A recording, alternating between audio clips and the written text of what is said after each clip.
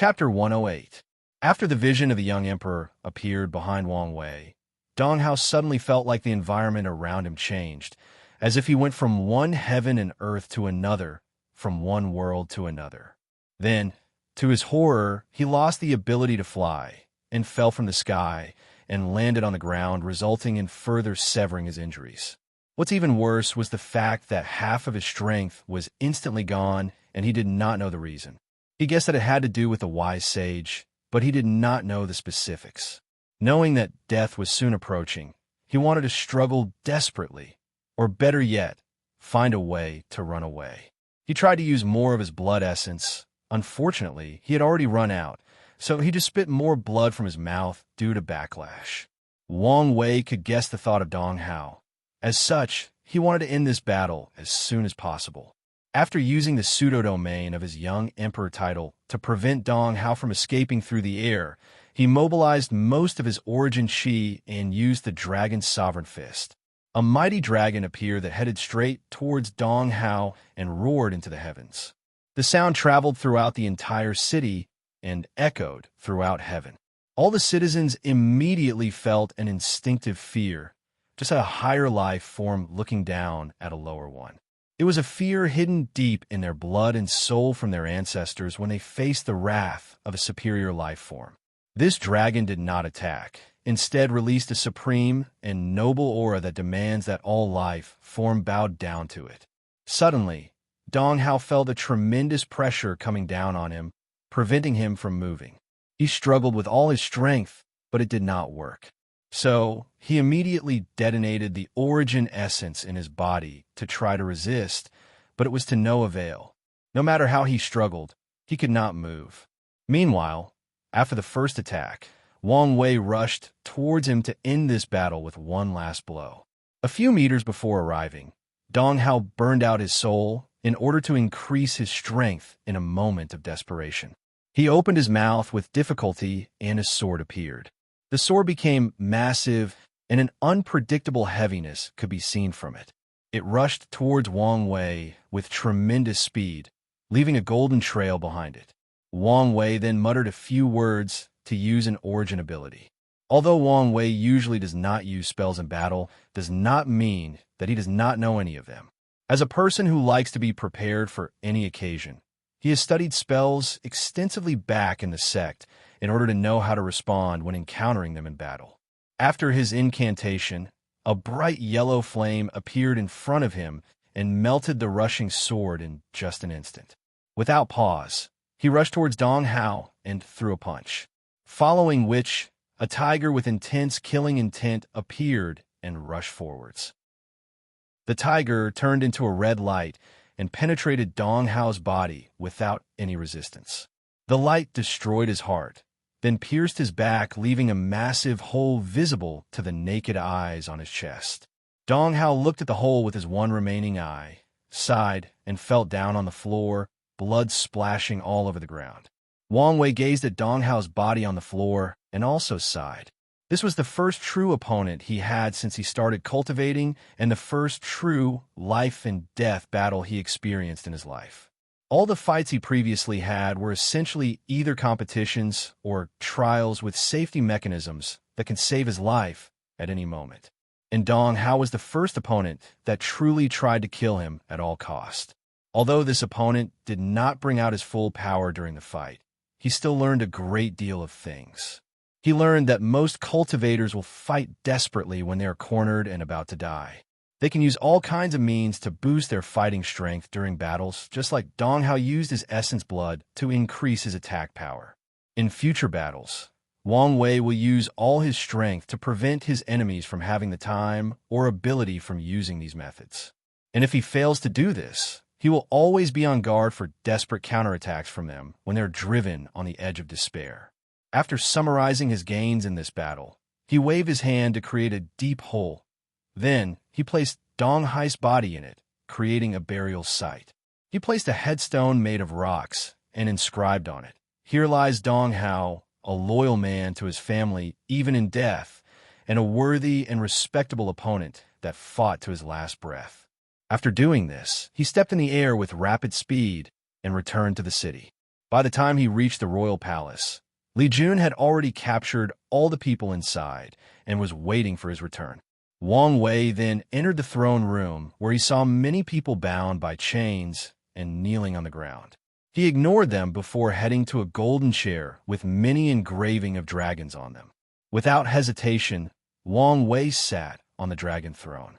Suddenly, he felt that he was all-powerful, that he could control the lives of billions of people in this kingdom, that his words were absolute and no one dared to disobey it. The power was quite intoxicating. However, after a very brief moment, he shook this feeling off his mind. Compared to the supreme throne of a great emperor that stands above the Tao itself, what is this mundane throne? After thinking about these things for a moment, Wang Wei then looked at the Thai people kneeling on the floor. He first took notice of a middle-aged man dressed in yellow dragon robe with a crown on his top, not hair. The man exuded the temperament of a person in high position. However, he was not looking too good. Many of the direct line of the royal family were captured and brought to meet him. However, Wang Wei was still a little confused when he saw Princess Dong Lifan also kneeling on the ground, although she was the only one not in Shan. As such, Wang Wei asked her directly, "Princess, what is the meaning of your actions?" After being called upon, the princess did not get up. Instead, she placed her forehead on the ground and said, "I plead for your majesty to leave a way out for the royal family." As soon as she said this, a terrifying killing intent appeared in the room directed toward her. It was from Li Jun. He looked at Princess Dong Lifan as if he wanted to stab her directly with his spear. Despite the uncomfortable feeling she felt from the killing intent, she still insisted on her words. "Your Majesty the wise sage, on account of all the merits that I have made to your cause, please give the royal family a way to survive." Wang Wei waved his hand, and Li Jun put away his killing intent. He then looked at the princess and responded, "Princess, no, they'll just call you Dong Lifan from now on. If it was before, I would have granted your wish. However, after what happened in Bless Wing City, there is no room for negotiation with this matter." Dong Lifan sighed after hearing this, not too surprised by the outcome.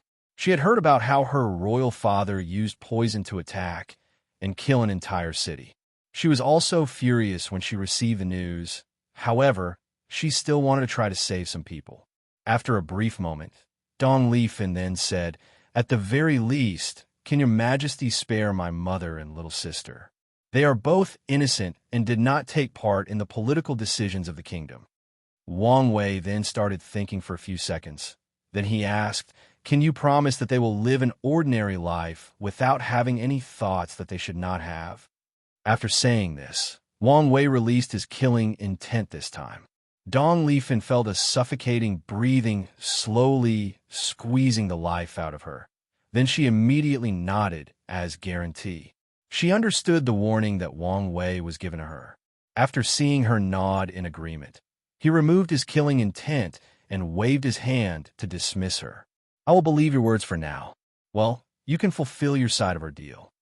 Dong Lifan sighed and stood from the floor with a forehead that had a slight bruise on it. She looked at her father and left the room. Meanwhile, the sovereign of this kingdom did not speak even a single word throughout the whole interaction. Even when he heard of his daughter's betrayal, he did not flinch or say anything. Wang Wei admired his firm determination. This was a man who accepted defeat and death like a true king, a true ruler. 3 days after the fall of the Eastern Rain Kingdom, all the members of the royal kingdom except for 2 of them were publicly executed. A vision formation was used to broadcast the entire process throughout the entire kingdom. Former Princess Dong Lifan, who was very loved by the people due to her altruism and kindness, made a speech denouncing all the crimes that the royal family committed. She then reassured the citizens of the kingdom that they would be in good hands when the new dynasty was established. She reassured them their lives will be much better from now on. Chapter 109. A few days after the execution of the royal family, someone came to visit him in the Dragon Throne Room. It was Zheng Yi from the Noble Alliance. The past few days have been quite stressful for him, due to the fact the wise sage never mentioned their agreements. Even if he did not immediately attack the nobles, they were still under great pressure. After seeing Wang Wei on the dragon chair, he bowed more than 90 degrees and said, "Long live your majesty. May your cultivation rise and be able to live for eternity." Wang Wei looked at him with calm eyes. Then he waved his hand and said, "You may rise." Then, Zheng Yi lifted his body to make eye contact with Wang Wei and address the reason for his visit. "Your Majesty, I wonder whether our agreement is still valid. Of course, as long as you people choose the group of nobles that need to be made an example with, everything is still the same." Zheng Yi sighed a relief after hearing this. Then he further asked, "Then, when can we sign the soul contract?" "There is no need for that," answered Wang Wei with a smile on his face. "Since you guys believed me to be a man of my words, then continue to strengthen this belief." Zheng Yi frowned after hearing this, but he did not say anything else about this topic. He bowed again and said, "Then I shall bring your words to the Noble Alliance." After the brief conversation, Zheng Yi was dismissed and returned to inform the Noble Alliance of the result. Meanwhile, Wang Wei sneered at these nobles. If it was not the fact that he still needed them to temporarily stabilize his future dynasty, he would have killed them long ago. Unfortunately for him, this kingdom is very similar to Middle-earth's ancient time from his past life when it comes to societal structure. Most knowledge is kept in the hands of these nobles, and they go to extreme length to keep the common people ignorant, uneducated, and uninformed. After reviewing the situation of the previous kingdom, Wang Wei discovered that more than 95% of officials throughout the entire kingdom are related to the nobles' families one way and another. This is one of the reasons that the Noble Alliance is not to worry about the change of dynasty, because whoever is the winner will still need their help if they want to govern the dynasty properly, because they are the true controller of this land, and this has been the case for countless generations and will remain the same for countless years to come. As for the remaining 5%, they are composed of a few scholars with upright morale that refuse to associate with the nobles due to their corrupt behaviors. However, the fate of the remaining 5% was actually quite bleak. All of them were suppressed, killed, or exiled far away from the capital by the Noble Alliance. Wang Wei's next step of action is to promote the people from these 5%, cultivate a group of capable people as soon as possible, while he slowly cut off the tentacles of the Noble Alliance from his dynasty. Duke Zheng Mansion. After his meeting with His Majesty Wang Wei, Zheng Yi returned home to his family and reported to the patriarch of the result. Duke Zhengyong was a middle-aged man in the divine altar realm, also the current patriarch of the Zheng clan. After receiving the report, he frowned and started thinking about his next course of action. "It seems that this new emperor really wants to do something to our families," muttered Zhengyong. "So what do we do now?" "The plan has backfired on us," asked Marquis Lung Zan, who was sitting next to the Duke. "I think it's best to follow the agreement, then let our families lay low for a while. After all, we all know that these extraterrestrial demons will eventually leave this world when their trials are over," responded Viscount Chonglu. "And I don't believe that His Majesty would dare to blatantly kill us with all the power that we have in this kingdom." The other two people nodded in agreement. Then Marquis Lung Zan suddenly asked, "So which family are we going to sacrifice this time?" Immediately, the room became silent with only the sound of breathing and slurping being heard. After taking a sip of his tea, Duke Zhengyong said with a smile, "It seemed that His Majesty wanted to cause infighting among our alliance and divide us using this method. What a scheming emperor. From the information I gathered, he is less than 100 years old. If only my son had half, no, a quarter of his abilities." After sighing for more than 10 seconds, the Duke continued, "There is no need to argue about this. We can take this opportunity to get rid of the other two Duke households. However, we cannot let this new emperor think that we are easy to bully." The next day, Wang Wei was having a meeting with many of the ministers that are under his control. He was making plans for the establishment of the new dynasty. Then, someone informed that advisor Zhao Feng asked for a meeting. After nodding, Zhao Fenf entered the room with some new information. He informed everyone how the Noble Alliance brought over all the family members of Duke Xiao and Duke Yan. They also brought many space rings with countless wealth in them. There were countless gold, silver, jade, jewelry, and land deeds to countless properties. However, what was weird was the fact that a woman flying brought these things over. Furthermore, immediately afterward, the woman destroyed a building next to the royal palace. After hearing this, the room became silent and many people started thinking. One person suddenly asked, "Excuse me, what does the Noble Alliance mean by this?" "It's a message, or to be precise, a warning," answered Li Jun with a frown on his face. "Message? Warning? What kind of warning?" "It is to tell us that the final card of their family is actually also a supernatural realm cultivator," responded another voice. This time, it was Wang Wei who explained. However, the minister who asked the question was still somewhat confused, so he continued to ask, "Your Majesty, you have proven that you are way more powerful than any cultivator in the transcending mortality realm. So why would they use this method to warn us? It makes no sense. I'm indeed more powerful than cultivators in that realm. However, one of my biggest flaws is the fact that I cannot fly as easily and as fast as them in the air. As long as cultivators in that realm decide to run away, I cannot guarantee that I can prevent them from doing so.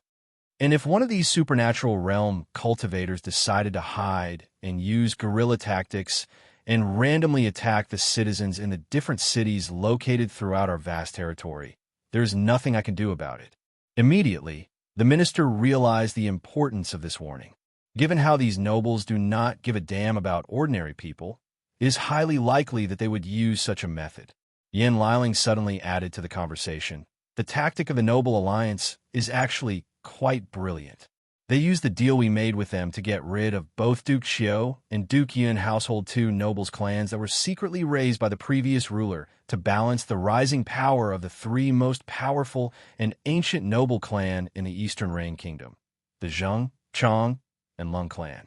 By doing this and handing over their wealth, they showed an act of submission to the new dynasty, while at the same time, they also sent a powerful cultivator to deliver these things as a threat and deterrent, thus securing their place and status for the future.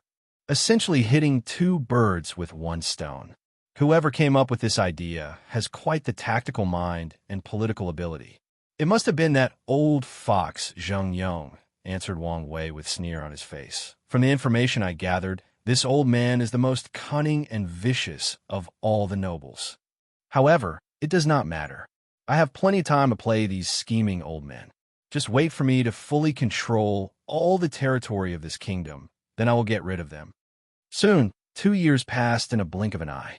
Today was special for the people from the former Eastern Reign Kingdom.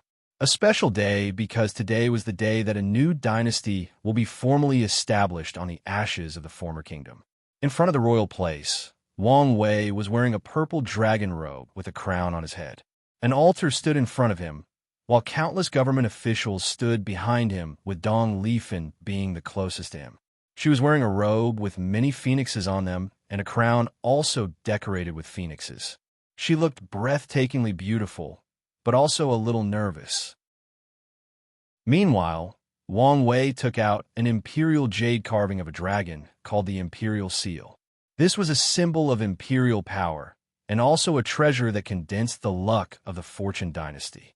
This one was brought from the Myriad Emperor world specifically for the trial, otherwise he would have to use a less effective one from this world.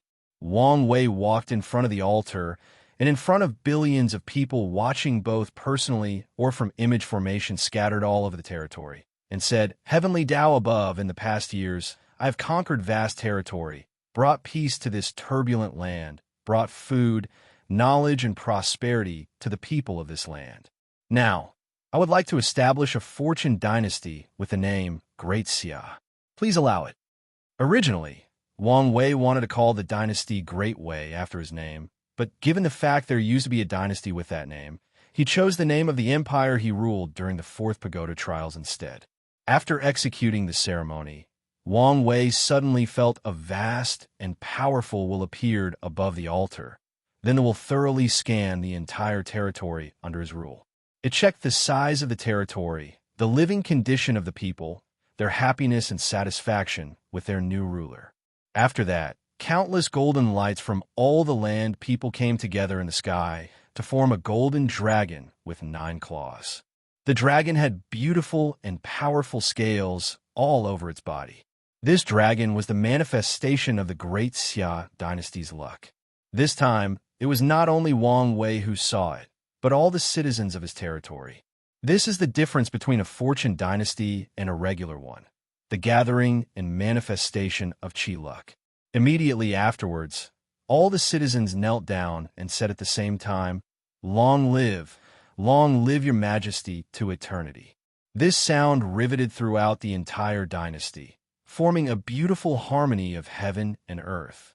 The sound then seemed to blend with the sky. Then many auspicious clouds manifested above the sky, turning the heaven into a golden luster. Immediately afterwards, the golden dragon roared into the heaven. Then the character for Xia appeared from his mouth, flew over to Wang Wei's hand, and turned into a scroll with the words "Conferred God List" written as a title. He then read the words inscribed on them. Conferred God List. Emperor, Empress, First Consort, Prime Minister, and so on. After reading the title or positions of the list, he frowned after seeing the question marks behind the emperor name. He sighed as he knew that what he feared the most had happened.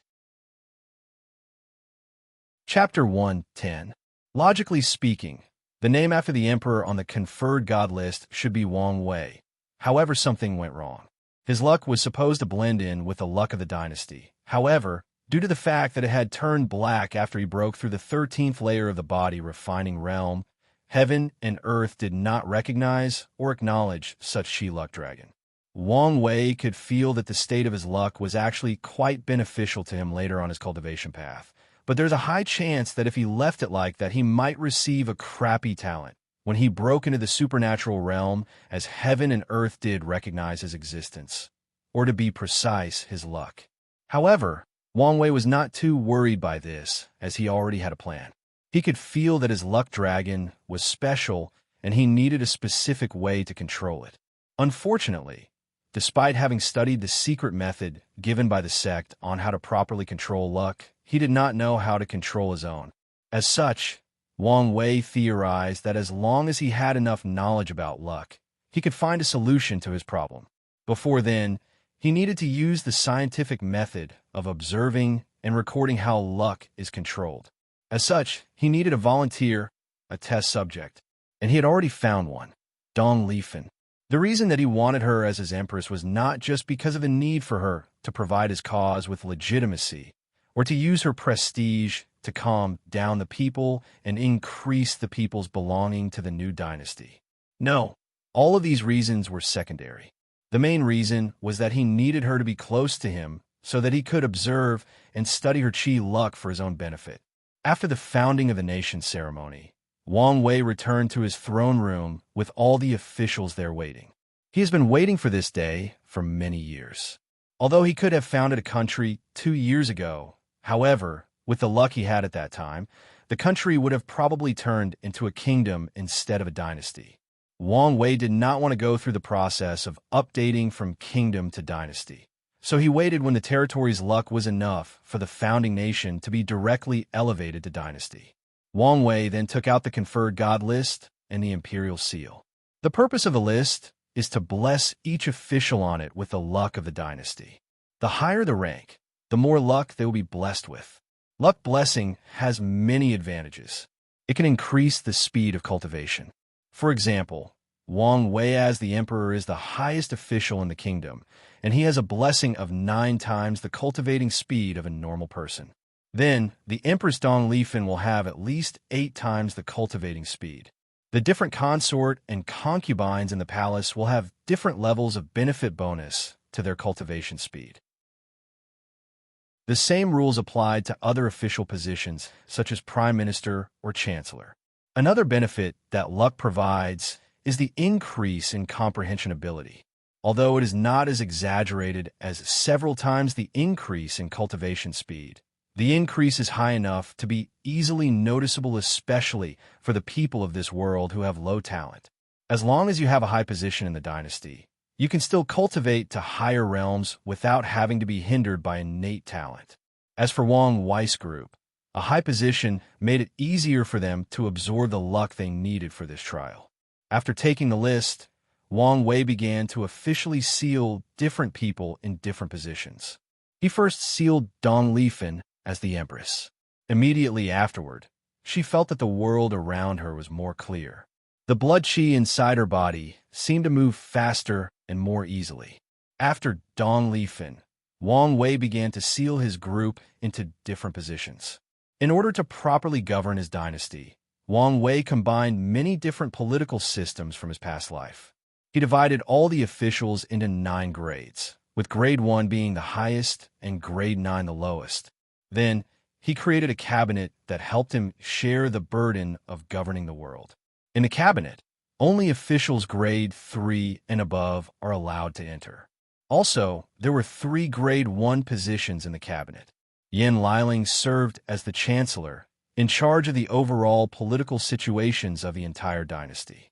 Furthermore, as an alchemist, she is also responsible for the logistics of the dynasty, like taking care of the spiritual gardens, procuring new spiritual medicines, and refining pills for the entire dynasty. In fact, Yin Liling had an overwhelming amount of power in the Great Xia dynasty. If it was any other ordinary kingdom or dynasty, the emperor would never allow one person to wield so much power. Unfortunately, for the 4 of them, this dynasty is nothing but a trial, and no one really cares about such things as power and control.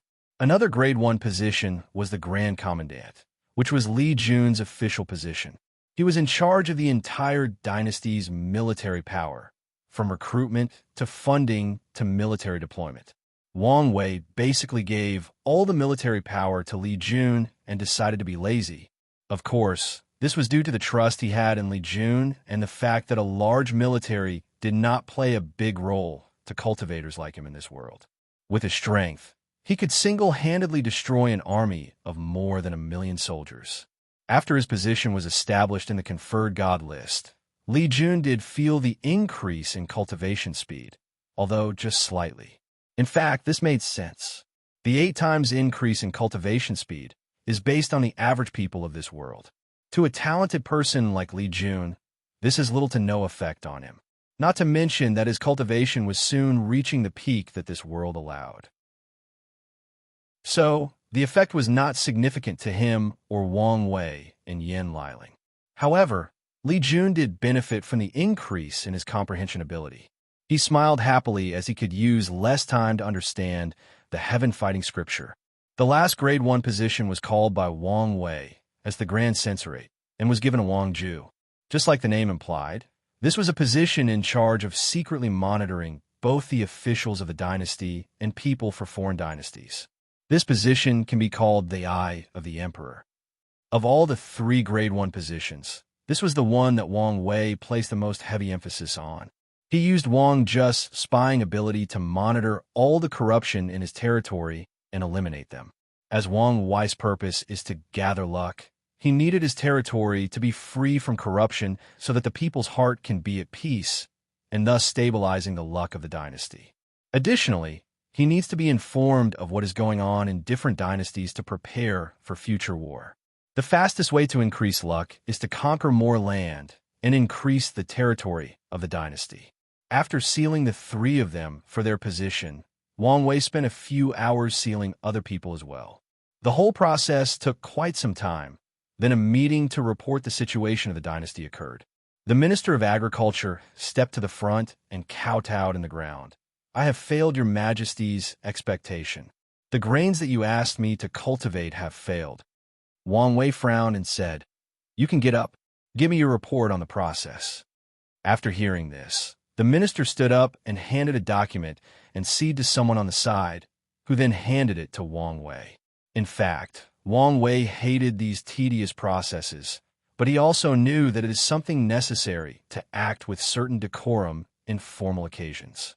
Since he is the emperor of a dynasty, it is considered ungentlemanly or impolite to directly receive something directly from his subject. After receiving the paper, he started reading the paper. After conquering the Eastern Rain Kingdom 2 years ago, Wang Wei started to focus heavily on 2 topics, one of which was agriculture. In order to be able to feed the whole kingdom, he spread knowledge on how to properly cultivate the land. Of course, he did not stop there.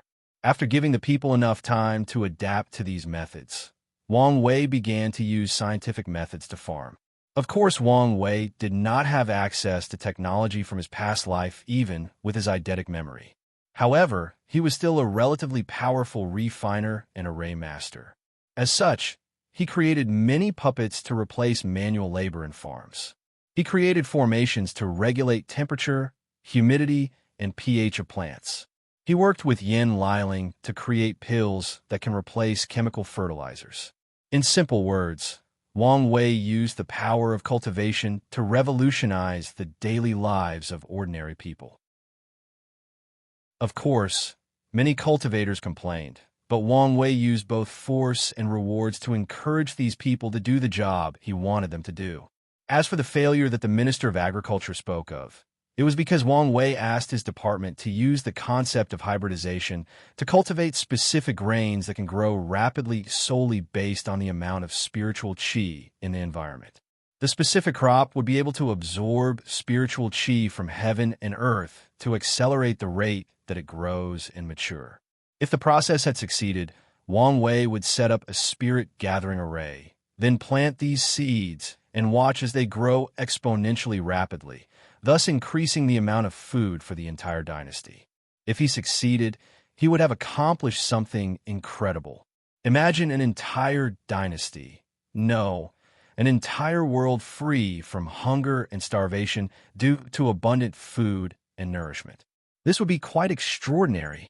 After reading the paper and analyzing the failed product, Wang Wei sighed for a while before starting to think to himself. It seemed that the laws of science do not really apply to the cultivation world, or at least not 100%. And maybe I am way over my head. I should think that it would not be easy to make such a heaven-defying thing. What I tried to do was essentially turning something rotten into something magical. Maybe only a great emperor who cultivates the Tao of good fortune could create such a magical seed that can change the course of an entire civilization. Chapter 111. The meeting lasted for quite some time, as Wang Wei had many things to review before everyone was dismissed. However, one person remained behind to have a private conversation with Wang Wei. It was Empress Dong Lifen. Wang Wei moved his head to his side and looked at her still sitting in her phoenix throne and asked, "Do you have anything else to say to me?" Dong Lifen then stood up, bowed properly, and said, "I would like to thank your majesty for keeping his words and treating the people as well as you do." Wang Wei waved his hand and replied, "Rise. There is no need to thank me. As I said before, this is just a trial to me, and doing so will benefit me greatly." "That may be true, your majesty," answered Dong Lifen, still in the bowing posture. "However, I have seen the information about the other kingdoms and dynasties. None of your peers spent so much time and effort on the livelihood of the people. Although the lives of the common people have improved dramatically compared to the changes in our kingdom, and all of this is due to your majesty's divine vision." Wang Wei smiled and held her up. "You can rise now, and I will accept your praise." After setting her down on her throne, he suddenly asked, "I've been wondering, why are you still in the body refining realm 11th layer? With your talent and cultivation resources you have access to, you should have long entered the divine sea realm." Dong Lifen, who was in the process of brewing tea for Wang Wei, suddenly paused, and a stiff smile was stuck on her face. Then she continued as if nothing ever happened. "I'm just making sure that my foundation is very solid in each realm, that's all." However, the observant Wang Wei still caught on to her actions and seemed to have thought something. "You're quite ambitious, not satisfied with having a supreme foundation and wanting to have a Tao foundation instead." Dong Lifen immediately lowered her head after hearing Wang Wei's words. Without looking him in the eyes, she rapidly served the tea, almost spilling on him. Suddenly, an idea appeared in Wang Wei's mind. As such, he reassured her, "You do not need to be afraid or anxious. There is nothing wrong with being ambitious. Unfortunately, the secret to having a Tao foundation is the highest one in my sect. And even with my status, I would be in a great deal of trouble if I revealed it to you, and even this world might be implicated if news were to spread out that I leaked one of the sect's highest secrets." After hearing this, Dong Lifen's head was further lowered, and she even secretly sighed to herself. "Although I cannot tell you how to make a breakthrough," continued Wang Wei, "I can still provide you with some help." Dong Lifen raised her head with a swift motion. Then her dreamy eyes looked at Wang Wei with an unknown twinkle on them. Right in this moment, she unknowingly exuded a fleeting and ethereal beauty. The answer to your problem is actually right in front of you. Luck. The dynasty's luck or fortune has many magical and unimaginable means.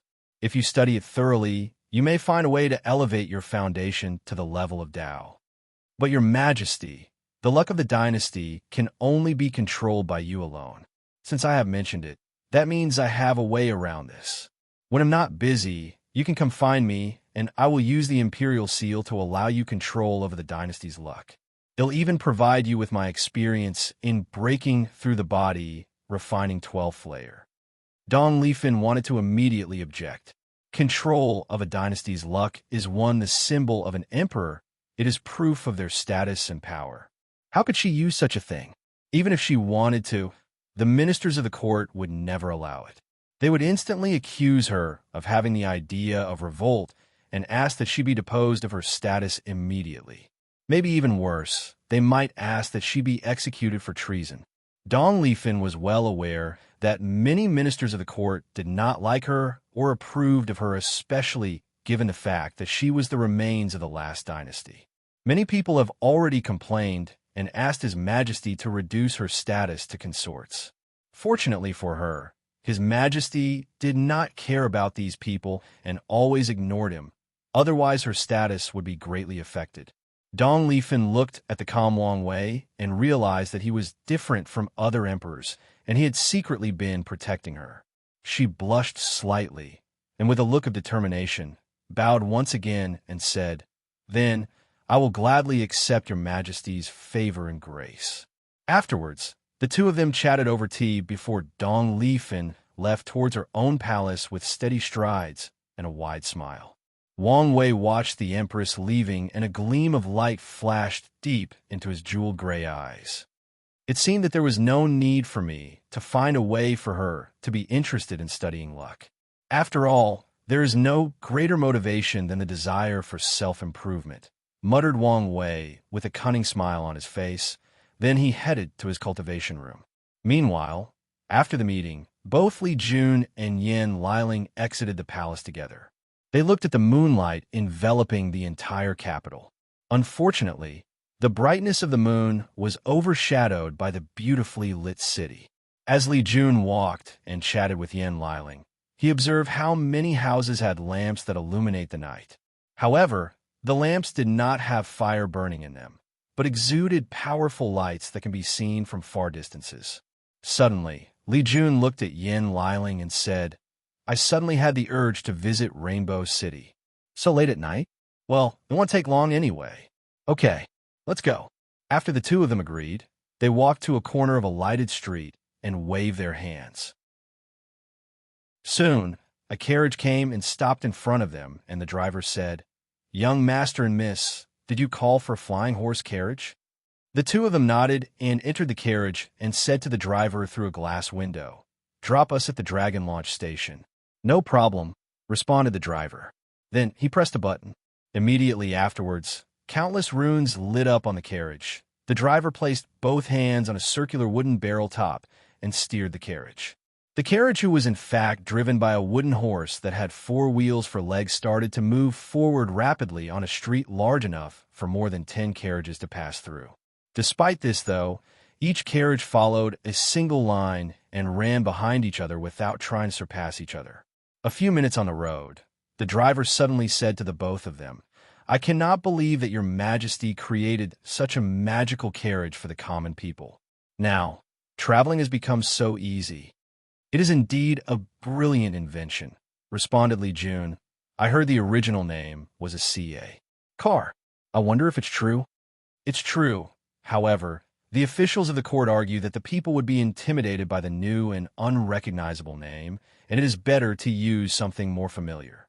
As such, the name flying horse carriage was used. Well, personally, I think the current name is quite pleasing. The driver seemed not surprised that these two passengers had access to sensitive information such as this. The reason for that is the fact that the driver had already guessed that these two people had a powerful background based on the clothes they were wearing. As a person who has been driving a carriage for quite some time now, he has learned to identify customers with prestigious and noble backgrounds based on their clothes and demeanor. Seeing that these customers were actually quite amiable, the driver continued to chat with them. I have been living in the capital for many years and have experienced many things in my life. But I have never seen a place change as much as the capital did in the past 2 years. You cannot find any dirt or filth in the entire city. There are no beggars lying everywhere. Everyone has proper clothes to wear.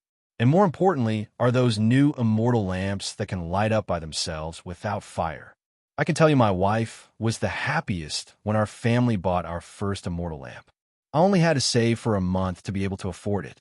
You can imagine my surprise when I heard that such a heavenly thing actually cost so little. At first, I thought this was some kind of scam. However, when my neighbor bought his first immortal lamp and told me that the price was actually real, I was so happy that I went to buy a statue of Your Majesty to pray for blessing for him. The driver sighed and looked a little distracted for a brief moment before regaining his bearing. I know that the law of the dynasty does not allow people to pray to His Majesty, but I couldn't help myself. And after I bought the immortal lamp, my son was also very happy. He no longer had to squint in the candlelight when studying. Chapter 112.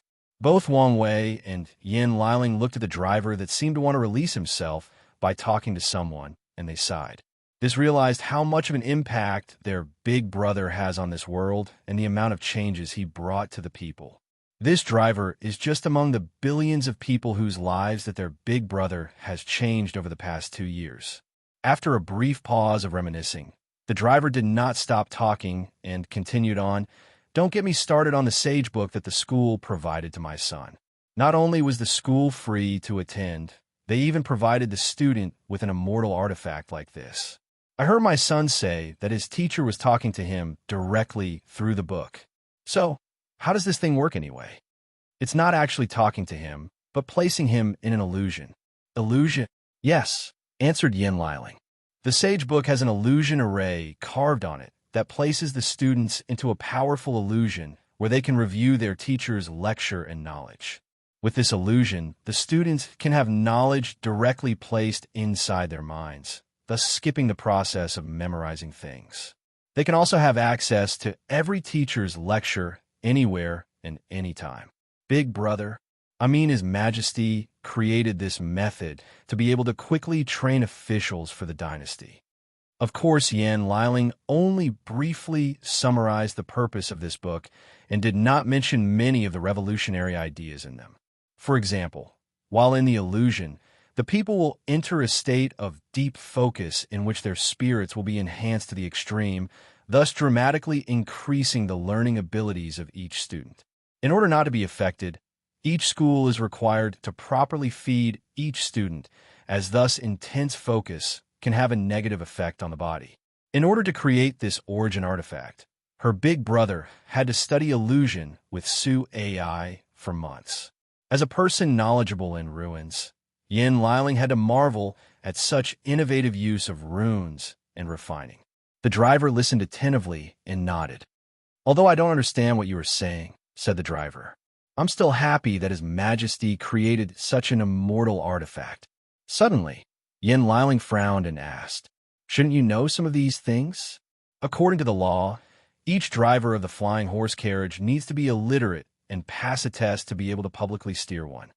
The driver smiled with embarrassment and hurriedly answered, "I did not go to school to learn, but my son taught me how to read, and I passed the test. This is my permit."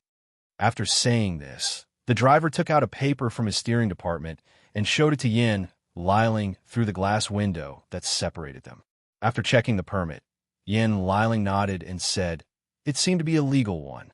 You must be very intelligent to be able to learn reading on your own. The driver blushed a little after hearing the compliment and responded, "At that time, I was still working hard with a normal chariot to save enough money to buy the horse-flying one. I could tell at one glance that this new carriage was going to be the standard from now on, so I wanted to be one of the first people to get one. However, I would have wasted a lot of time if I had to go to school every day to learn, so I just asked my son to teach me in person. Thanks to heaven, no, thanks to His Majesty's blessing, I was able to pass the test and get my license." Both Li Jun and Yin Liling nodded and continued chatting throughout the rest of the journey. A few minutes later, the two of them arrived at their destination, paid the driver, and secretly gave him a very handsome red envelope. After the two of them left, the driver muttered to himself, "My wife would never believe that such a fairy-like sister actually commented on how smart I am. That old woman never appreciated my wisdom. Hey, I should have listened to my son and bought one of those magical flutes that put other people's voices on them. What was it called again? Right, voice-storing flute. However, these things are too expensive." After saying that, the driver got in his carriage and drove out, searching for his next passenger. Meanwhile, Li Jun and Yin Liling arrived at their destination, the Dragon Launch Station. Then, they went to buy their boarding permits. After showing their identification card, the woman responsible for providing the permit was immediately flustered for a moment and said, "Your Excellencies, as high-ranking officials, boarding permits are actually free. You do not need to pay." However, both Li Jun and Yin Liling shook their heads and still paid for their permits. Then, they waited for a few minutes. Soon, they heard a melodious voice echoing throughout the station. "The crawling dragon construct has arrived. All passengers prepare to board and stay away from the doors." After the announcement, Li Jun and Yin Liling saw a wooden construct in the shape of a dragon traveling rapidly on a pre-established track before stopping. Then, many scales on the dragon construct opened up horizontally, following which countless people exited the construct and left in different directions. Afterwards, both Li Jun and Yin Liling entered the construct. They searched for a while before finding a private carriage with a few people on them. "I cannot believe that puppets could be used in such a way," marveled Li Jun, and with stars twinkling in his eyes. "That's true," responded Yin Liling after sitting down. "Big Brother Wang Wei has been complaining that the transportation methods of this world were so slow and tiring. So, he found a way to improve it. Yeah, what is more impressive was that he did not just use such marvelous origin artifacts only for cultivators, but found ways to commercialize it by making sure it can be controlled by mortals. However, many of the cultivators in the court object to making cultivating objects accessible to mortals. All of them have such low vision," replied Yin Liling with a sneer on her face. Li Jun looked at his companion with a wry smile on his face. "There is no need to criticize them. Even in our world, the cultivators would react the same way they did. In fact, if we were not influenced by Big Brother, can you guarantee that we would not respond the same way?" Yin Liling did not answer his question. After a few seconds, she said, "What a weird word, commercialize. Big Brother always has a bunch of weird names. Didn't he want to call the crawling dragon construct a train? I heard my mother say that all geniuses have weird habits. So, my little genius, what is your weird habit?" asked Yin Liling with charming eyes that could mesmerize most men. Li Jun then whispered in her ears, "How about I show you my weirdness tonight, when we are alone?" Yin Liling immediately blushed and pushed Li Jun away and said, "Not here in public." Li Jun smirked a little and moved his head away, looking at the window in order not to further embarrass his wife. After a few minutes, Yin Liling had regained her composure and asked, "What are you thinking so deeply about?" "I'm thinking whether the human emperor was as good as Big Brother Wang Wei." After hearing this, Yin Liling also had a pensive look on her face. "Who was the human emperor you were talking about?" said a sudden melodious voice while the two of them were thinking. They both turned their voice in the direction of the voice. There, they saw a beautiful young girl looking at them. The beautiful girl was dressed with a refined hanfu. She had a very calm temperament and eyes full of vicissitudes that contradicted her youthful face. Yin Liling took a good look at her before saying, "Are you the Empress Master?" You see you. The beautiful girl, then, sat next to the two of them after an invitation. Looking at your face, you must have broken through the divine altar realm, said Yin Liling with a smile.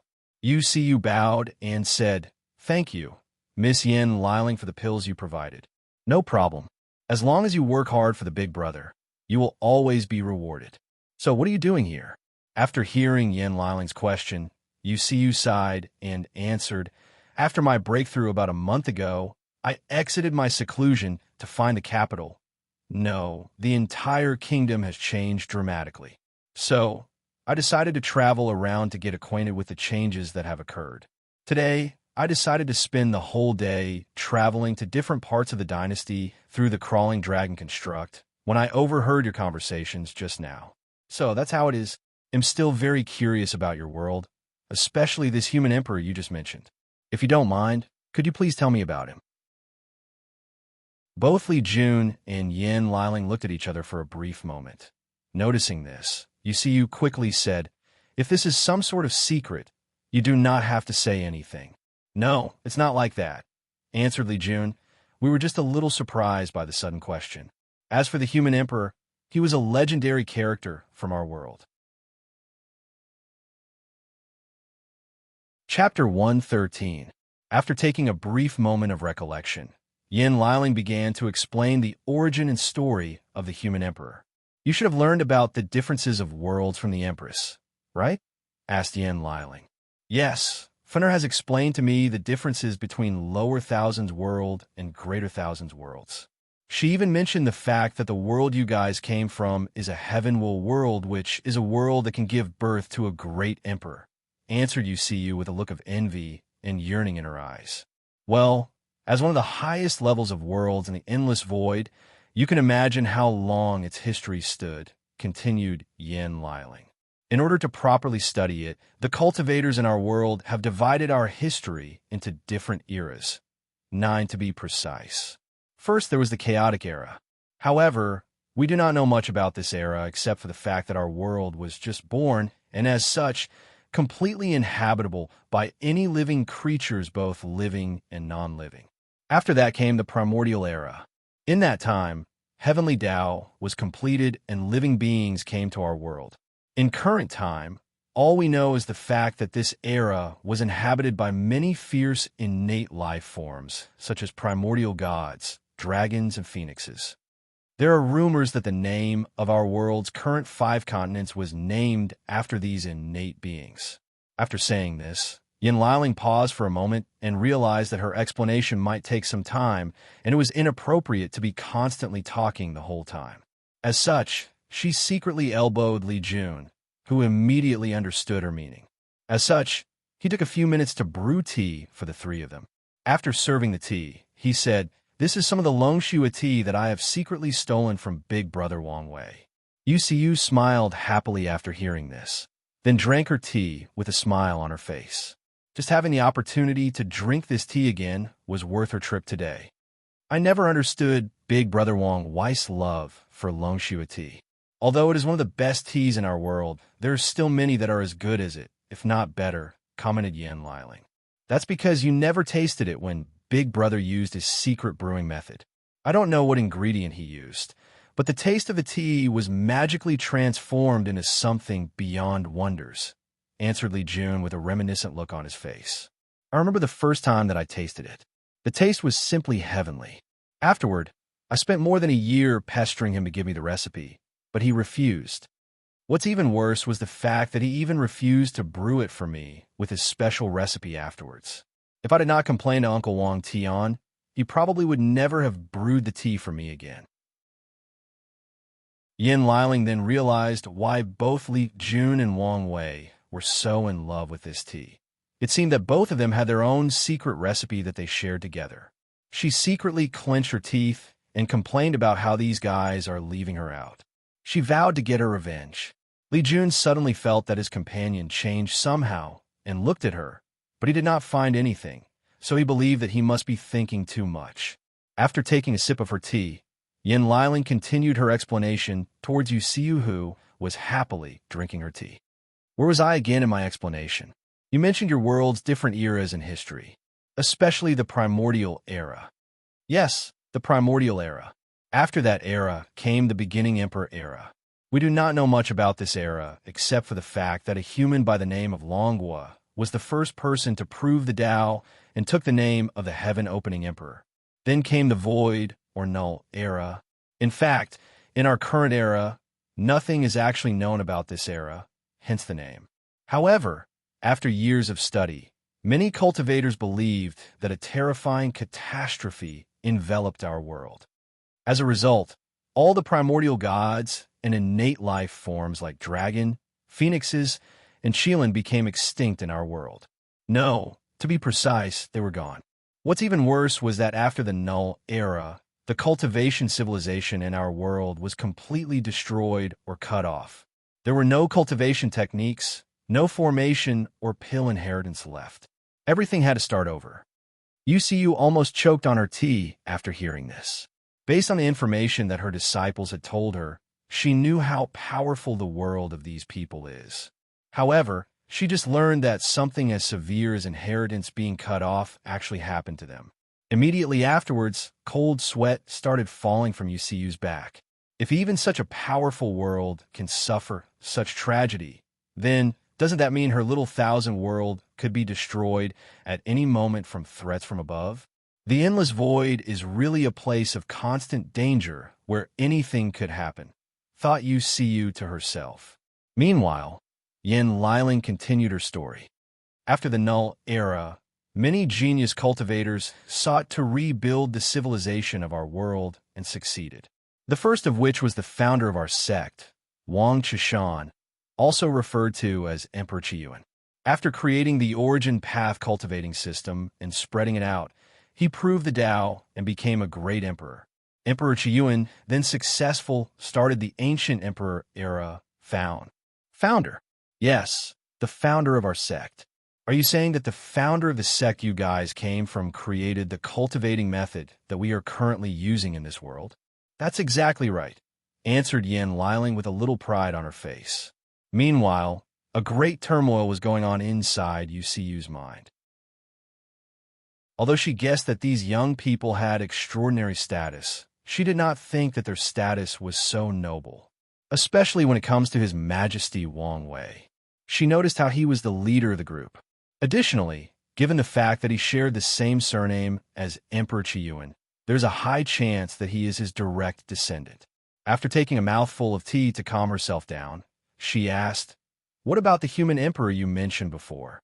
Yes, the human emperor was also an ancient emperor.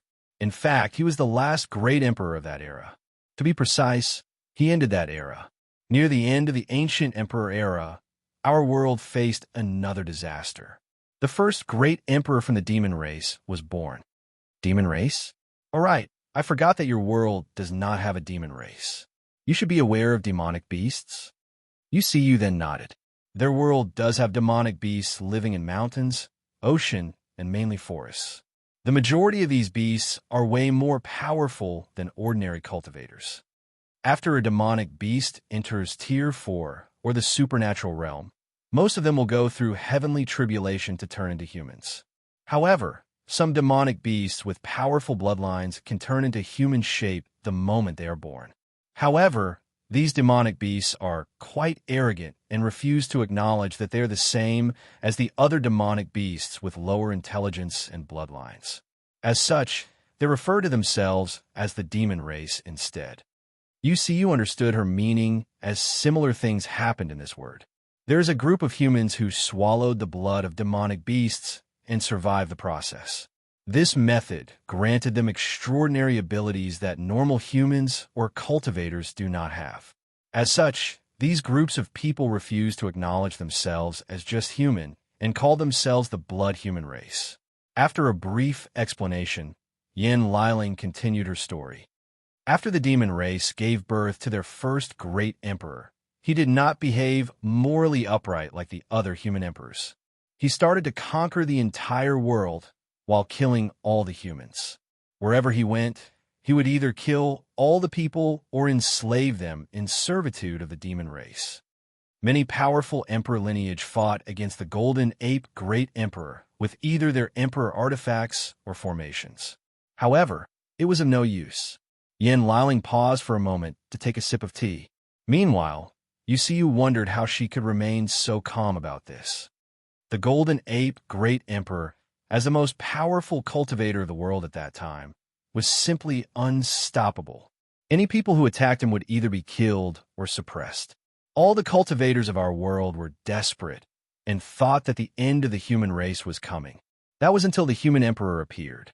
His origins were unknown and mysterious. However, he came up with a brilliant idea. The idea was to create a fortune dynasty and gather the luck of the entire human race to be able to fight the Golden Ape Emperor. Yu had a weird look on her face. She could not understand how this was a great idea, as fortune dynasties existed all over this world. You might think that this is just a common idea, explained Yin Liling with a smile on her face. However, you have to understand that fortune dynasties did not exist back then in our world. This was not just an act of creating a country, but the human emperor essentially created or passed down a brand new Tao to our world.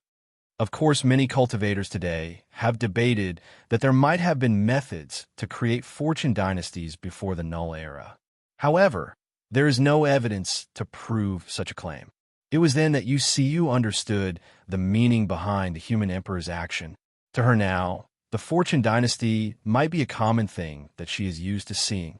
However, back then, this method was actually quite revolutionary and extraordinary. Not just anyone could actually think of something as brilliant as this, especially given the dire situation the human emperor was at that time. Not to mention that given the connection her world has to the myriad emperor word, there is a high chance that the method of creating a fortune dynasty also originated from there. Chapter 114. Yin Liling looked at Yu and realized that she understood the significance of the human emperor's plan back then. She nodded and continued her explanation of their world's history. After the human emperor came up with this idea, many powerful cultivators and sects agreed with him. They worked together to create the first and only unified dynasty of our world, the Great Qin Dynasty. The human emperor was voted as the ruler of such a powerful dynasty after many negotiations among the cultivators of the world.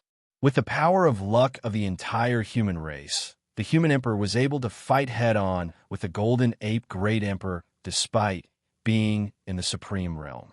Or, at the very least, he could keep him from interfering in ordinary people's battle. This human emperor sounded like a great cultivator. So what happened with the war between the two races? Asked Yu with intrigue. Without the Golden Ape Emperor's intervention, the human army fought a harsh and terrible war with the demon race. After countless millennia, the human race was victorious. The territory of the human race covered the entire myriad emperor world. All 5 continents were then conquered. This was an unprecedented feat never done before, even to this day. This time Yu nodded calmly. However, she was not that impressed, given the fact that their entire world was conquered many times by powerful dynasties. Although these dynasties did not last long, they still accomplished a great deed that left their names engraved in the annals of history. Yin Liling noticed Yu's lack of awe at such an amazing feat and could guess the reason. It seems you do not understand the meaning of such a thing, so let me further explain. Do you think that your world is big? Yu then nodded. She knew how big her world was. With her previous cultivation level, it would take her years to travel all over it. Even with her current realm, she would have to spend months traveling nonstop at full speed to be able to travel throughout the entire world. After saying her nods her head, Yin Liling then continued, "Well, I can honestly tell you that your entire world is probably the size of about 5 to 10 domains in our world. And each of the 5 continents have 3,000 domains. And some domains are actually huge in size. For example, the Heavenspan domain that our Tao opening sect is located in is probably a few times larger than this world." Yu looked at Yin, Liling with her mouth wide open. She could not fathom how vast their world actually was. Not to mention the fact their world was actually one of the many world existing in the endless void. UCU sighed and realized how insignificant she was in the grand scheme of the universe. She sighed and realized that only by following and cultivating her own Tao or path that she can find inner peace and fulfillment in her life. After coming to this realization, UCU's state of mind was sublimated. Her foundation was stabilized, and her cultivation that had just breakthrough was further loosened. Both Li Jun and Yin Liling noticed this change and were not surprised. Sometimes low vision can be an obstacle for cultivators in their path of pursuing the Tao. Of course, they also secretly praised UCU. Not all cultivators can accept it when their worldviews are shattered and rebuilt. Just the fact that she was able to accept such things so quickly and rebuild her views so quickly preceded that she is a person with extraordinary willpower. Li Jun cupped his hands together and said, "Congratulations, fellow Taoist UCU, for being able to break through the shackles of the state of mind." Then Yin Liling did the same thing as well. UCU happily accepted their blessing with a smile on her face. After taking a brief moment to calm down, she continued to ask about the human emperor. After the great Qin dynasty conquered the world, the human emperor had enough luck to be able to fight equally against the golden ape emperor instead of just barely defending. However, immediately afterwards, the cultivators of that time faced a problem. Despite the fact the human emperor was equal to a great emperor in battle strength, he was still a supreme realm cultivator. After a few millions of years, his lifespan would eventually come to an end. Meanwhile, the golden ape great emperor was actually immortal. He could wait for the death of the human emperor before counterattacking against the human race. Additionally, internal disputes started to happen inside the great Qin dynasty. The only reason that the cultivators banded together was to fight against the golden ape emperor. As such, they refused for him to choose a successor from his children to inherit the throne. Not to mention the fact that it was debatable whether one of his descendants could bear the power of such tremendous amounts of luck. However, even if one could, what about their character? The reason that the human emperor was chosen as the ruler of the great Qin dynasty was due to his strength, charisma, and noble character. Nonetheless, the other cultivators feared that the human emperor's descendants would be corrupted by power and became a tyrant that abused said power.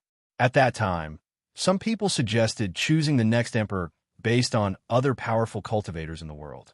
However, no candidate could actually be chosen.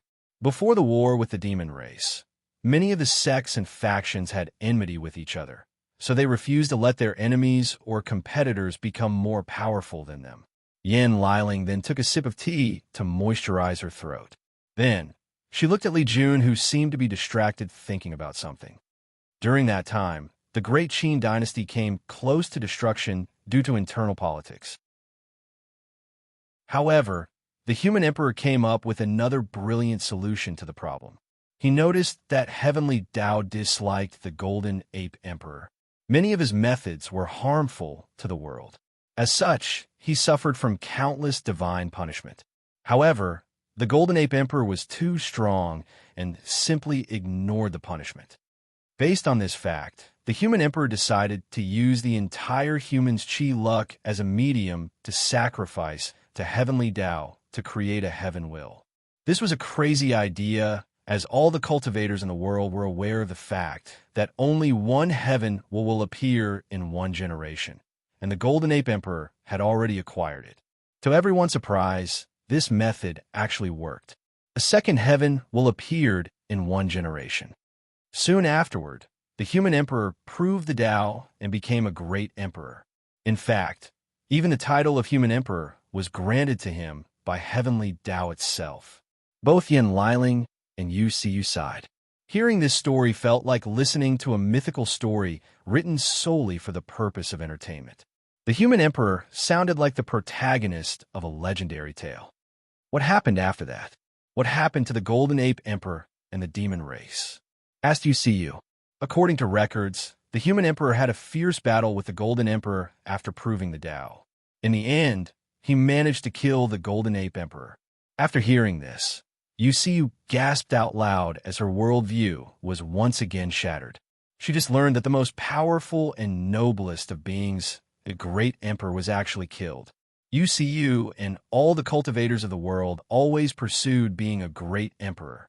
Although all of them did not even know what a great emperor was, including Yu until the extraterrestrial demon came to this world, they still imagined it as this being powerful beyond measure, beyond comprehension, beyond imagination. And the way they described and imagined a great emperor was even proven to be true by these foreign cultivators. No, it was proven to be more than they believed. However, Yu just learned that these powerful beings could actually be killed. How could she not be shocked? However, after taking a few minutes to think about the situation, she realized that it made sense. Only a powerful cultivator on the same level could actually accomplish such a feat. After taking a few minutes to calm down, she asked, what happened to the demon race afterwards? After the fall of the Golden Ape Emperor, the majority of human cultivators wanted to exterminate the demon race to prevent such tragedy from happening again. However, the human emperor disagreed. He argued that humans should not be the sole race in the world, that we need powerful competitors to keep us vigilant. Otherwise, we will become prideful and arrogant, thus stop making progress. And the demon race was the perfect opponent for the human race. As such, instead of killing all of them, the human emperor banished the demon race into the weakest continent of the world, while leaving the other continents for humanity.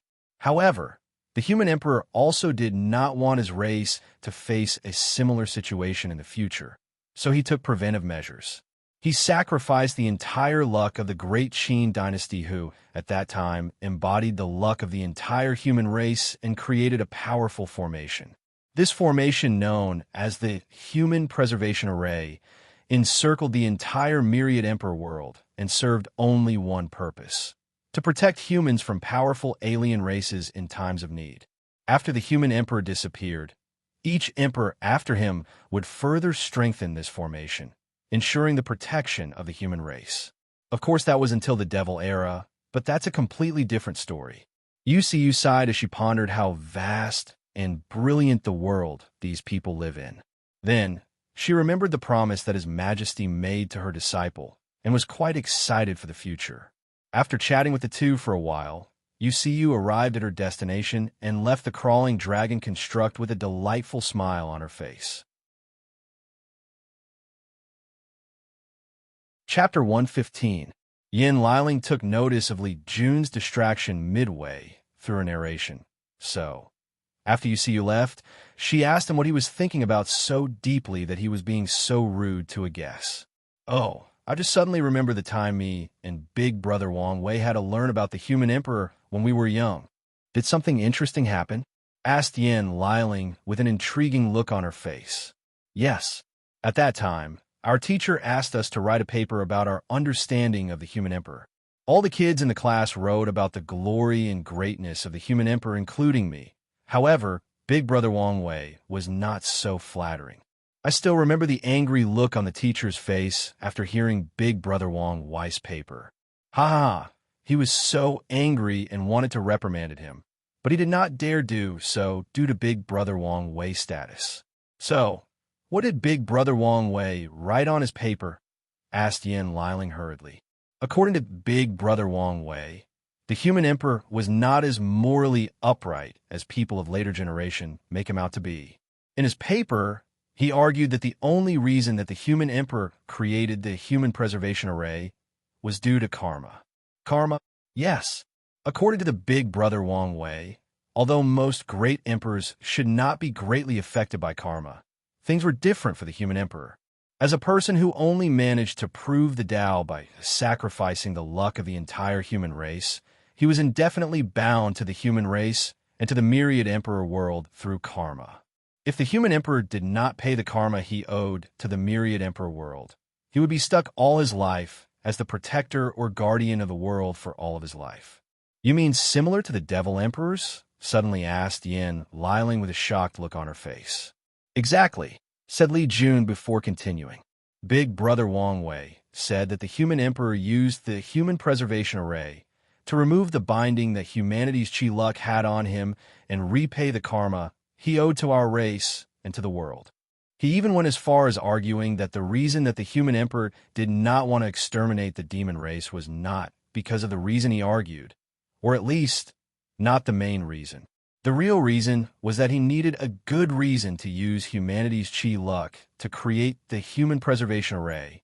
Yin Liling was more surprised by the article written by Wang Wei.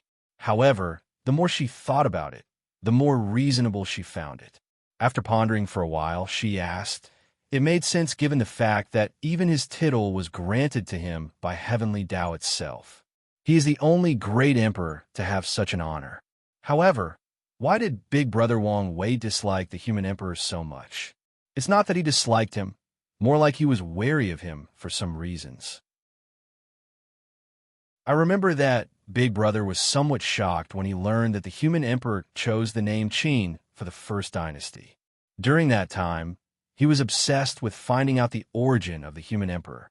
He spent a lot of time in the sect's Tibetan scripture pavilion searching for information about the human emperor. Yin Liling nodded and did not think too much about it. She knew that Wang Wei sometimes behaves weirdly. And just like Li Jun, she also knew that some geniuses have weird quirks compared to other people. Suddenly, she asked, wait, from what I know, Big Brother Wang Wei was proven to be a genius at a very young age. So why was he in the same class as other children of the sect? Shouldn't he be studying by himself? Or asking a tutor to teach him personally? Oh, that was because Aunt Yin did not want Big Brother to become cold and arrogant. As such, he forced him to attend the sect lessons together with the other children of different branches. Yin Liling nodded. Then the two of them started talking about different topics. Then they suddenly heard a voice. Attention to all passengers. The next stop, Rainbow City, will arrive in about 30 breaths. Please prepare to descend the crawling dragon construct. After the voice repeated itself 3 times, it stopped. Immediately afterward, both Li Jun and Yin Liling got up and walked to the closest scale of the construct and waited. Meanwhile, they overheard a conversation between a couple next to them. Why didn't you buy a permit for the Soaring Phoenix construct instead? Asked the woman. Honey, competition has been fierce these days at work, and I could not afford a noble permit for the Soaring Phoenix construct, responded the man. What about the merchant permit? I tried to buy one, but all the seats were already bought, and I knew that you did not like to travel in the common aisle, so I could only do the next best thing and travel through land in the crawling dragon construct. After hearing her husband's explanation, the woman snorted at him and decided to ignore him for a while. Meanwhile, the man smiled wryly while scratching the back of his head. After a few breaths, the construct stopped and the designated scales opened. Both Li Jun and Yin Liling smiled at the couple's conversation and descended while holding arms with each other. After leaving the launching station, Li Jun looked at the brightly lit city in front of him and at the station behind him. He sighed and said, I'm going to miss all these new inventions when we return home. Well, you don't have to worry about transportation since we have teleportation formations back in our world. You can go anywhere instantly, replied Yin Liling. Do you think it is the same experience riding a crawling dragon construct and teleporting instantly? Yin Liling did not say a word. Furthermore, you should understand that our daily life has been fundamentally changed and improved by Big Brother. It is not the same thing back in our world. After being silent for a brief moment, Yin Liling then answered, didn't Big Brother Wang Wei promise to bring back all these changes to the domains controlled by our sect?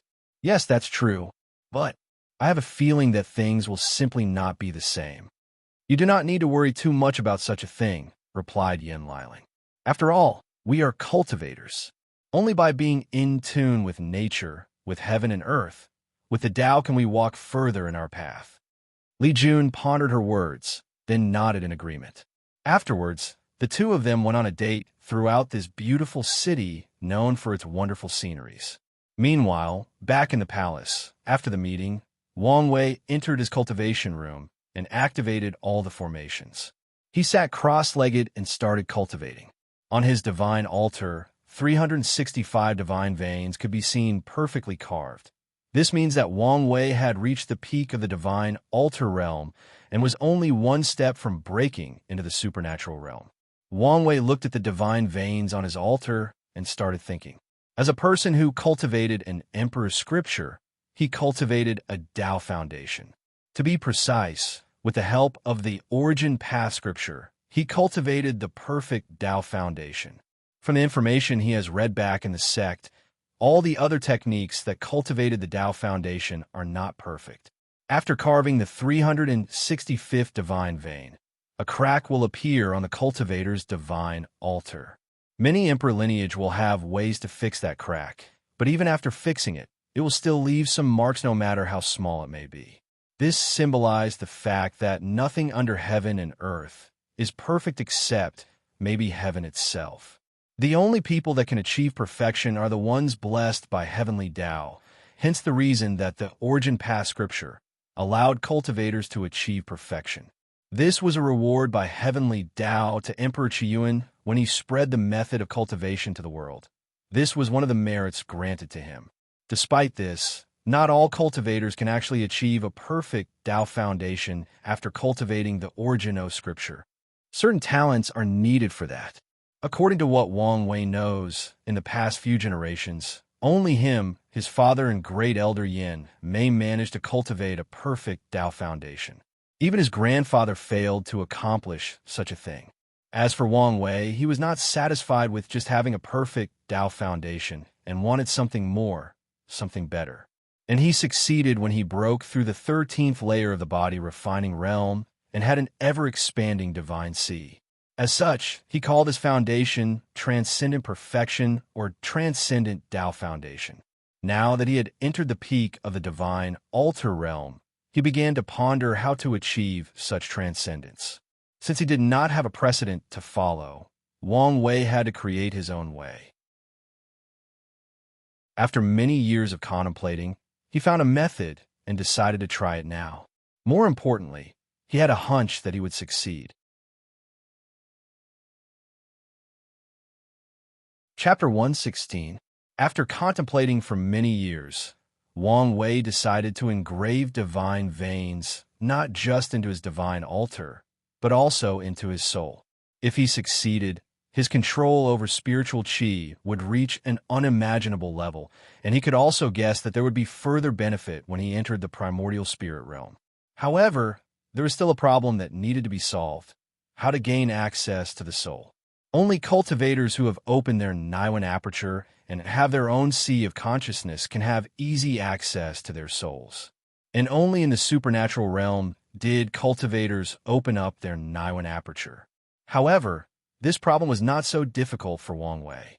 As a person who knows how it feels like to live solely in the form of the soul, he has a great deal of understanding about it. As such, Wang Wei closed his eyes and concentrated. He imagined himself before he was reincarnated back on Earth, where his body was destroyed and he was left with only his soul floating in the vast and limitless space. After an unknown amount of time, Wang Wei found himself in a small and dark space. In the middle of the space was a cloud-like fluffy thing floating there. Instinctively, he knew that this was his soul. After close examination, he discovered to his surprise that his soul was actually purple with a few gray outlines around the edges. According to the information he learned, souls are usually white as a symbol that all beings are innately pure and good. A soul can also change color.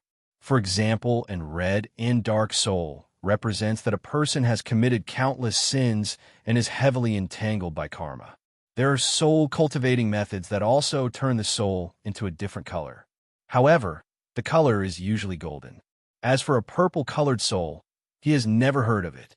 He guessed that the gray outlines had to do with his fate puppeteer physique or the fragment of fate law, but he was clueless for the purple color. Suddenly, Wang Wei remembered how the clone of the battle maniac emperor once said that his soul had the quality of paragon. Maybe that is the reason for his soul being purple. After scanning his memory again, Wang Wei realized that his soul started to change color when he absorbed all the blue lights that were floating in the endless void when he was swallowed by the space crack back on Earth. At that time, he was so focused on reaching the next blue spot that he did not really pay attention to this detail.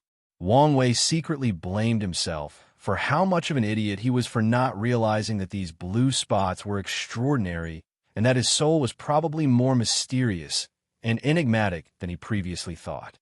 According to knowledge he knows about the soul, an ordinary mortal soul cannot last long after leaving the body. The soul is yin in nature, while the sun is yang in nature. If a soul were to touch the yang sun, it would be obliterated immediately. Not to mention the fact that the soul needs energy or nutrients to sustain itself, which the body provides. Only cultivators' souls in the primordial spirit realm can sustain themselves without the need of a body. And that is only because at that time, the soul has transformed into a primordial spirit. However, even then, the soul or primordial spirit can only last a few months before fading away, unless other measures are taken. Only cultivators in the saint realm can actually abandon their bodies and survive only as a soul entity. As for Wang Wei, he could tell that he spent a very long time floating in space or void after being swallowed by that space crack. It was only after reviewing his memory that Wang Wei realized that he might have spent eons floating in that endless voice. And only his will and desire for survival that made him ignore the passage of time. Otherwise, he might have been driven crazy before he reached his destination. And those blue spots not only provided Wang Wei's soul with a terrible amount of lifespan, but also strength to be able to exist in such a terrible environment for such an extended period of time. And it seems that the blue spots also provided his soul with an incomparable quantity and quality. After pondering these things, Wang Wei suddenly stopped as he noticed something odd or different about his soul. So, he went back to his memories again and checked right before he entered the bright light, right before he reincarnated in the myriad emperor world. He realized that his cloud-like soul was actually massive in size, especially when compared to the current size of his soul now. It was almost like comparing planet Earth with the size of the Milky Way galaxy. After frowning for a while, he guessed that most of his soul had probably decreased in quantity after going through the process of reincarnation. Or even better, this might be the reason that he kept the memories from his past life. Wang Wei theorized that he himself might have decided to sacrifice the quantity of his soul in order to retain the memories from his past life. Unfortunately, he could not remember anything after entering the bright light. Well, luckily, my soul's quality still remained, thought Wang Wei after sighing for a while at his tremendous luck.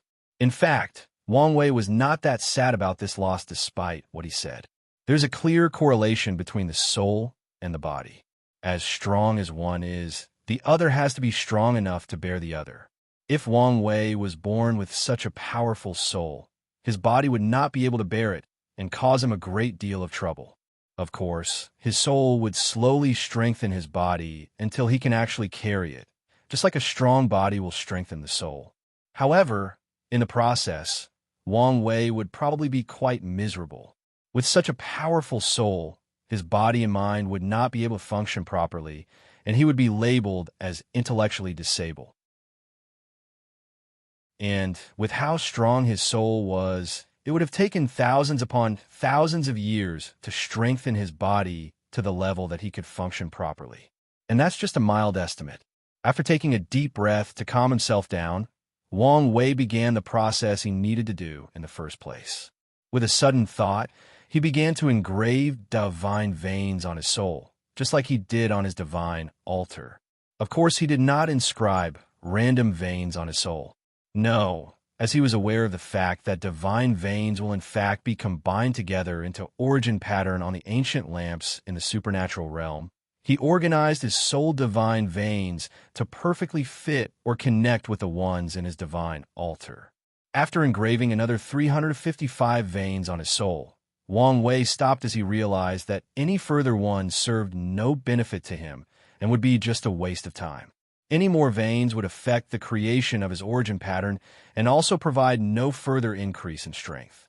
After finishing his engraving, both the divine veins in his soul and his divine altar shined together, and a profound connection was formed between them. Wang Wei opened his eyes, and he saw the world completely different from before.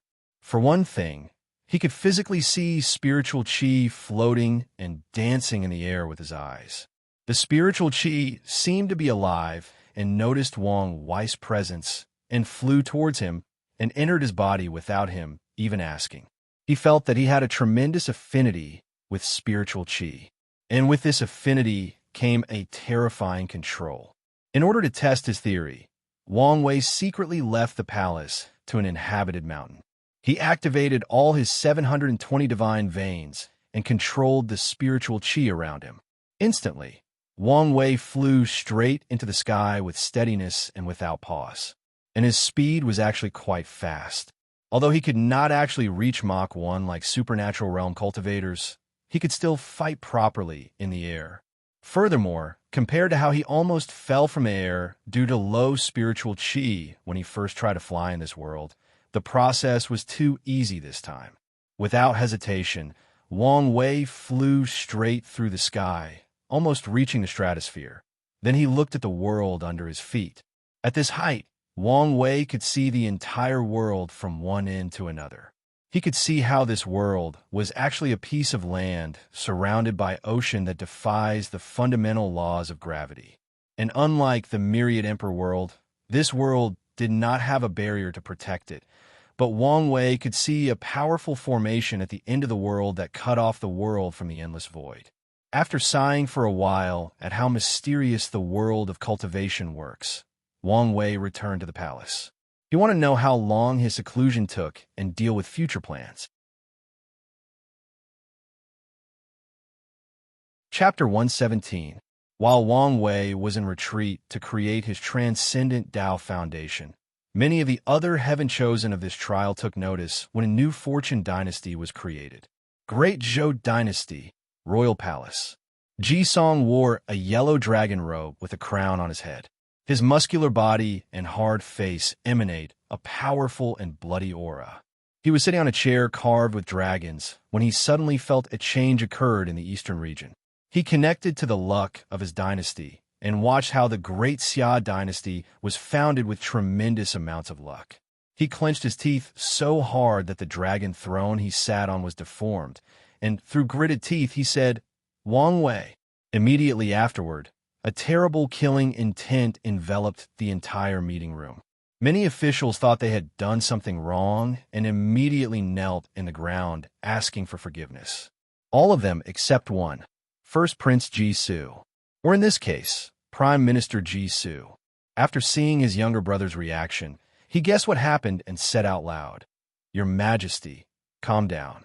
His voice contained a little bit of his spiritual power, and Ji Song immediately came back to his senses, thus removing his killing intent. However, this was just on the surface. Deep in his eyes, the killing intent was so intense that it wanted to devour not just his enemy, but himself as well. Jisoo also noticed this, and he frowned. He could tell that his brother's situation right now was not ideal. If he continues like this, he most likely will develop heart demon towards Wang Wei.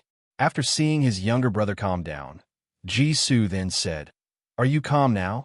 Ji Song just nodded. "Then we can prepare for our next expedition, the Great Wu Dynasty. Why not attack the Great Xia Dynasty? They have just become a dynasty and are still weak. It is the perfect time to attack and destroy them," responded Ji Song with boundless blood, lust in his eyes. "Songer," responded Jisoo in an informal manner. "This is not the time to make decisions based on your personal vendetta. The Great Xia Dynasty is located all the way east from the three central dynasties. Do you know how many kingdoms and dynasties are between us and them? How long do you think it will take to reach there with our armies? Can you guarantee that the other dynasties will not take advantage of us marching eastward to sneak attacks in the back? You need to set your priorities straight and remember the main reason that we came here. As for Sacred Son Wang Wei, you'll have your opportunity for revenge. Now, focus on our attack against the Great Wu Dynasty." After hearing his brother's words, Ji Song took a deep breath to relax and nodded in agreement. Meanwhile, all the ministers on the floor secretly sighed in relief. Although His Majesty is often both brave and wise militaristically and politically, sometimes he can become rash and stubborn to an abnormal level, especially when it comes to things related to the former Eastern Reign Kingdom. During those times, it is up to the Prime Minister to talk some reason to His Majesty. Otherwise, no one can stop him from acting the way he wants. After seeing his brother regain his bearing, Jisoo secretly sighed in relief. In fact, he lied to his brother. Or to be exact, he did not tell him the whole truth. The reason that he did not want his brother to attack the Great Xia dynasty was due to the fact he feared that his brother might lose again. As such, he wanted his brother to conquer the easier Great Wu dynasty. With the vast territory of both dynasties, he can absorb enough luck for him to reach purple gold. After that, even if his brother lost against Sacred Sun Wang Wei, he will not fail this trial. Although it would be ideal if his brother could absorb luck after conquering the entire world, thus resulting in his chi luck reaching peak purple gold. However, he is just fine with just his luck breaking through purple gold from peak purple. With the foundation of their Great Zhou Imperial Dynasty, they can still help his brother further increase his luck by sacrificing a certain price. Great Shu Dynasty, a Taoist temple. Many ministers of the dynasty were reporting to a young, handsome man named Feng Heng, who was wearing a Taoist robe with the yin-yang symbol all over it. National teacher, over the past decade, more than 300 temples have been created all over our territory.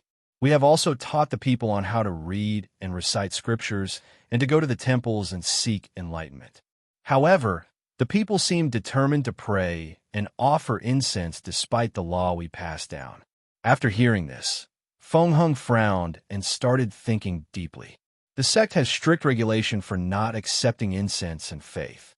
Anyone who breaks this rule will be severely disciplined. Then, he suddenly remembered that his teacher told him that it was all right. He said, as long as they do not interfere with the operation of the temples, just leave them be.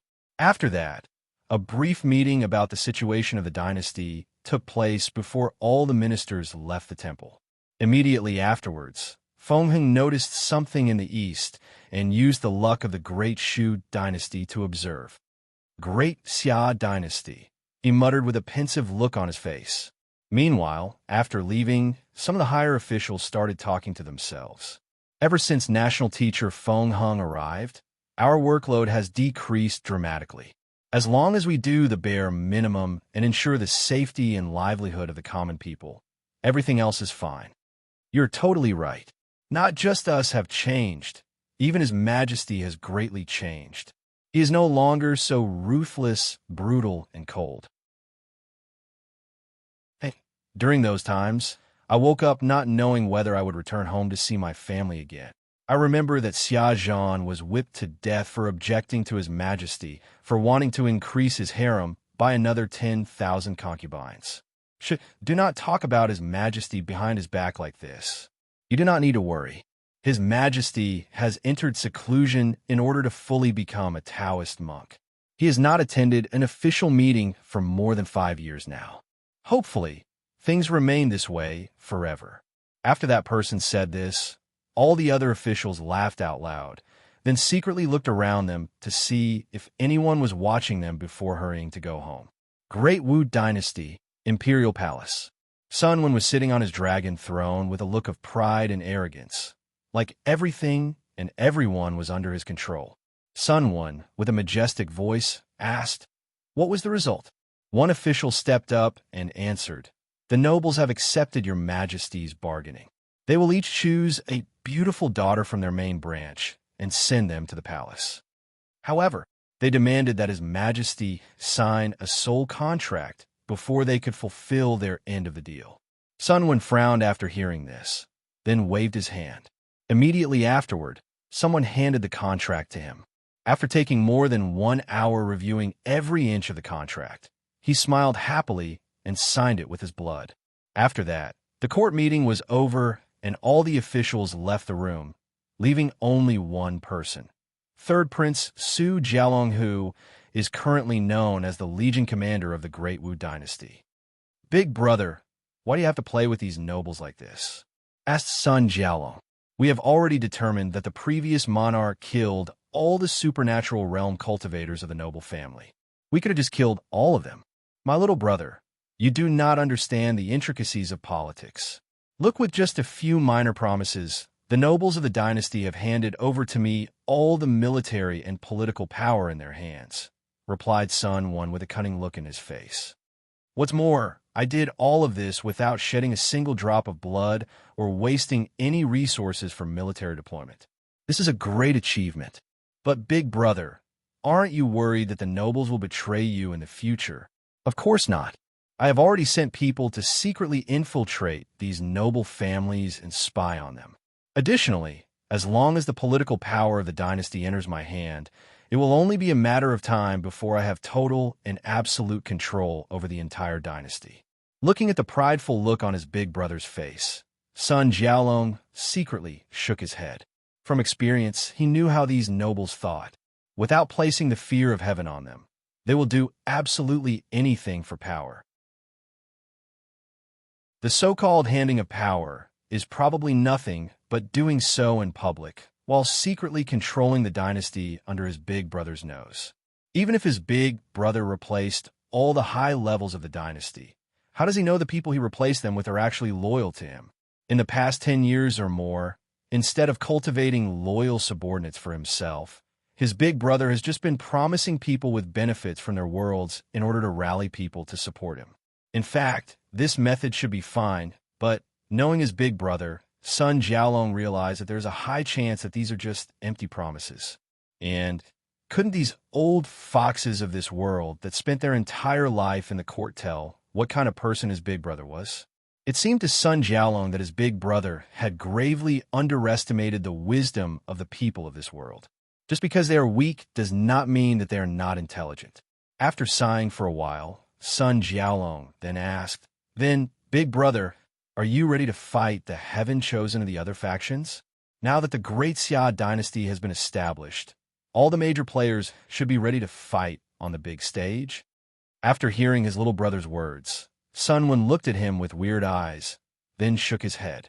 "Little brother, this is the reason that I say you are not tactically minded. Why should I fight with them personally?" "Big brother, what do you mean?" "Before coming to this trial, I have secretly contacted the Death Order Palace and formed an alliance with them," responded Sun Wen with a devilish smile on his face. However, Sun Jialong on the other end was frowning after hearing this. As such, he asked, "Doesn't that violate the unwritten rule of not secretly assassinating each other's heaven-chosen? If the person doing the assassination belonged to the younger generation, then, of course, it does not violate the unwritten rule," replied Sun Wen with a smirk look on his face. After this, Sun Jialong sighed and left the courtroom, heading back to his own manor. Afterward, Sun Jialong sat cross-legged and started pondering the situation of the Great Wu Imperial Dynasty. As a matter of fact, their dynasty is currently in dire straits. Their imperial dynasty has cultivated 4 great emperors, but one of the biggest hidden secrets of the dynasty is the fact that only the founding emperor of their dynasty was actually a true great emperor. All the other 3 were in fact pseudo-emperors, which means that despite having acquired the heaven will, their Dao hearts were not strong enough to bear it. As such, these pseudo-emperors are even weaker than the weakest of true emperors. As a matter of fact, even the emperor scripture that they created is in fact incomplete. So, technically speaking, the Great Wu Imperial Dynasty only has 1 emperor scripture. Sun Jialong knew that the reason for this situation is due to the fact their dynasty places too much emphasis on using schemes and plots. In any situation, the first instinct of their people is to use schemes to kill their enemies. And if that does not work, then they will fight. And if the enemy proved to be more powerful than them, then they would run away or strategically retreat. Many of the people of the dynasty noticed this problem and ought to change. They believe that in the future, the people of the dynasty should behave more bravely and upfront, just like the martial great emperor, the first emperor of their dynasty. However, the majority of people disagreed. They argued based on the fact that their own way has produced more than 3 great emperors. Additionally, according to these people, a pseudo-emperor is still an emperor. Due to different ideologies, two different factions have thus formed inside the Great Wu Imperial Dynasty, constantly fighting and competing with each other. After thinking about these things, Sun Jialong sighed and took out a sword from his space ring. The sword looked dull and rusted, like it would be broken or fall apart the next moment. On the sword, the character for human was inscribed vividly on it. After looking at the character, a fierce light flashed across Sun Jialong's eyes as he had just made a very important decision. "I'm sorry, but this is all for the future of the Great Wu Dynasty," muttered Sun Jialong under his breath.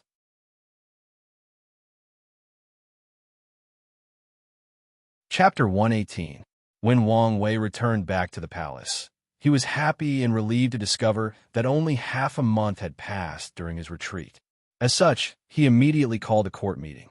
Inside the meeting hall, all the ministers looked at Wang Wei sitting on the dragon throne. All of them had awe on their faces as they could feel that His Majesty was even more powerful than half a month ago. All of them wondered when cultivation became so easy. Of course, these people did not know that the reason that Wang Wei took so little time for his breakthrough was first due to his powerful soul.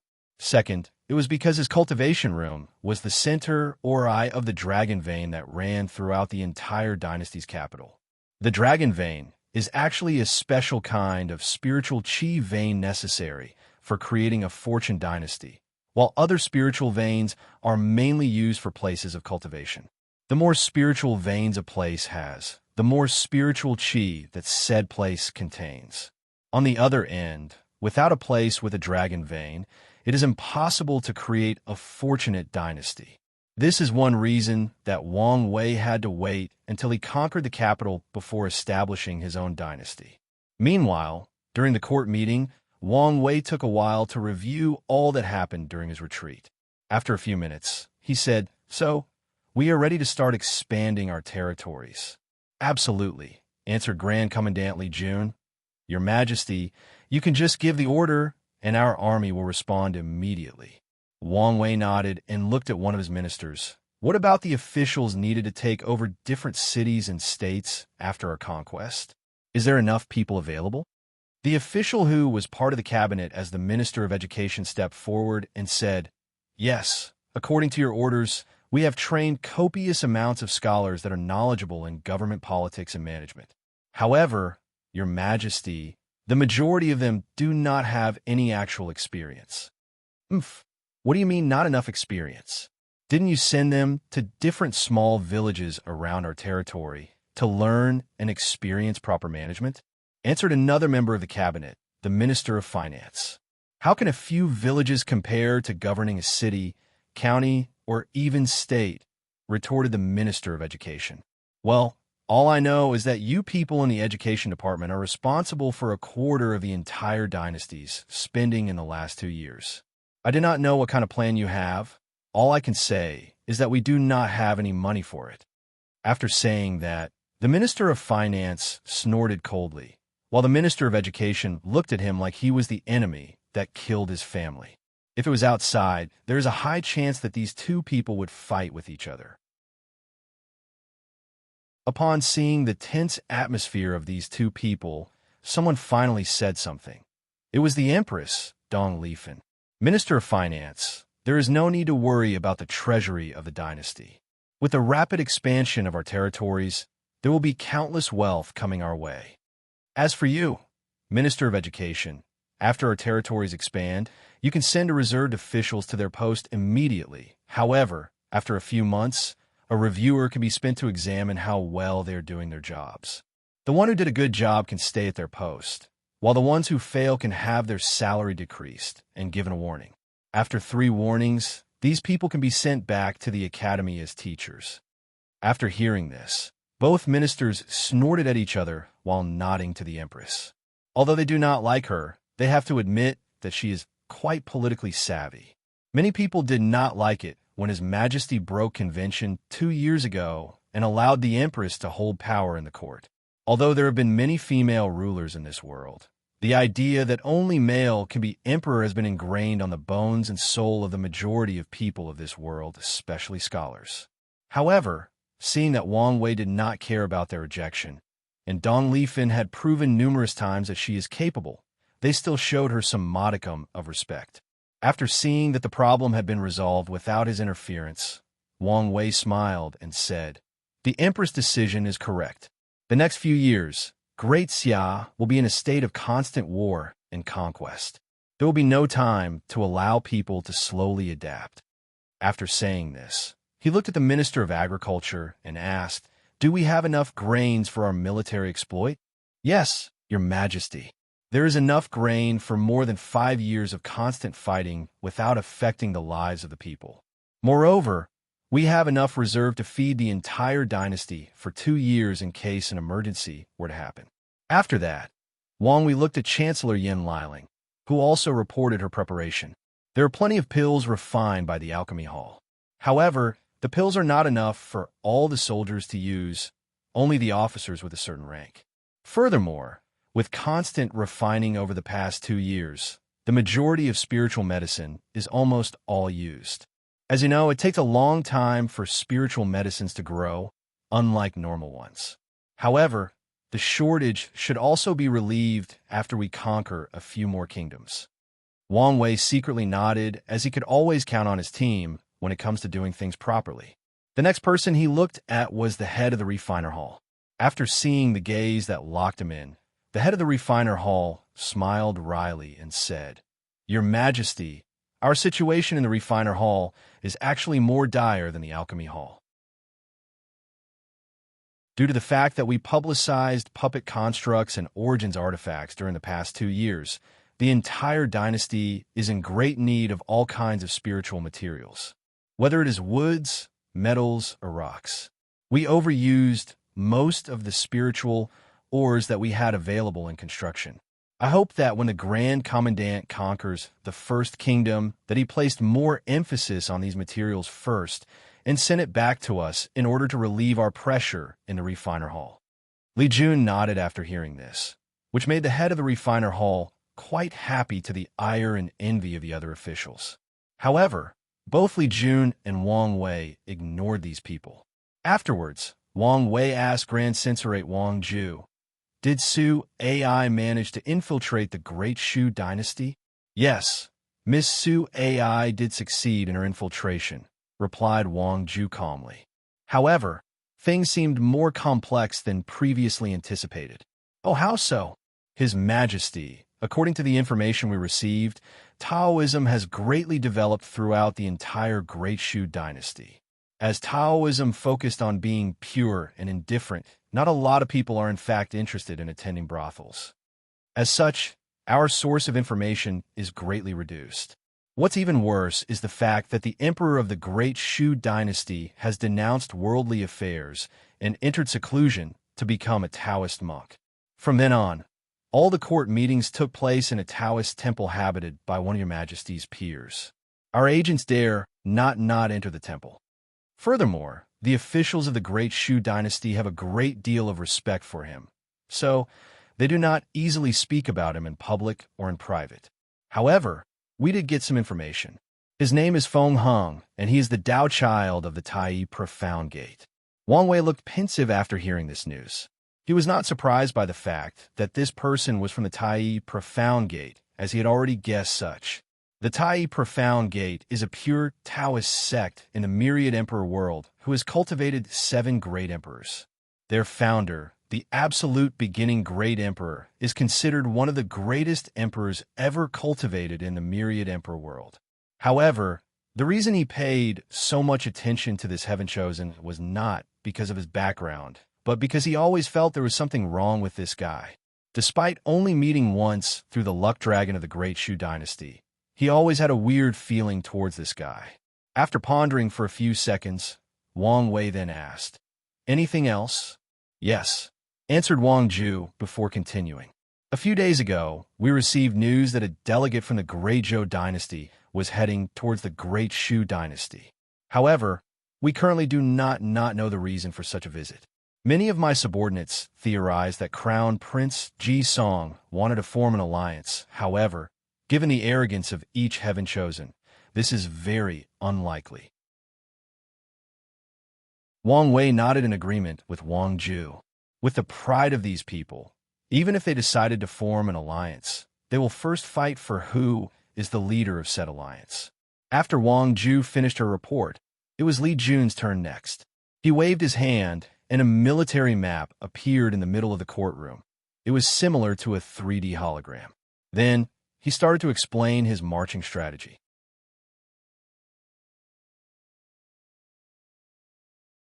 Chapter 119. After Li Jun projected the map of the entire world, he waved his hand to zoom on the eastern borders where the Great Xia dynasty is located. Then, he started to explain his deployment tactic. Our first goal of attack is going to be the territory of the Black Moon sect. As the territory does not have an actual army protecting it, I plan to take an elite group of soldiers to directly attack their sect's mountain. Then, it will be easy for us to occupy their territory. After that, Li Jun controlled the map to show the territories of the Iron Fist Kingdom, and he said, when it comes to this kingdom, the plan is to invite the king of this kingdom to a one-on-one duel. The winner will be granted access to the other's territory. Given the madness of the Iron Fist King, there's a high chance that he will accept our invitation. As for the Barbarian Wolf Kingdom, we will attack from their northern border through boats, then move south until we reach their capital. Wang Wei nodded after hearing the plan, as he had the utmost trust in Li Jun, but he still had to ask, what if the Iron Fist King refused your invitation? Li Jun smiled and answered, then we will use a 3-prone attack to conquer them. As you can see, the Iron Fist Kingdom is sandwiched between 4 nations. Northward is the Barbarian Wolf Kingdom, southward is the Black Moon sect's territory, and eastward is our Great Xia dynasty.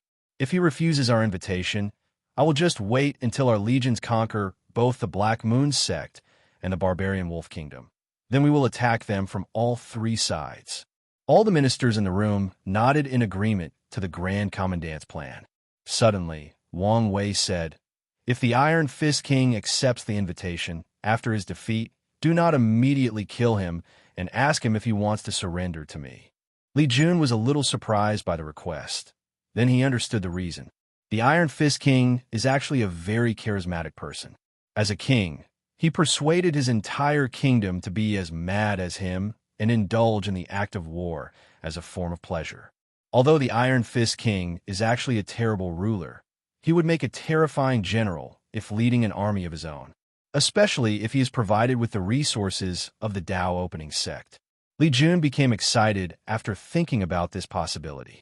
At first, he was going to let one of his numbered generals to fight the Iron Fist King because they had already broken through the divine altar realm, but now he changed his mind. Li Jun then nodded in excitement, then finished his military briefing. Soon afterward, the official court meeting was over and everyone left with the exception of Empress Dong Lifen. Wang Wei did not waste time and took out the conferred god list and the imperial seal, placing the seal over the Empress title, thus handing over the control of the dynasty's Qi Luck Dragon to Dong Lifen.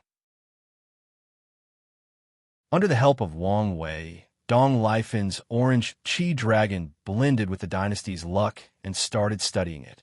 In fact, Wang Wei was not surprised that Dong Lifen had an orange dragon for luck given her talent. As a matter of fact, if she was born in the Myriad Emperor world, her luck would have probably rivaled his and all the other heaven-chosen fit to fight for the heaven mandate. Wang Wei guessed that if Dong Lifen returned to the Myriad Emperor world with him, the Eternal Dream Sect will offer the Dao opening sect a bunch of rare resources in order to acquire her.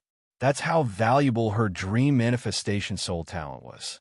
While Dong Lifen was engrossed by the power of luck, a gray light flashed through Wang Wei's eyes. Then his soul secretly connected with Dong Lifen. Then he started to experience how she connected, controlled, and understood the dynasty's luck. Dong Lifen suddenly felt something weird.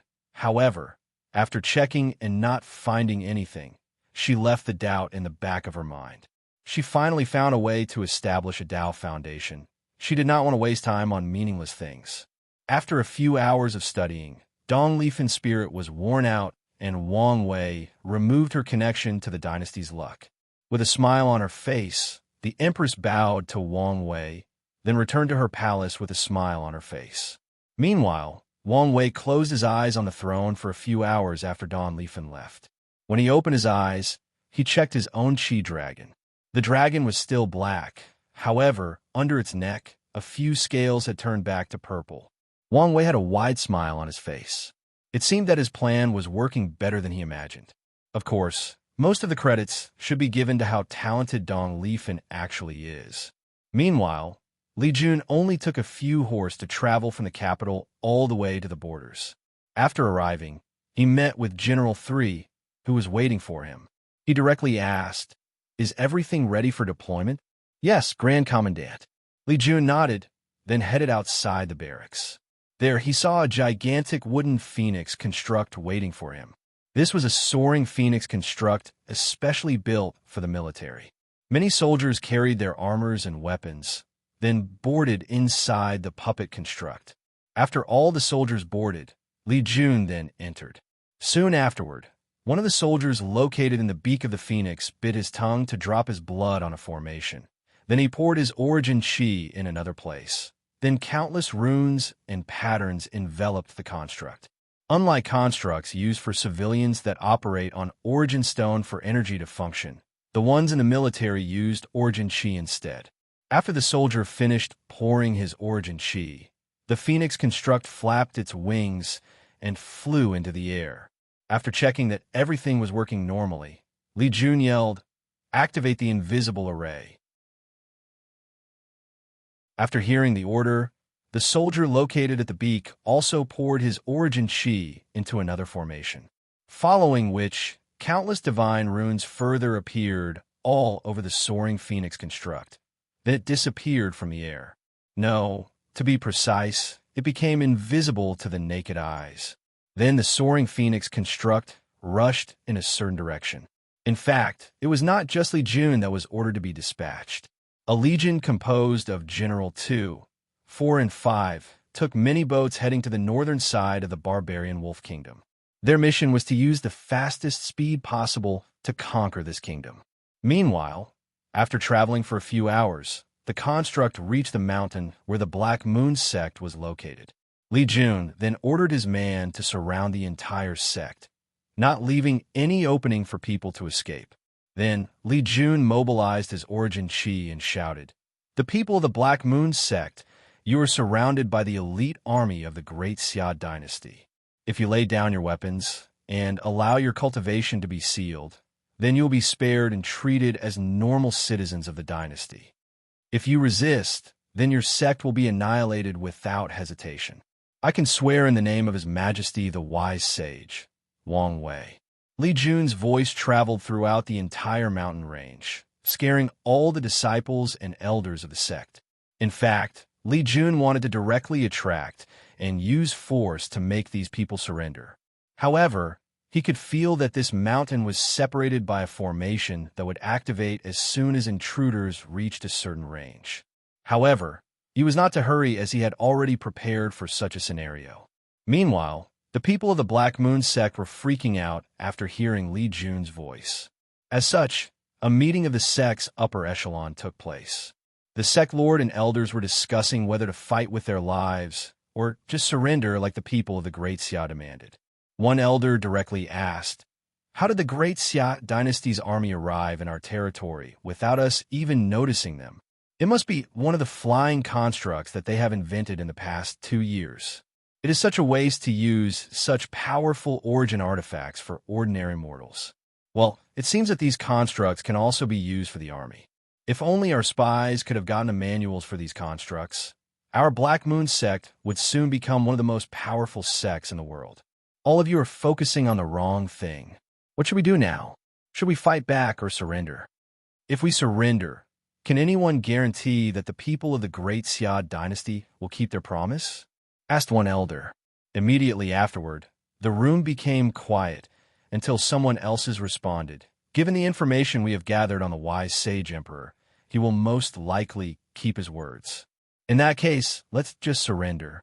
"I agree." "Me too." Then, the majority of the elders decided to surrender. However, the sect lord was not willing to give up so easily. "There is still hope for us, so there is no need to surrender so soon. All the elders then looked at the sect lord with a puzzled look on their faces. They did not know where the so-called hope came from. They did not believe for 1 second that their sect formation would be able to stop the people of Great Xia. "We can wake up the ancestor," responded the sect lord to the surprise of everyone in the room. To their knowledge, the ancestor has long passed away. However, it seemed that things were not as simple as they were led to believe. Immediately afterwards, an intense excitement flashed from these elders' eyes. Maybe there is still hope for the Black Moon sect.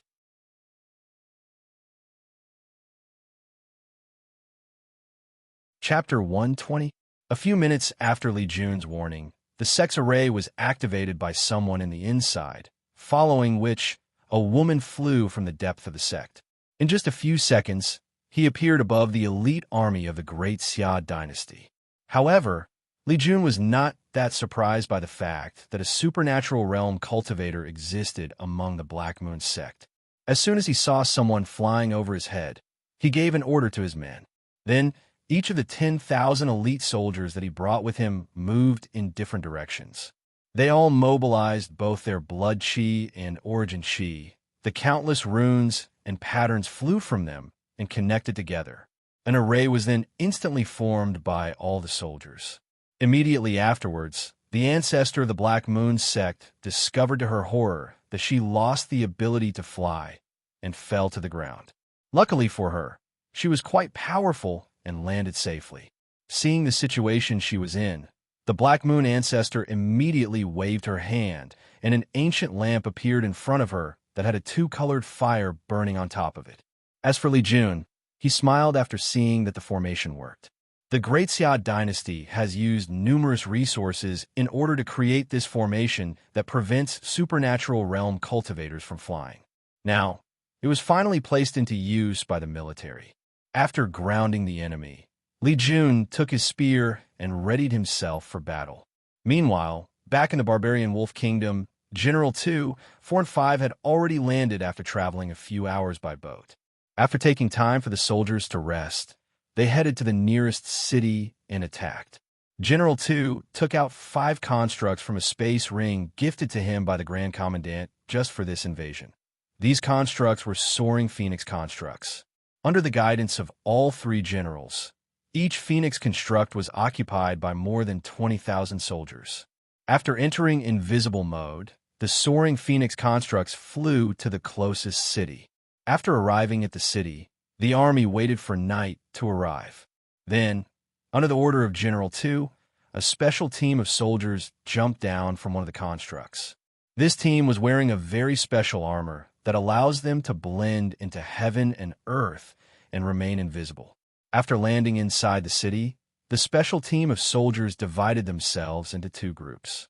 One group headed to the city's wall, while the other headed straight for the city lord's mansion. As the Fate's Shadow under Grand Censorate Wang Ju had already acquired a map of all the major cities in the Barbarian Wolf Kingdom, this special team had detailed information about the entire city. After one group reached the city walls, they attacked and killed all the guards there. Then, they opened the door for the rest of General 2's army.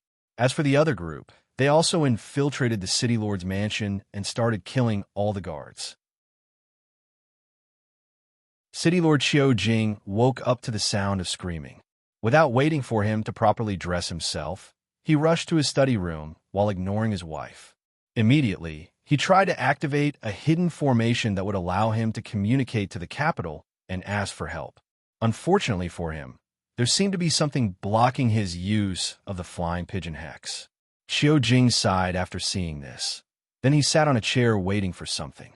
After a few minutes, the noise outside of his mansion stopped. Then he saw a young man leading a group of soldiers wearing deep dark armors. These armors seemed to be the same as the darkness, making it hard for the city lord to distinguish whether there were even other people beyond the young man. General 4 looked at City Lord Xiao Jing and waved for one of his men to capture him and his family. Afterwards, he sat on the chair and waited for his companions to finish their jobs. And just like that, in just a few hours, this entire city was occupied as swiftly as possible. After the Great Xia army entered the city, They arrested all the available soldiers capable of fighting and imprisoned them. Then they took over the entire city. General Tu ordered that a few soldiers remain in the city in order to wait for the people from the Great Xia dynasty. There were countless scholars and government officials located in the boat that were on their way to come govern the city they had occupied. After that, all three generals boarded their soaring phoenix construct and headed for the next city to conquer. For this legion, the night will be very long. As a matter of fact, the reason that this conquest seemed so easy was due to the fact that Wang Wei essentially modernized war in his dynasty. He used refining and formations to create modern inventions such as cars, trains, and planes, although they had different names. Then, he applied these things to the military. With the soaring phoenix construct or plane, his army can travel anywhere as fast as possible. After that, he took inspiration from the special ops and created armors that have the ability to enter stealth mode. Then, he trained a group of elite soldiers in the art of infiltration. That way, his army can be fast and efficient when taking down cities, and they can sacrifice less lives. In fact, Wang Wei wanted to actually invent guns as well, and he did not need to use gunpowder to do so. All he needed to do was install an array in a gun-shaped barrel that can shoot projectiles. These guns would then use blood or origin chi as energy to activate. Unfortunately, he failed. No, to be precise, he was prevented. When he was going to put his plan into action, Wang Wei suddenly felt an intense rejection from the world. He felt an intense will wanting to eject him out of this world. As such, he knew that Heavenly Tao was warning him not to so intensely change the way that war was waged in this world. Although Wang Wei was not very happy that someone prevented him from doing the things he liked, he still bore with it, as he was not yet powerful enough to ignore Heavenly Tao. What's more, if he was exiled out of this world, he would be the one to lose greatly in the end. As such, he forbore for now. While General Tu led his legion to conquer many cities in the barbarian Wolf Kingdom, his boss, Li Jun, had just finished a fierce battle. Li Jun looked at the woman on the ground that had a hole in her throat with a calm face. Afterwards, he checked his own injury. His armor was mostly burned along with a few patches of his skin. Otherwise, he was perfectly fine. This person was way weaker than the one's big brother fought 2 years ago at the capital, muttered Li Jun. However, despite his victory, he was not too prideful. He knew that the reason that the fight went so easy was due to the fact that the dynasty's array prevented his opponent from using her advantage of flying in the air. Of course, Li Jun will not sell himself short. He was confident that if he had the ability to fly, he could easily challenge cultivators in the supernatural realm.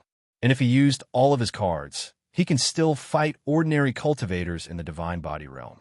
After pondering for a while, Li Jun raised his head and looked at the man that walked out of the Black Moon Sect's guardian formation. "You must be Sect Lord Renlu," asked Li Jun with a smile on his face. Meanwhile, Sect Lord Renlu looked at the surrounding environment that was completely destroyed by these two people's fight.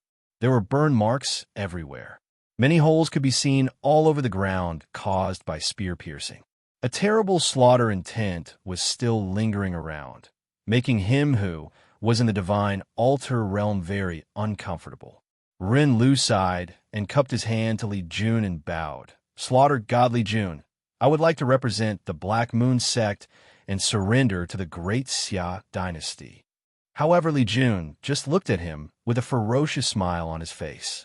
"Do you think that your sect can surrender so easily after sending such a powerful cultivator to attack us?" Sect Lord Ren Lu did not immediately answer. Then, after a few seconds of silence, he opened his mouth and said, "Your Excellency, our sect. Do not mention to me the guardian array of your sect. You should be aware that it is only a matter of time before our army breaks it." After sighing for a second time, Sect Lord Renlu asked, "What do you want me to do in order to spare my Black Moon Sect?"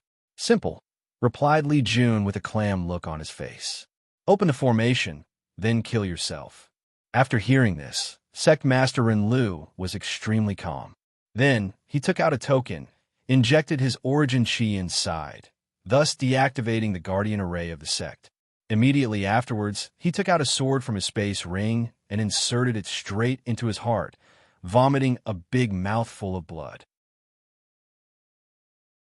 He did not pause or hesitate in his actions, following which sect Lord Ren Lu fell to the ground with his eyes closed.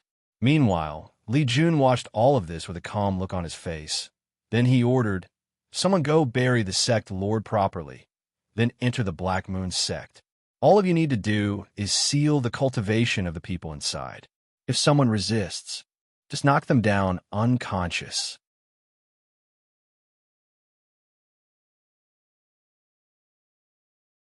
Chapter 121. After Sect Master Ren Lu sacrificed himself, Li Jun kept his promise and just subdued the disciples and elders of the Black Moon sect. After the sect had fallen, many other scholars and government officials quickly took over all the territories of the Black Moon sect, a process that was remarkably fast and easy. Unlike other kingdoms and dynasties, the people living in those territories did not have any sense of belonging to the Black Moon sect, especially given how this sect views ordinary people as nothing but labor farms that take care of their lands for them. As such, when the common people heard that another powerful dynasty had conquered the tyrant known as the Black Moon sect, they were more than happy to hand over the power to the Great Xia dynasty. Meanwhile, back in the barbarian Wolf Kingdom, after a few days of constant attack and occupying many cities, the legion headed by General Tu was discovered. The people of the barbarian Wolf Kingdom used a bunch of highly trained flying demonic beasts to uncover the position of the soaring phoenix constructs. As such, all three-number generals were then forced to fight the kingdom's army in a head-on confrontation. On a vast plain, Generals 2, 4, and 5 stood in front of an army of about 100,000 soldiers.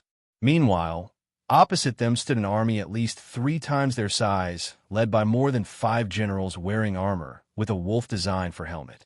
General 2 looked at the army preventing their advance, and he did not really care. What caught his attention was the more than 10,000 cavalry soldiers sitting on large wolves. He had read about the famous hunting wolf cavalry of the barbarian Wolf Kingdom, and personally, he was quite excited at the prospect of his army fighting head-on with them. However, he knew such a thing was impossible, as that would cause too many casualties to his legion. As such, he waved his hand. Then a soldier stepped forward and handed General Tu, who was sitting on a demonic horse, a small pill. General Tu looked at the pill with a smile, then threw it into the air. The commander of the barbarian Wolf Kingdom noticed his enemy throwing something, so he ordered his men to take a defensive formation. However, to his surprise, he realized that the oncoming projectile was not directed at their army, but to a few hundred meters outside of the battlefield. The commander had a puzzled look on his face until the pill hit the floor and an odd scent enveloped the entire. Immediately afterwards, the swift wolves under the hunting wolf cavalry soldiers became agitated and started acting up. The soldiers were quite surprised, as these wolves were properly trained for many years and have always been docile. As such, they immediately used secret methods to calm them down and controlled them. However, it was to no avail. On the contrary, the swift wolves became more agitated, then all their eyes turned red. The wolves started to collectively howl in the sky. Then, without hesitation or care for their rider, they rushed in the direction that the pill landed. With more than 10,000 wolves rushing together, the cavalry's formation was instantly destroyed. The majority of riders were thrown off the back of their companion, then trampled to death by the pack. As the wolves rushed for that pill, they left a trail of blood and death behind them. The commander of the army tried to stop them by roaring out loud with his powerful Orichin Chi. However, no one listened to him. The wolves seemed to have all become mad at the exact same time. To be exact, they were overwhelmed by desires, greed especially. The pill that General Tu threw over was actually specially made by both Wang Wei and Yin Liling to deal with the hunting wolf cavalry. They used Wang Wei's origin chi ability that allowed demonic beasts to break free from bloodline restrictions. Yin Liling took a large amount of Wang Wei's origin chi, then mixed many spiritual materials that give off an intoxicating scent and refined it into a pill. Whenever this pill is used, it will drive all demonic beasts crazy. It will awaken in them the instinct or desire to evolve their own bloodlines. After the wolves reached the place the pill landed, a killing feast instantly took place. One wolf took the bite of another to prevent it from acquiring the pill. However, before the wolf could rejoice at its victory, someone from behind slashed him in his throat with a sharp claw. And just like that, the swift wolves started killing each other without any impunity for their actions or any regards for the same race. All these demonic beasts care about is killing one another until one person remains the victor. All the soldiers in the plain looked in horror as these wolves brutally massacred one another. There was blood, limbs, organs, and brain matter scattered everywhere. After a few minutes, the bestial brawl was over.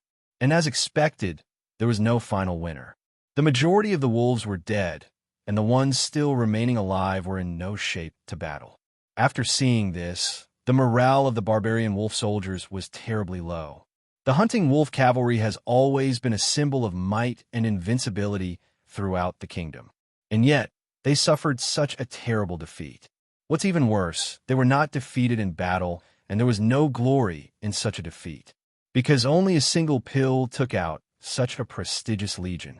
The commander of the kingdom's army realized the situation of his men and was prepared to do something to raise morale. Unfortunately, General 2 did not provide him with the opportunity. As soon as the wolves finished their slaughter, he ordered his army to march forward. Under order, all the soldiers of the great Xia dynasty started moving forward. With each step they took, they would strike their spears into their shields, creating a clashing sound. Clang, clang, clang. The sound was very rhythmic as it echoed throughout the vast plain. As the dynasty soldier approached their enemy, they had created a terrifying momentum for themselves. The soldiers of the barbarian wolf kingdom suddenly felt that someone was slowly squeezing their hearts, making their breathing unstable. If it was not due to the strict military discipline, many of them would have long run away as they watched the sound of death slowly approaching them. As a matter of fact, many soldiers have already planned out their escape route even before the battle started. As the two armies crashed, it was a one-sided slaughter. The great Xia soldiers were faster, stronger, and had better armor than the barbarian wolf soldiers. What's more, their troops' morale was at an all-time high. As such, the soldiers killed anything or anyone that stood in their way. With a shield in one hand and a spear in the other, they stabbed any person that was not wearing similar color armor as them. With coldness and ruthlessness in their eyes, the great Xia soldiers marched over their enemies' dead bodies, leaving a trail of carnage in their wake. In fact, Generals 2, 4, and 5 are not surprised by this outcome. One of the benefits that Wang Wei has received in this world is the ability to train powerful armies quickly through martial arts. In the myriad emperor world, most armies are made up of cultivators. Wang Wei is even aware of armies made up entirely of supernatural realm cultivators, and there might be even more powerful ones. However, one of the downsides of cultivating such an army is that it takes too long to train. Even though the cultivation method used in the army sacrificed lifespans in order to increase strength and speed of cultivating, it still takes a very long time to train. However, the martial arts in this world is different. With a few changes of Wang Wei, he could quickly cultivate soldiers as powerful as the Divine Sea realm as long as he had enough resources. This is something not possible in the myriad emperor world. Although martial arts also existed there, but it is only used by ordinary people who do not have leakless bodies to remain strong and healthy. Well, to be precise, it was used by nobles in mortal kingdoms and dynasties. With the help of martial arts, ordinary mortals can live up to 115 to 120 years, as long as they take good care of themselves. In fact, Wang Wei wanted to use martial arts to train his soldiers to have the strength of divine altar realm. However, only one person had reached such a strength through martial arts. He is known in this world as the martial ancestor, the creator or inventor of martial arts in this world. However, this person has been dead for countless years and there is no record of him leaving the method or technique to reach the strength of divine alter realm through martial art. Wang Wei has been searching for information about him throughout the world, hoping that he would find his legacy. As for the reason he did not create the method himself, it is because it would take too much time, and he deemed it not worth it, as this martial art method would probably only help him a little in the early stage of his cultivation. The battle between the great Xia dynasty and the barbarian Wolf Kingdom was still ongoing. After seeing the terrible defeat of his army, the barbarian Wolf commander ordered his other 4 generals to interfere in the battle. However, General 2, 4, and 5 intercepted these people and began a fierce fight with them. Despite being outmatched 5-3, General 2, 4, and 5 still managed to easily kill their opponent, as only 2 of them were in the divine altar realm. After this victory, General 2 led the great Xia army straight to the barbarian Wolf's capital. Just like that, a month passed by. Wang Wei was sitting on his dragon throne while having a meeting with a few officials when brand new information was sent from the front lines. Are you saying that some outside force interfered in our conquest of the barbarian Wolf Kingdom's capital? Asked Wang Wei with a frown in his face. Yes, His Majesty, replied one of the Fate's shadow under Grand Censorate Wang. Just control. Who is it? Demanded Wang Wei. Well, it's...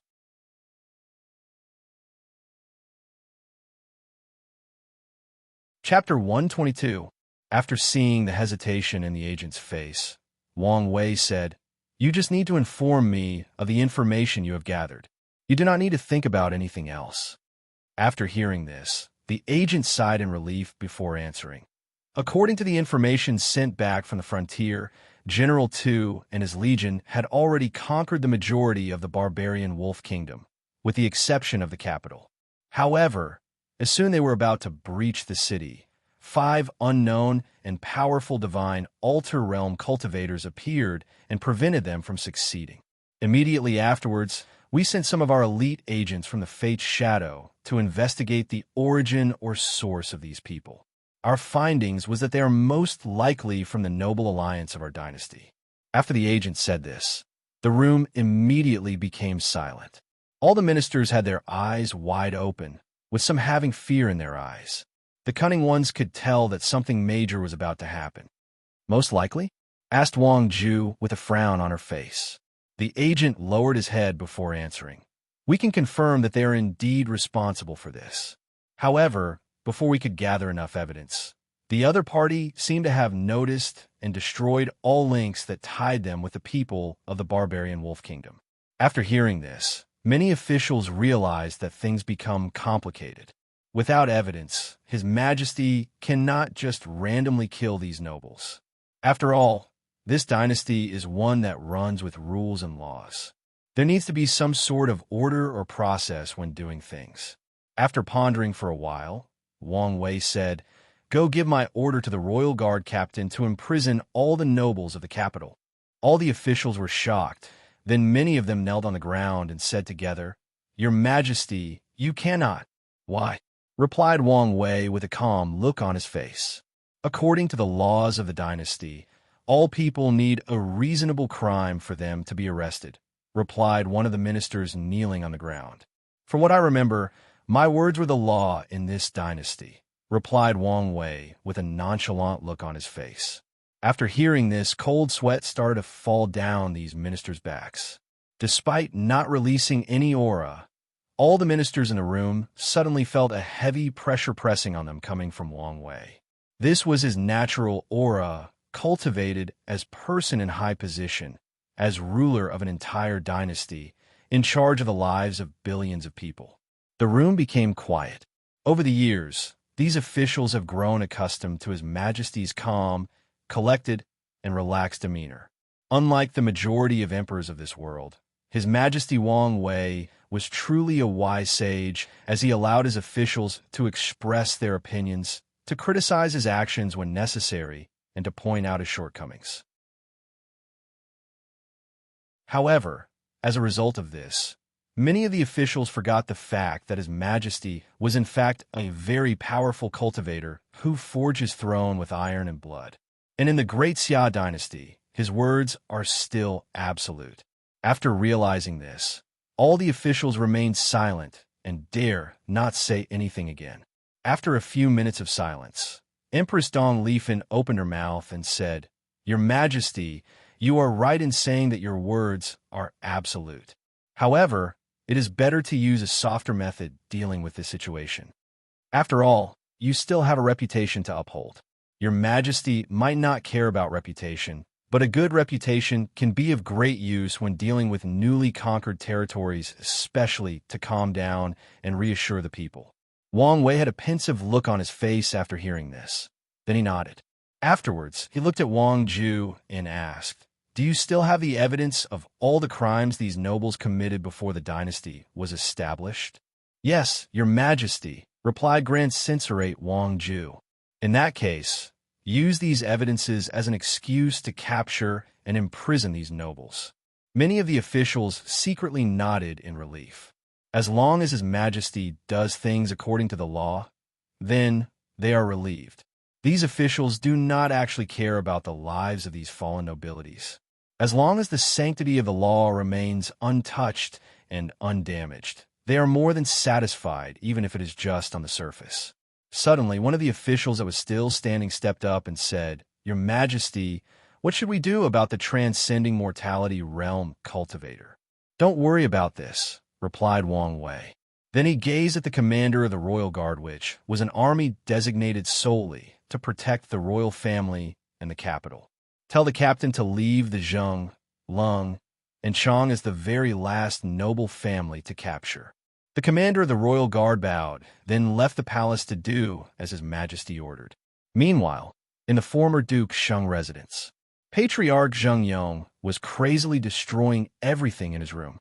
He threw teapots and cups at the walls. He punched through all the tables and ravaged all the books around. Then he looked at the other two people sitting in front of him and said, "Are you too stupid? Do you want our 3 ancient noble families to be destroyed?" "You are overreacting, Zheng Yong," said Patriarch Lungzan. "That's right. This new emperor is all about respecting the law. Without proper evidence, he will not easily take action against our families," said Patriarch Chonglu. "Didn't you notice this the past 2 years?" he added. "No matter what secret method our noble alliance uses, as long as we do not leave any evidence, at best, the officials will just impose a few meaningless taxes on us." After calming down a bit, Patriarch Zheng Yong looked at these two like 2 idiots and said, "That is only because we did not do anything that greatly infringed on the benefit of His Majesty." Zheng Yong took a deep breath to calm himself down, then sat cross-legged on the floor. "Why'd you guys do this anyway? It could not be just to antagonize His Majesty?" Patriarch Chong Lu was silent for a moment before answering. "It's because the royal family of the barbarian Wolf Kingdom offered us more than 70% of their family's wealth. Originally, the royal family asked us to sabotage the Great Xia from the inside," added Patriarch Lungzan. "However, knowing how powerful the Great Xia dynasty has gotten the past few years, we refused." After hearing this, Zheng Yong sighed and did not say anything else. As such, the room became quiet for a few minutes. Only the sound of inhaling and exhaling could be heard. "You do not need to worry too much, Zheng Yong. Nothing will happen to our alliance," said Lungzan. However, before he even finished his words, someone barged into the room while panting heavily. Zheng Yong's anger that has just subsided flared up again, and he roared, "I thought I told you not to interrupt me when receiving guesses in the study." "But Patriarch, there is terrible news. The royal guard suddenly started to arrest all the noble families in the capital," responded the intruder. "What?" said both Patriarch Lingzan and Chong Lu, who immediately stood up at the same time. Zheng Yong's body trembled slightly after hearing this. What he feared the most had happened. Meanwhile, Zhenglan rushed over to the servant and held him by the neck and said, "Don't lie about something like that. Not lying." As such, Zhenglan released the poor man after hearing this. After that, he started walking back and forth in the room while muttering, "What to do, what to do, what to do." Then he immediately looked at Zheng Yong. Even Chong Lu did the same, as they both realized that they had made a grave error in judgment. As for Zheng Yong, he took a deep breath to calm himself down and said, "Do not worry. I will take care of everything. However, you guys need to lay low for a while." After saying this, he completely ignored the other two and headed to another room in his mansion. There, Patriarch Zheng Yong had a flying pigeon hex installed in order to communicate with people. He took out a token and used his origin chi to activate the formation and send a message. "Ancestor, I need your help again this time." "What is this time?" Then Zheng Yong explained in detail his next step of action. Meanwhile, back in the palace, Wang Wei and the officials were still waiting for the result from the royal guards while discussing other problems to deal with in the dynasty. After a few hours, someone hurried into the meeting room and handed a talisman to the agent responsible for reporting the news about the barbarian wolf kingdom, who then relayed the information to Wang Ju. "What is it?" asked Wang Wei. "Your Majesty, we just received news that 3 people flying destroyed countless houses in 3 different cities. However, there were no casualties during these incidents," replied Wang Ju. "What about the flying people?" "They flew away before the formations were deployed," replied Wang Ju. An answer that made Wang Wei sigh. "It seemed that our bait was unsuccessful," said Yin Liling suddenly. "It's unfortunate," replied Wang Wei. "Go and tell the royal guards to only capture all the properties of the Zheng, Lung, and Chang family." Many officials did not understand the conversation between His Majesty and the Chancellor. However, the few that did had sweat falling down their backs. It was then that they realized that His Majesty did not just use his overwhelming strength to become an emperor, but he also had an amazing tactical mind. It's just that he did not need to use it most of the time.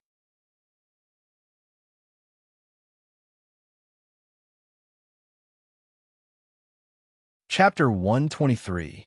As a matter of fact, the officials were right in thinking that Wang Wei was cunning when necessary. Over the years, he did not stop thinking about how to get rid of these noble families that were a nuisance to his rule. As such, he wanted to kill their backer first, their hidden cards, the supernatural realm cultivators. As such, he invented an array that would prevent them from flying, then secretly trained people that were capable of instantly setting up this formation and scattered these people to different cities of the dynasty's territory. One of the reasons he acted so swift and brutal today was because he wanted to lure these supernatural realm cultivators to show themselves, then rapidly arrest them with the formation he created. Unfortunately, these people seemed to be on guard and just destroyed a few houses before immediately flying away. After sighing for a while that his plan failed, Wang Wei regained his bearing and continued the meeting. "What happened to the pills that I have asked you for?" suddenly asked Wang Wei to Yin Liling. "I'm not done refining them due to the large requirement. I'm still confused. Why do you need so many rare and high-quality pills?" responded Yin Liling with a confused look on her face. "I need them for something. I'll tell you all about it when everything is done. Well, given the fact it is extremely hard for me to refine low-grade earth-tier pills without a divine sense, it will still take a while for me to refine all of them. Well, take your time and give them to me when you are done," replied Wang Wei with a calm look on his face. Yin Liling just nodded and did not ask any further questions. However, someone else did. "Your Majesty," said one official, "what do we do with the war in the barbarian wolf kingdom?" "Send reinforcement immediately," responded Wang Wei without hesitation. "Tell General Tu that he has less than a week to breach the capital city." Everyone nodded, and the court meeting of the day was officially over with all the ministers leaving. As usual, Empress Dong Lifen stayed behind to talk to Wang Wei. When the room was empty with the two of them left, she got up from her throne and bowed to Wang Wei and said, "Thank you, Your Majesty, for listening to my advice today." As smart as Dong Lifen is, she could tell that His Majesty had no plans to just brutally kill all the nobles without any reasons or official statement. However, when Wang Wei showed that he changed his mind after hearing Dong Lifen's plea, it provided her with more power in the court. It showed to the officials that the Empress had the ability to influence the Emperor. With the ability to influence the emperor came the power to influence the entire dynasty. As such, there is nothing that officials fear and respect more than an empress that can whisper to the emperor's ear. After all, what if the empress started to talk badly about any of them to His Majesty? Wang Wei smiled and waved for her to get up and sit down. To be honest, she was not the main reason that he acted so callous and indifferent during today's meeting. Over the years, in order to properly govern his dynasty, Wang Wei has been using the concept that the law is above everything and should be followed and respected. Although Wang Wei was not as harsh as the Qin's dynasty back on Earth, he was still very moderately strict when it came to the law of Great Xia. Unfortunately, a problem soon arose. A faction of scholars that worshipped the law was formed. These people called themselves the School of Law and became a rabid supporter of this way of ruling the dynasty. At first, Wang Wei supported their factions as it made it easier to control the court. However, recently, these people seem to have gotten over their heads and started to play with the notion that even the emperor should be bound and restricted by the law. So, today, Wang Wei used this opportunity not only to lure his enemy from the shadow, but also to send a message to these scholars that as long as he was here, his words will be absolute and will be above everything in this dynasty, even the law he himself created. As for Dong Lifen's act of acquiring more power, he just provided an opportunity. In that situation, any of his ministers could have spoken and he would have listened. The fact that she spoke first and took this opportunity showed that she is politically savvy and knows when to take action. As for the reason that neither Wang Ju nor Yin Liling spoke, it was because none of the people cared about the struggle for political power. For one, they had plenty of power already in the Great Xia dynasty. Secondly, and more importantly, they are just travelers in this world. For them, the experience in this small world will one day become nothing but a fond memory that they reminisced about in their very long and fulfilling life. After sitting down, Wang Wei and Dong Lifen then began their study of the dynasty's qi luck. After a few hours, the empress left happily, as usual, and Wang Wei checked his qi dragon. He smiled after noticing that a quarter of it had already returned to the color purple. Afterwards, he headed straight for a sealed room in the palace. After opening this secret room, Wang Wei saw countless puppets standing there without moving. All these puppets had human shape and emanated a powerful aura. After checking the room, a vicious smile appeared in Wang Wei's mouth before sealing the room and leaving. Meanwhile, back in the Black Moon sect's territory, Li Jun was sitting inside a military barracks while reviewing papers.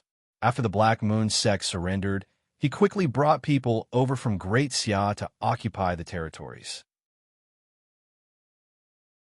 After more than a month of hard work, all the people of this new territory became aware of the rules and regulations of Great Xi, including the benefits like free schooling and access to their own fertile lands as long as they pay their taxes. As such, it was quite easy for them to accept the new rule. After reviewing his paper, Li Jun looked at General One and asked, "What about the dual letters? Did the Iron Fist King accept the challenge?" "Yeah, Grand Commandant," responded General One. "The Iron Fist King said that the duel can take place at the border of our territory 3 days from today." Li Jun nodded, not that surprised by the outcome. He did not just randomly make this plan. He did so after a deep and careful analysis of the history and character of the Iron Fist King. Suddenly, Li Jun noticed a hesitant look on General Tu's face. As such, he said, "If you have something to say, just do it. Commandant, I'm just worried that the Iron Fist King will go back on his words. That all of this is just a trap against you." Li Jun nodded and did not admonish his subordinate for being so cautious. As such, he replied, "Given the character of the Iron Fist King, the chance of him going back on his words are very slim. However, even if he did so, it will not matter. The reason that I used this method to settle our territories was in order to be fast and efficient. If he goes back on his words, we'll just have to use the hard way to conquer the Iron Fist Kingdom." A fierce light flashed through Li Jun's eyes when he said that. Then he continued, "And if it is indeed a trap?" Li Jun just sneered at the idea. With his strength, would he be afraid of any trap? However, he still took note of this possibility. He has also learned a great deal of things after the incident back in Blackwing City. As such, he decided to take a few elite soldiers to accompany him during this duel, just in case something beyond his calculations goes wrong. 3 days later, at the border of the Black Moon Sect's territory and the Iron Fist Kingdom, Li Jun, wearing his armor and holding a spear, waited for someone to show up. After a few minutes, he saw an old man with white long hair and white beard traveling towards him on top of a horse-like demonic beast. After a few minutes, the old man stopped a few meters from Li Jun and descended from his mount. His armor shone under the light of the sun. He looked at his opponent and said, "Slaughter God Li Jun, Iron Fist King Tai Gang," replied Li Jun while observing his opponent with a look of surprise in his eyes. He was surprised at the fact that the Iron Fist King was an old man, but his actual age, based on secret methods he learned from the sect, without personally checking his body, he can roughly estimate that the Iron Fist King was actually only just over 100 years old. Given the fact that he is actually a peak divine altar realm cultivator, he should have at least 1,000 years of lifespan. And yet, Li Jun could actually see that he did not have long to live. The Iron Fist King looked at the soldiers a few thousand meters from them and asked, "You do not trust me? Well, it's just precautions. They will not have any effect on the battle." "Good, then. Let's get this started," replied the Iron Fist King with excitement after taking out a halberd as a weapon.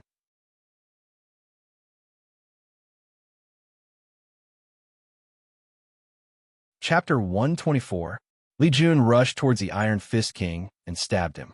His spear turned red and headed straight for the Tai Gang's head. However, the Mad King was not to be outdone. Without hesitation, he swung his halberd to block the oncoming attack. Bang! The two weapons clashed together, creating a powerful shock wave that destroyed the ground around them.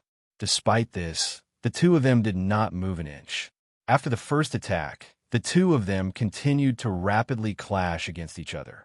The air trembled and sparks could be seen when their two weapons met each other. From a distance, the soldiers could only see two shadows overlapping with each other. The weapons of the two of them also left only after images, signifying the fact that the two of them were moving faster than the ordinary eyes can capture. At first, the Iron Fist King could match with Li Jun, but after more than 10 clashes, he started to feel the pressure. Each strike of Li Jun seemed to become heavier and heavier. By the 30th clash, the Iron Fist King started to move backwards. With each step he took back, he managed to neutralize some of the force from Li Jun's spear. However, he knew that this was not a real solution to his situation. By the 40th clashes, the Iron Fist King started to expire profusely. His breathing was rapid, his steps were weak, and his arms trembled with each swing. More importantly, his vast origin chi was running out faster than he expected. He looked at the normal and relaxed behavior of his opponent and sighed. "These extraterrestrial demons are as strong as I anticipated," thought the Iron Fist King in the midst of battle. He knew that this was not the way to go, so he changed tactics. When Li Jun attacked him again, he did not collide head-on. Instead, he moved his halberd sideways and blocked the attack. Then, he used the recoil of the attack to move a few meters away from his opponent. Li Jun looked at the Iron Fist King a few meters away from him and did not chase after him. After all, his purpose was to subdue him, not kill him. As such, he will also allow his opponent to use all his cards and defeat him with absolute strength to show the difference between them. After taking a few seconds to breathe heavily, the Iron Fist King managed to regain some strength and stamina. More importantly, all the 270 divine veins inside his body absorbed the spiritual chi around him to replenish his origin chi. The Iron Fist King was surprised by the fact that his opponent allowed so much time to recover, but he did not care about the reason. As long as he managed to have a satisfying battle, he did not care about anything else. After recuperating his strength, the Iron Fist King decided to use a different method. He raised his halberd in the air and swung down.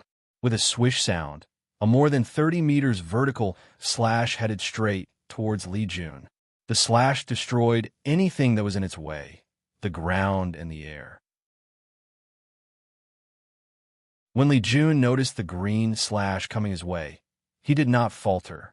His spear turned red and directly pierced the slash. Boom!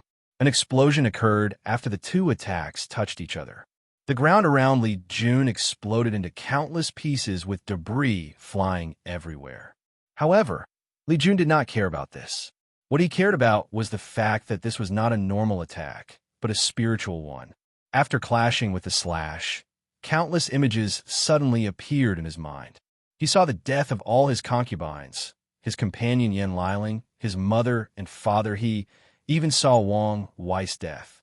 For a brief moment, a deep fear suddenly enveloped Li Jun, fear of losing the people closest to him, fear of being alone in the world. However, after a brief moment, these images disappeared. As a person who passed the pagoda trial, Li Jun has a powerful Tao heart and willpower. What's more, his spirit is way more powerful than the Iron Fist King. The Iron Fist King watched with a frown how his opponent easily destroyed his attack. This move was one of his most powerful and proud methods, being able to bring out the inner fear of his enemy, then weakening their combat ability. The Iron Fist King has always been proud of how strong his spirit was as it was cultivated through countless battles. Spirit attacks, said Li Jun with a smile on his face. Why don't you try mine? After saying that, Li Jun also used a flying attack from a distance. However, his attack was not a slash, but a more 40 meters long spear manifested from the origin weapon in his hand, headed straight for his opponent. After seeing this, the Iron Fist King's face changed, and he mobilized all the origin chi in his body to prepare to defend. Instead of using another flying attack, the Iron Fist King clashed heads with the oncoming spear. His halberd turned green as he clashed with the upcoming red spear. Boom! The halberd clashed with the attack, creating a powerful explosion in the surrounding slash. Nevertheless, the Iron Fist King still managed to stop the attack for a brief moment. However, it was only for a short while. Immediately afterwards, the spear pushed him backwards, leaving skidding marks on the ground. However, the Iron Fist King was still trying to stop the attack. He vomited a big mouthful of blood, and his old face became pale. However, he did not stop. A hint of excitement flashed across his eyes as he used more strength in order to stop the attack. He mobilized all the origin chi possible and strengthened the muscles in his arms to increase his power. This method was somewhat useful.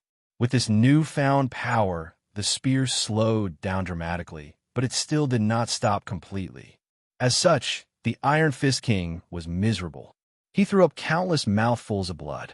His armor was mostly destroyed, and he seemed to have aged considerably. After being pushed for more than a few hundred meters, the spear was stopped and disappeared.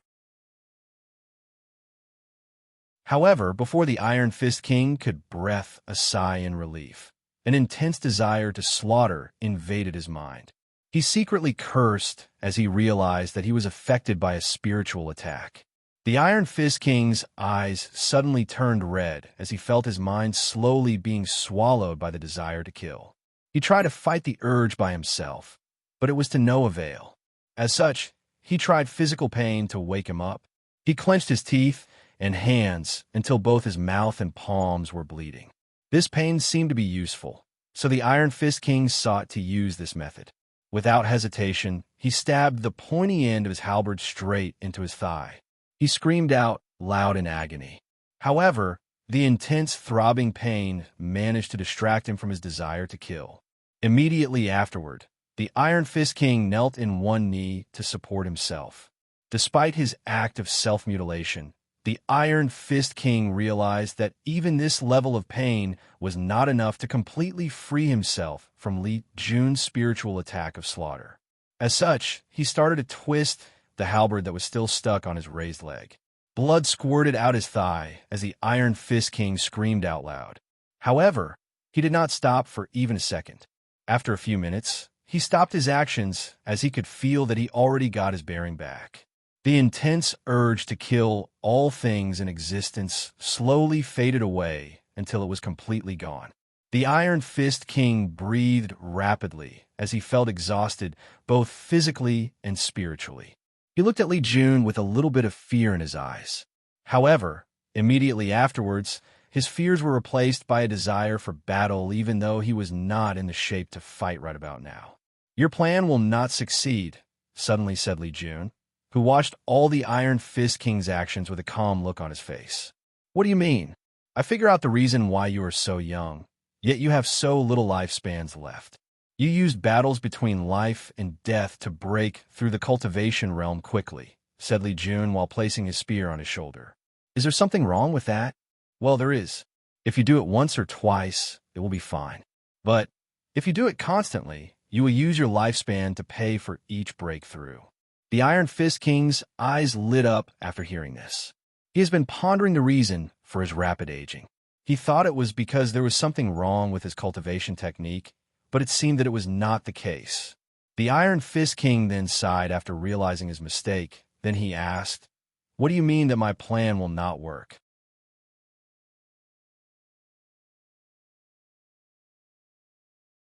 Chapter 125. Li Jun smiled after hearing the question and explained, "You probably wanted to break through the supernatural realm during a life and death situation. However, the success of such a thing is almost impossible." "Why is that?" asked the Iron Fist Kingdom with genuine concern. Although he managed to successfully cultivate to the peel of the divine altar realm, his cultivation technique method did not have the method to break through to the next realm. As such, when he received the due invitation, he accepted without hesitation, as he believed this powerful extraterrestrial demon could give him just the right amount of pressure that allowed to break through. Unfortunately, he seemed to have not only underestimated the difficulty in breaking through the transcending mortality realm, but also how strong his opponent actually was. It may be possible to use life and death situations to break through the body refining, divine sea, and divine altar realm. However, the supernatural realm is actually a transformation of life level. Cultivators will go from the early phase of cultivation to the middle phase. A perfect example is the fact that a supernatural realm will have at least 10,000 years of lifespan, which is 10 times that of the divine altar. "You still did not explain how it is impossible to break through?" asked the Iron Fist King. "In order to reach this realm, a cultivator must catch a ray of good fortune chi from heaven and earth. When this chi blends in with the divine altar, an ancient lamp will be formed to hold the good fortune flame. The good fortune flame is actually quite the magical thing. It allows cultivators' origin chi to transform into origin essence. It allows cultivators to open their Niwen aperture and have their own sea of consciousness, thus granting cultivators access to their soul. Now, imagine that you have to do all these transformations and baptizement while in the midst of battle. Without a peaceful environment full of spiritual power, this very precise process can fail with the tiniest of mistakes." The Iron Fist King frowned after hearing this. He realized that his plan was actually quite dangerous, not to mention whether his enemy would give him time to make his breakthrough. Even if he did, he might still fail. First of all, he did not even know what the chi of good fortune was, let alone find it and catch it to make his breakthrough. Even if he did, how long would such a wonderful and powerful transformation of the essence of life take him? Probably years, if not decades. How could he do such a thing while fighting for his life? The Iron Fist King sighed after realizing his errors due to lack of knowledge and inheritance. After pondering for a while, he looked at Li Jun and asked, "Why are you telling me this?" "Something tells me it is not because you are absolutely sure of your victory." "You are indeed right," responded Li Jun with a smile. "My big brother wants you to acknowledge allegiance to him." "Big brother? You mean the Emperor of Xia wants me to become a general under him?" "No, you misunderstood. To us, this world is nothing but a trial for which we will eventually leave. My big brother acknowledged your abilities and wanted you to follow us back to our world when we leave here." The Iron Fist King's eyes lit up after hearing this. He knew that these extraterrestrial demons came from a very powerful world. There are even rumors that their world actually has great emperors. After pondering for a few moments, the Iron Fist King then said, "I can agree to your request, but I have a request. What is it? As long as it is in my power, I could do my best to help. I can see that you did not use all your strength during this fight, said the Iron Fist King with a dangerous light in his eyes. I want you to attack me with your most powerful attack. Are you sure about this? Asked Li Jun with a frown on his face. With your current situation, you will probably not survive my strongest attack. It's all right. Anyway, it's just death, replied the Iron Fist King with a nonchalant attitude. Li Jun looked at the determined look on his opponent's face, and he could guess the reason for the request. Although the Iron Fist King believed the words he said previously, he was not convinced before trying. After all, he is a man with strong willpower. How can he easily change a decision he has made, especially when it comes to his future cultivation path? As such, Li Jun did not try to persuade him anymore. He gathered all his strength and rushed towards the Iron Fist King. His spear lit up red, and he yelled, "Blood riot," before stabbing his opponent. The Iron Fist King's eyes lit up when he saw this attack. A sudden dread of death overcame, and he could feel like he would die if he was hit by this attack. With a strong will, the Iron Fist King overcame his fear of death and began to mobilize his last remaining strength to fight back. However, to his horror, he discovered that his body could not move. He suddenly felt that all the blood in his body was not under his control, and he could not move. Then, all his blood started to move backward from his body, destroying anything in its path in order to return to the heart. Once all his blood reached his heart, it condensed into a small ball, then exploded. Boom! The Iron Fist King heard an exploding sound in his mind, then looked at Li Jun's spear that was only a few centimeters from his heart. He vomited a large mouthful of blood. However, immediately afterwards, blood started to come out in every orifice in his body, whether it was his eyes, noses, ears, and even the pores in his skin. With an incredible look on his face, the Iron Fist King fell on his back with his body looking quite stiff. Li Jun looked at him on the ground and shook his head. He took a pill from his space ring, and a look of pain could be seen on his face as he looked at the pill. Well, he could not help, as this was a high-grade Earth tier pill that primordial spirit realm cultivators can use.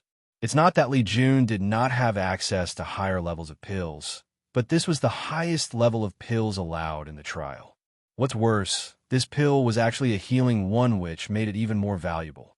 However, Li Jun did not hesitate much to feed this pill to the Iron Fist King. Another reason that he chose such a valuable pill was due to the fact that it could help alleviate the Iron Fist King's problem with his lifespan. After feeding him the pill, he carried him back to the military barrack. While the Iron Fist King was resting, Li Jun was reviewing the last attack he made during this fight. As a matter of fact, this move was not actually a part of the heaven fighting scripture that he cultivated, but one he created himself after years of study. When he started to cultivate, his big brother Wang Wei warned him to not strictly follow the scripture and to think of his own Tao instead. Although the heaven fighting scripture provided a step-by-step guidance on how to cultivate the Tao of fighting, Li Jun chose his main Tao to be slaughter. His dream, or should say goal, is to be a fierce general that slaughters all the enemies in his big brother's path of the emperor. Although Li Jun knew that this was probably an unrealistic goal, he will give in all his effort trying. So, this blood rebellion technique is his first step on cultivating his Tao of slaughter, and he is satisfied with this result.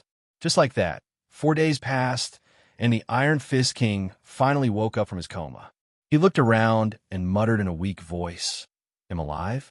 He raised his hand and immediately noticed something different.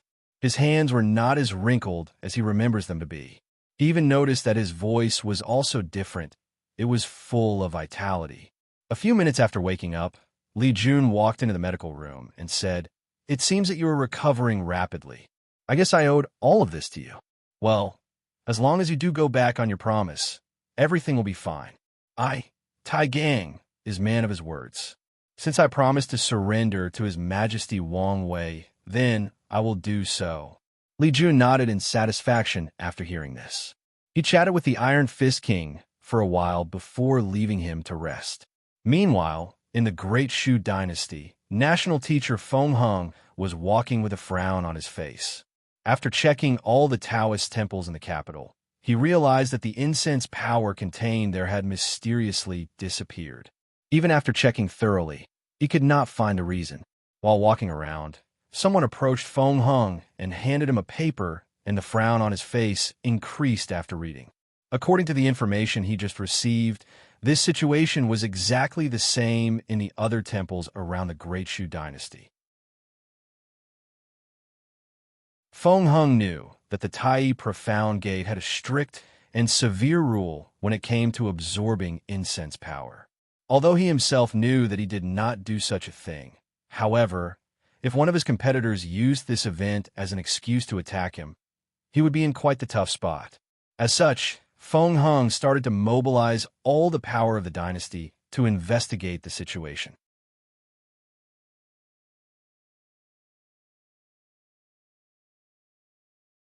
Chapter 126. After giving his orders, Feng Hung returned to his own main temple. When he reached his cultivation room, he suddenly saw a middle-aged man standing there waiting for him. The middle-aged man had a calm and serene look on his face. His eyes radiated a profound wisdom that made anyone who approached him instantly have a good impression of him. Despite the man's unusual temperament, this was not the thing that caught people's attention when first meeting. His most noticeable or recognizable trait was his short black hair. Unlike most people who keep their hair long, this man had very short hair. Although it was to the point of being completely bald, it was quite close to it. However, this short somehow accentuated his calm and peaceful vibe. Feng Hung looked at the man with a surprised look on his face and asked, "Master?" The man just nodded to Feng Hung, who rushed to meet him with an exciting smile on his face. "Master, you seemed all right now." "No, you seem better than all right." "Yes, I have found something that stabilized my primordial soul." "Really? Huh. Who would have thought that such a small world would have such a powerful thing?" responded Feng Hung, genuinely happy for his master. "Yes, who would have thought?" nodded the middle-aged man. "Disciple, how are things going recently? I just received an envoy from the Great Zhou dynasty asking us to not interfere in their battle with the Great Wu dynasty. So what are you going to do?" "I'm going to accept. After all, remaining neutral was our original plan. However, the people of the Great Wu dynasty need to pay certain prices to buy our neutrality," responded Feng Hung while looking out a window in his room. Feng Hung's master nodded after hearing this. Then he suddenly asked, "Something seemed to be on your mind. What happened?" "Master, I just discovered that a large portion of incense power was absorbed in the temples throughout the dynasty. I'm just worried about this." A gleam of light flashed from Shi Fuyu's eyes after hearing his disciple's words and asked, "Did you find the culprit?" "That's the problem, Master. I have not found anything despite personally searching with, well, you know what." Shi Fuyu nodded as he understood the meaning behind his disciple's words. "Do you think that one of your competitors in the sect did it?" "It's unlikely. As the Tao child of the sect, I am the only one chosen to participate in this trial." "Disciple, you are too tender. Do you think your competitors will easily give up the position of Tao child? Even if they cannot attend the trial, with the supporters they have, they can easily sneak in a few of their subordinates into this world in order to cause you trouble." Feng Hung frowned after hearing this and started thinking. The Tai Profound Gateway of choosing a successor is different from the Tao Opening Sect. While the Tao Opening Sect was decided purely based on strength, Wang Wei being the only exception, the Tai Profound Gates process is more complicated due to it being a religious sect based on Taoism. Besides strength, its successor, aptly named Tao Child, is chosen based on the amount of people supporting them in the sect and, more importantly, their understanding of the sect's philosophies and teachings. In the Tai Profound Gate, this is called Dharma Heart or Dharma Perception. One of the reasons that Feng Hung was able to become the Tao Child was due to his profound Dharma perception. And the reason he had such a deep understanding of Taoist Dharma was because his master, Shi Fuyu, personally explained it in great detail to him. As such, Feng Hung has a great deal of respect for his master, not only because of his powerful origin, but because of his profound understanding of Taoism. After his master pointed out the possibility of his competitor sending spies to try to sabotage his trial, he realized that this was actually a possibility. Even if he failed this trial, his status would not be affected that much. As the Sex Tao child, he is the heaven-chosen, selected to fight for the heaven will in this generation. One failure is not enough for him to be disposed of his position. However, if he was ever caught in possession of incense power, then he would be in a difficult situation even if he did not personally absorb it.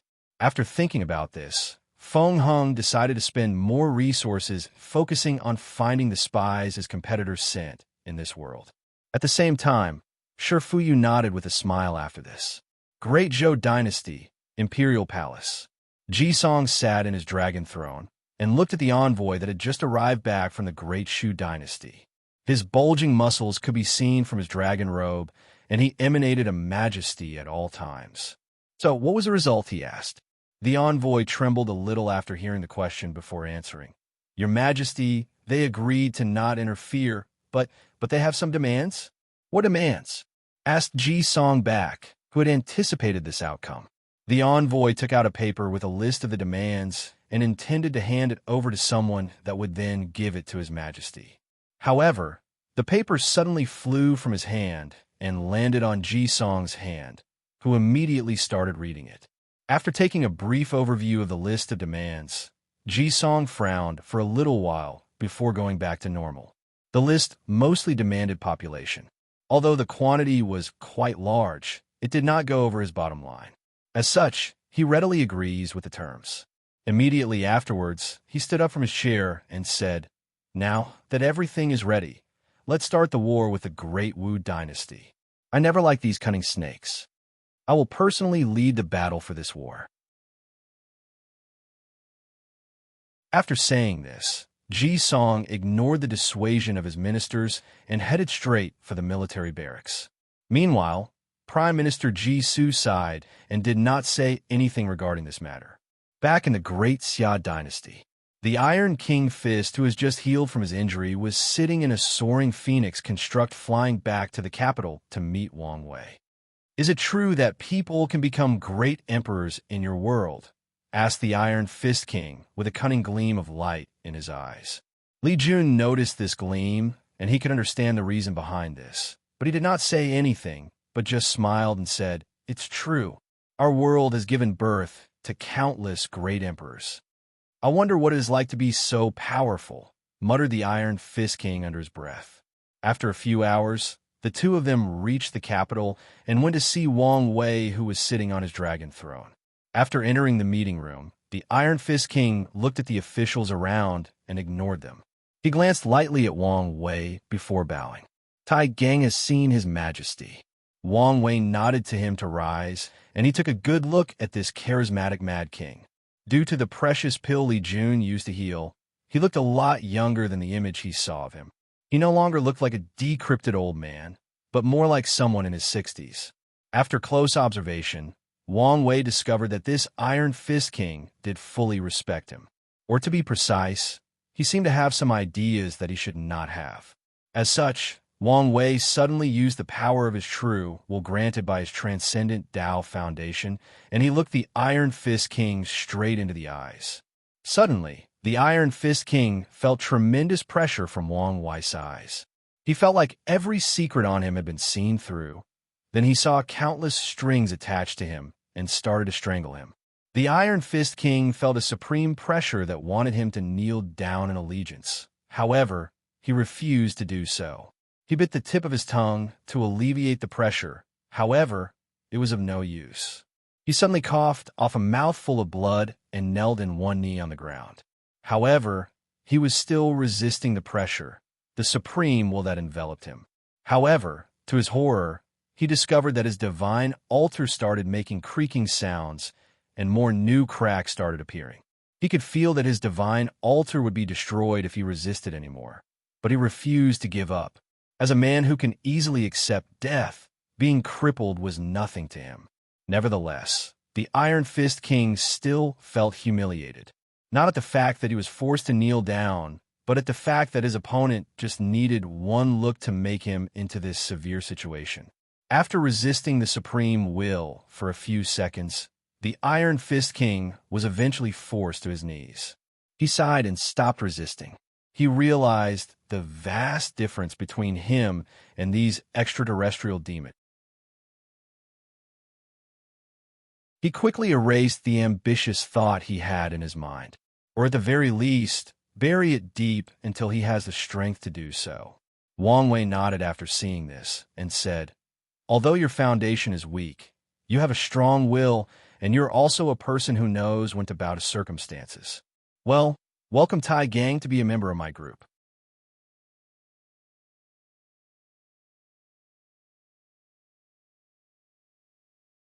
Chapter 127.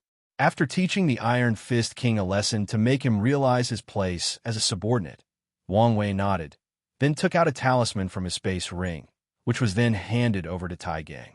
After getting the talisman, the Iron Fist King got up from the floor and wiped out the blood dripping down the corner of his mouth and inserted his origin chi into the talisman. Suddenly, a lot of information was inserted into his mind. As a result, the face of the Iron Fist King became increasingly ugly as he kept reading on. The information he received was actually just basic knowledge of the myriad Emperor world. For example, the body refining realm had 12 layers instead of the 9 he previously believed. The highest amount of divine veins was actually 365. As for the 270 he had, it was the bare minimum required to break into the next realm. However, people who did that had the worst foundation possible among cultivators. Although the talisman explained that having a bad foundation does not always equate to strength, as some people have terrible foundations, but their strength are unimaginable. Nevertheless, without a strong foundation, the future of these people will always be limited. It is impossible for a normal foundation, body refining 9th layer, to break through the saint realm. At the same time, it is almost impossible for a saint foundation, 10th layer, to reach the supreme realm.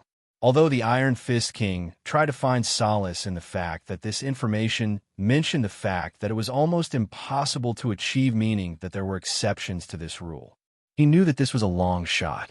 As such, despite showing a calm look on the surface, his rapid breathing and accelerated heartbeat showed otherwise.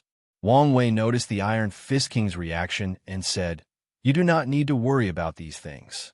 When we return home, as my subordinate, you are guaranteed the method to achieve a supreme foundation. As for the more powerful Tao foundation, you have to use the sex points to acquire one. This will depend on your capability." After hearing this, the Iron Fist King took a deep breath and bowed to Wang Wei. This time he did not bow slightly, but did a 90-degree bow and said, "Thank you for the opportunity." Despite losing to Li Jun and acknowledging his surrender, the Iron Fist King was a proud man who believed that he was not in any way inferior to these extraterrestrial demons. He believed that the main difference between him and these foreign guests was the fact that he did not have the same amount of resources and opportunity granted to them by birth. However, after reading all the information on that talisman, he realized that things were not as simple as he believed them to be. The difference between the people of this world was not just resources, talents, or opportunity. It was a vast difference in civilization. The world that these foreigners came from have way more knowledge and understanding of not only the cultivation path, but of the ways of heaven and earth. Adding to their long and preserved history, these people have countless inheritances left from their predecessors. Meanwhile, this warring kingdom world has a recorded history of about 2 to 5 million years. If it was before, the Iron Fist King would have thought that this was a long period of time. However, according to the information he just read, cultivators in the Supreme Realm can actually live that long. In fact, there's a high chance that the person who passed down the cultivation method of this world is still alive somewhere out there. After dealing with the Iron Fist King's affair, Wang Wei began to discuss the affairs of Great Xia. He looked at Li Jun and asked him to report the situation of the war. According to recent reports, Generals 2, 4, and 5 have breached the barbarian Wolf Kingdom capital, thus effectively conquering the whole kingdom. The people of the Black Moon Sect's territory have also surrendered without any problem. To be precise, they have welcomed us with open arms. In the past few days, we have conquered the Iron Fist Kingdom. However, there have been revolts all over the territory. But now that the Iron Fist King is awake, we should be able to quell the anger of the people and settle the territory once for a while. After saying this, Li Jun looked at the Iron Fist King, who just nodded in agreement. Wang Wei was satisfied as always with Li Jun's work and nodded in approval.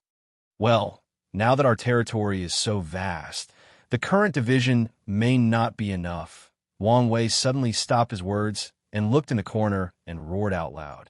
Who dares to intrude in this court's meeting? Everyone was surprised by the sudden roar and looked in the same direction as His Majesty, but there was nothing there.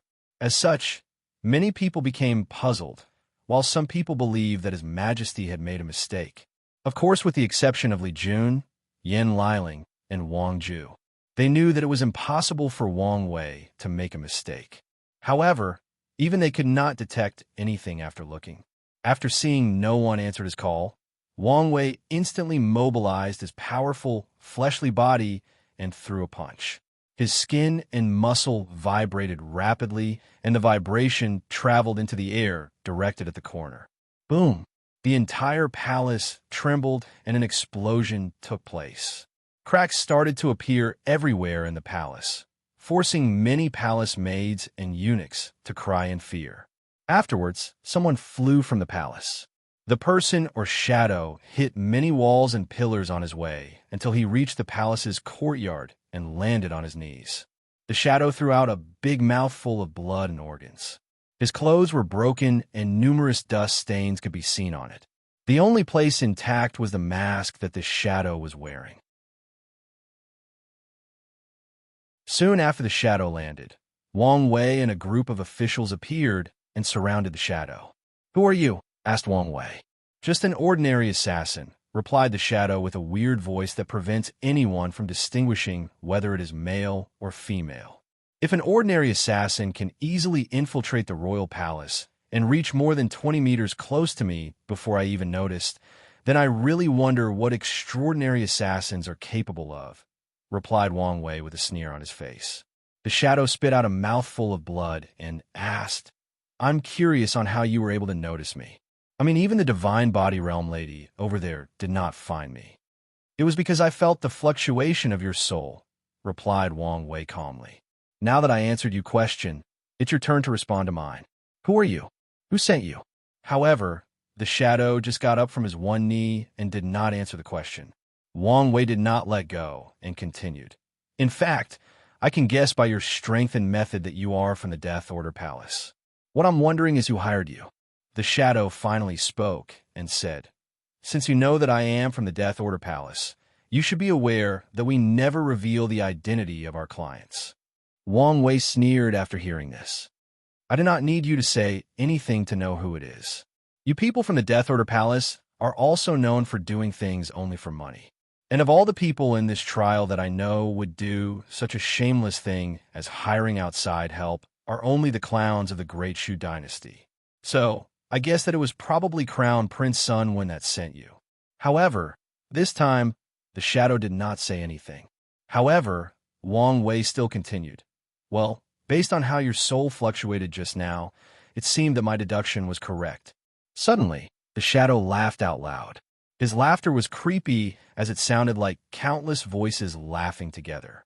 Worthy of Sacred Sun Wang Wei, the heaven chosen currently viewed as the most threatening of this generation.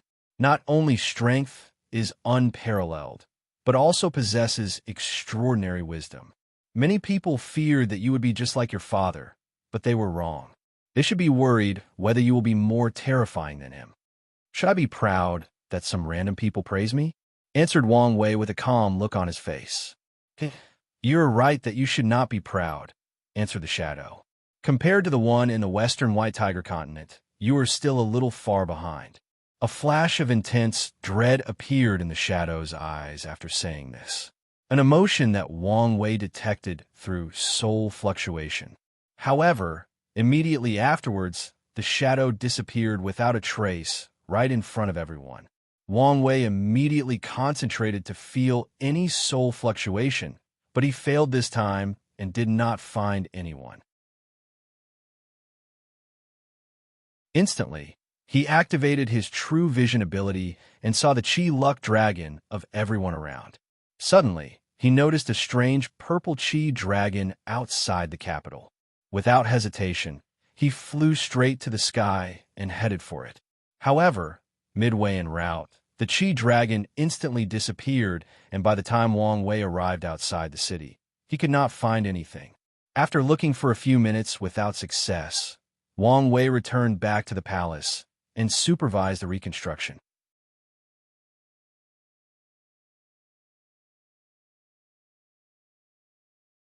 Chapter 128. After returning to the imperial palace, Wang Wei supervised the reconstruction of the destroyed parts. With the help of countless cultivators that can easily carry tons of weight, the entire palace was reconstructed in just a few hours. Back in the Dragon Throne, all the officials had a severe look on their faces. The emperor had just been assassinated, and yet no one realized this, yet alone reacted fast enough to prevent this. The commander of the royal guard knelt in front of Wang Wei, asking for him to be punished. In fact, Wang Wei did not blame him. Even he himself realized the assassination once the person got so close to him. So, how could he blame the commander? However, seeing the way he was blaming himself, Wang Wei could guess that he probably would not accept it if he did not punish.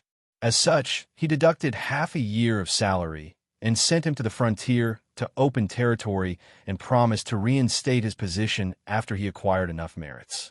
In fact, many people blame themselves for failing to prevent this assassination. However, the person most affected was in fact Wang Ju.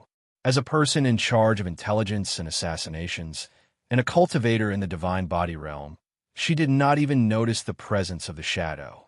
Her job is in fact to protect Wang Wei from situations like this. In the Dao opening sect, every generation of shadow is not only in charge of gathering information for the sect master, but also to protect them from dark plots and schemes. The shadow's job is to do the dirty work of the sect master and to protect him from other people who do dirty work. Wang Ju knew from a very young age what her duty was, and she has managed to do this job quite well, until today, that is. Today, Wang Ju realized her inadequacy. This generation of Heaven Chosen are not only growing rapidly, but they are also very powerful. They already have the power to fight the divine body realm while in the divine altar realm. Today's event made Wang Ju realize that her talents might not be enough to keep up with this generation's Heaven Chosen. Maybe one day in the future, someone else will take over her position. After thinking about this, she sighed and placed these thoughts in the back of her head. However, a frown was still on her face throughout the meeting. Meanwhile, Wang Wei first discussed how to calm down the people after the assassination. After all, it is easy to notice how the palace was destroyed. Many of the citizens were currently worrying about the situation. The next major discussion was about the next opponent that the great Xia have to face, the Fong Divine Dynasty. Well, Wang Wei can see how prideful and narcissistic the ruler of this dynasty is just by the name. However, unlike other enemies he faced, he has to take this one seriously as it is headed by one of the Heaven Chosen from that is participating in this trial. Grand Censorate! Grand Censorate! Wang Ju, yelled Wang Wei. His Majesty, responded Wang Ju. Did you say something? I'm asking you to explain the details of the Fong Divine Dynasty. Yes, as you wish, nodded Wang Ju, who took a deep breath to regain her bearing. The Fong Divine Dynasty is run by Empress Fong Li Juan, a member of the Divine Clan. She is this generation's divine child of the Fong family who was chosen to participate in the trial. As a matter of fact, there is another member of the Divine Clan in this world. As far as we know, the two of them seem to be in an alliance. However, this was not unexpected, as the Divine Clans are usually part of the Divine Dao League. After Wang Ju finished her introduction, the majority of officials were in fact puzzled. As such, one person bravely asked, I'm sorry, Grand Censorate, but I'm very confused. What is the Divine Clan? Are they gods? And what exactly is this Divine Dao League you refer to? Wang Ju did not immediately answer the question, but gazed at Wang Wei instead. After seeing him nodding with his head, she then explained, the divine clans refer to a family that has cultivated a great emperor. Then, the great emperor left his Tao and his blood to pass down to the next generation. As a result, the members of the divine clans are thus born with a bunch of extraordinary abilities derived from their bloodlines. So, they're like the blood human race of this world, said another official. Afterward, all the members of Wang Wei's group looked at this person with a speechless look on their face. I am speechless at the fact that you just compare the bloodline of a great emperor with a bunch of demonized humans, said Yin Liling. The official who said the previous comment became embarrassed and dare not raise his head again. Excuse me, His Majesty, said the Minister of Education. From what we know, you're also from an emperor lineage, meaning that one of your ancestors was also a great emperor. So why are you not part of the divine clan? You look too highly at these divine clans. They are nothing but a bunch of prideful, arrogant, and miserable people who are shackled by the very bloodline that they are so proud of, said Wang Wei with a sneer at his face. In fact, not just him, even Li Jun and Yin Liling had the same sneer on their faces. Clans like the Wang, Li, and Yin were always at odds with the people of the divine clans. Despite his words, Wang Wei could still some confusion in his official's face, so he further elaborated. Our ancestors also ponder whether to pass their own Tao through bloodline. However, through observing the demon race, they soon realize the grave downside or defect of bloodline. Although it will provide descendants with powerful talents and many abilities, it will also restrict them. The people who have bloodlines are often limited by said bloodlines. Since the Tao of a great emperor already existed inside the divine clan's descendants, it became increasingly difficult to cultivate other Tao than the ones they are born. As such, the majority of them abandoned studying other Taos and focused on the ones they are innately born. Is there something wrong with that? Asked the Minister of Education. Of course there is, answered Wang Wei.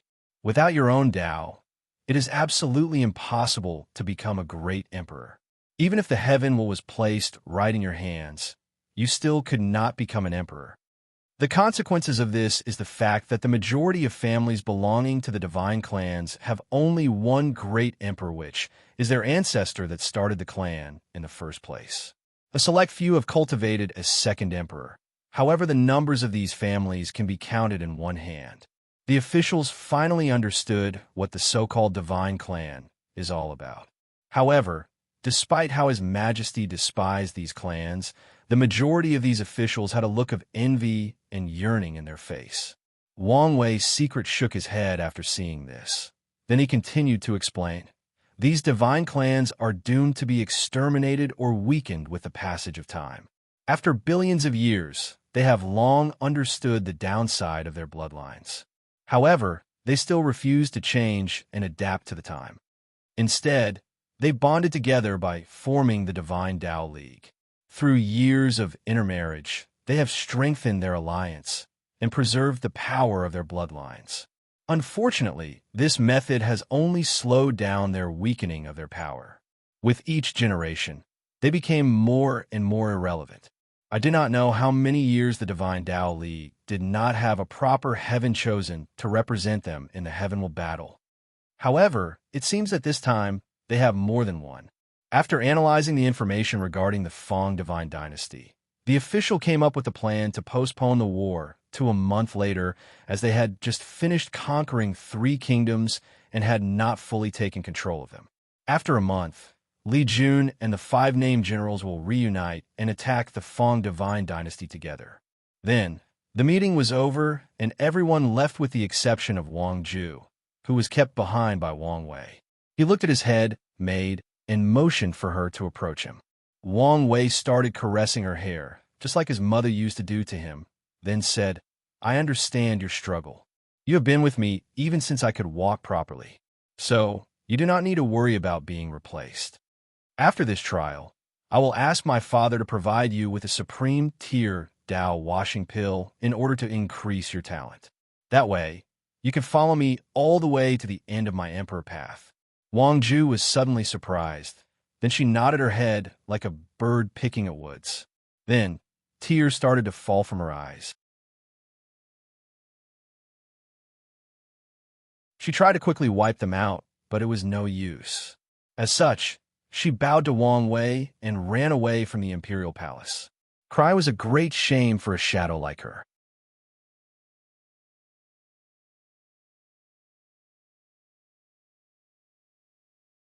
Chapter 129. After heading the Fate's Shadow headquarters, Wang Ju locked herself in a room, refusing to meet any of her subordinates. The truth of the matter was that today's failure affected her more than she let on. The reason being the fact that the little rivalry between the Dao opening sect and the Death Order Palace.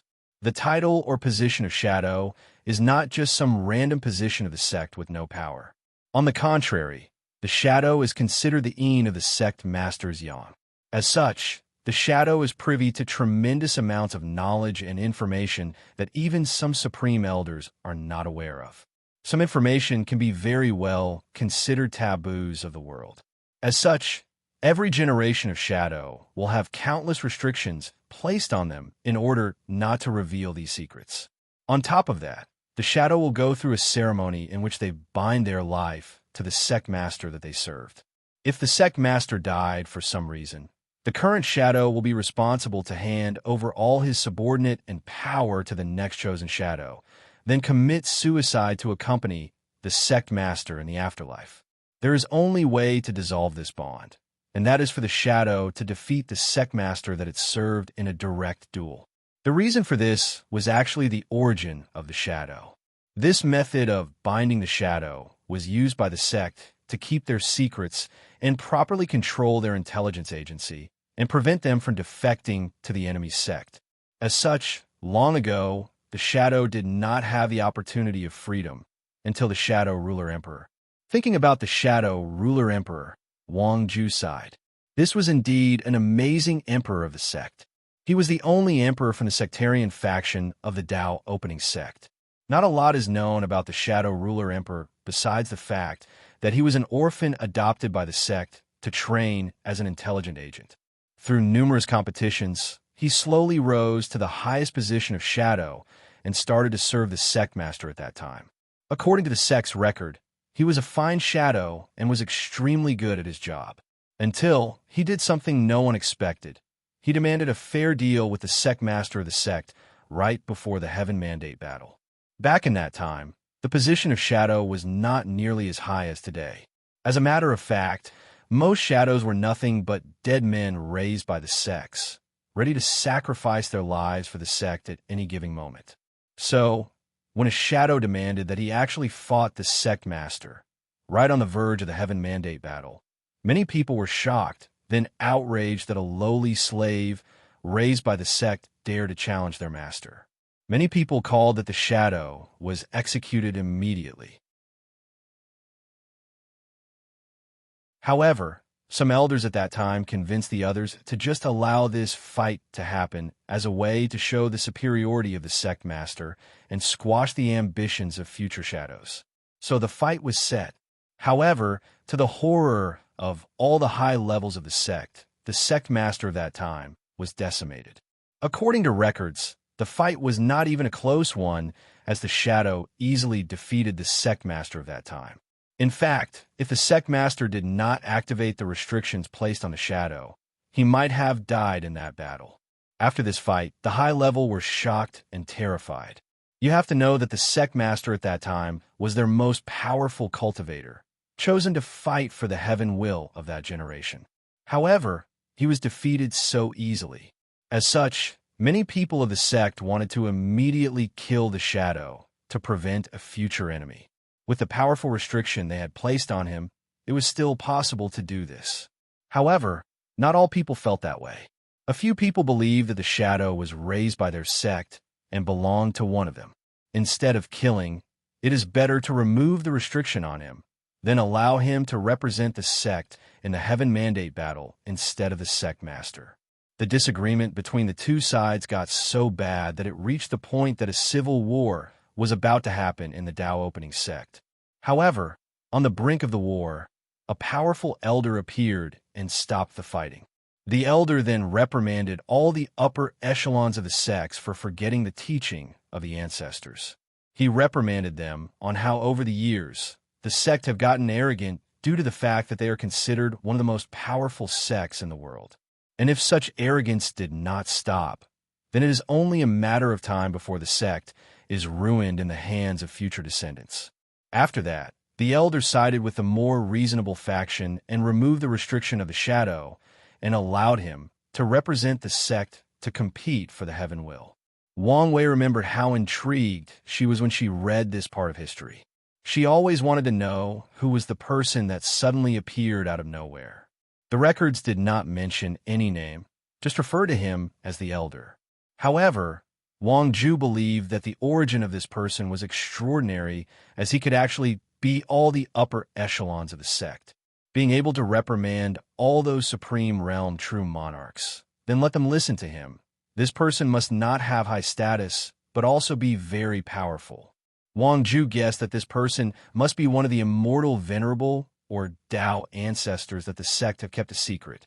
When Wang Zhu was in the shadow training camp, she learned of their existence.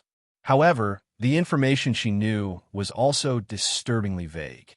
So, she knew that by only reaching a certain level, she would be privy to these secrets. Back to the story of a shadow. When the heaven will battle arrived, the shadow went on to suppress all his peers. His appearance was a shock to many of the heaven-chosen of that generation when they realized that the person representing the Tao opening sect was the shadow known to do the dirty works of the sect. However, none of that mattered because the shadow managed to prove the Tao and become known as the Shadow Ruler Emperor. After this event, a new sect rule was created that allowed the shadow to challenge the sect master in order to remove their restriction and change from shadow to sect master. Of course, Wang Zhu has no desire to challenge Wang Wei for the position of sect master. As a matter of fact, she is technically not really the true shadow, as this position is still in the hands of the person serving sect master Wang Tian. The reason that she remembered this story right now was because of what Wang Wei said to her today. The Shadow Ruler Emperor was treated terribly back then by the sect. However, he still remained loyal. After he became emperor, the Shadow Ruler could have forsaken the Tao opening sect or turned hostile to them, but he did not. So, when Wang Wei said those words today, it showed that he treated her like her family instead of just a subordinate. And it also made her realize that the loyalty of a shadow to the sect master is not a one-way street like she believed, but a tunnel that connects them both together. Just those soothing words were enough for Wang Zhu, but she did not expect that her young master even promised to give her a Tao washing pill. She knew how precious that pill was, as it requires a total of 9 million years to make, not to mention all the precious materials needed. In order to refine such a pill, an alchemist has to place his furnace in a formation and let countless years pass in order for it to be finished. And most alchemists would not even live long enough to see the pill finish due to the long time required. And what is the purpose of this pill? Well, as the name suggests, it is to allow the Tao to wash away a person's body and increase their talents, whether it is their sensitivity to spiritual qi, the strength of their body, and more importantly, their understanding. This pill is only used by the sect when there is no heaven-chosen talented enough to represent them in a generation.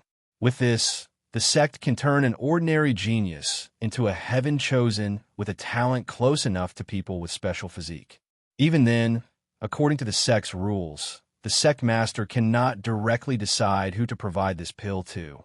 The decision must be made when more than 3/4 of elders agree to the same person. However, Wang Zhu is aware that each of the 3 families of the Tao opening sect have secret stashes of this pill hidden in their own clan. These clans will never publicly acknowledge that they have such a thing because the sectarian faction actually does not. The 3 families have gone through extreme lengths to keep the recipe of the Tao washing pill to themselves, thus weakening the strength of the sectarian faction. This is the reason that Wang Zhu did not doubt Wang Wei's words when he promised to provide her with the pill.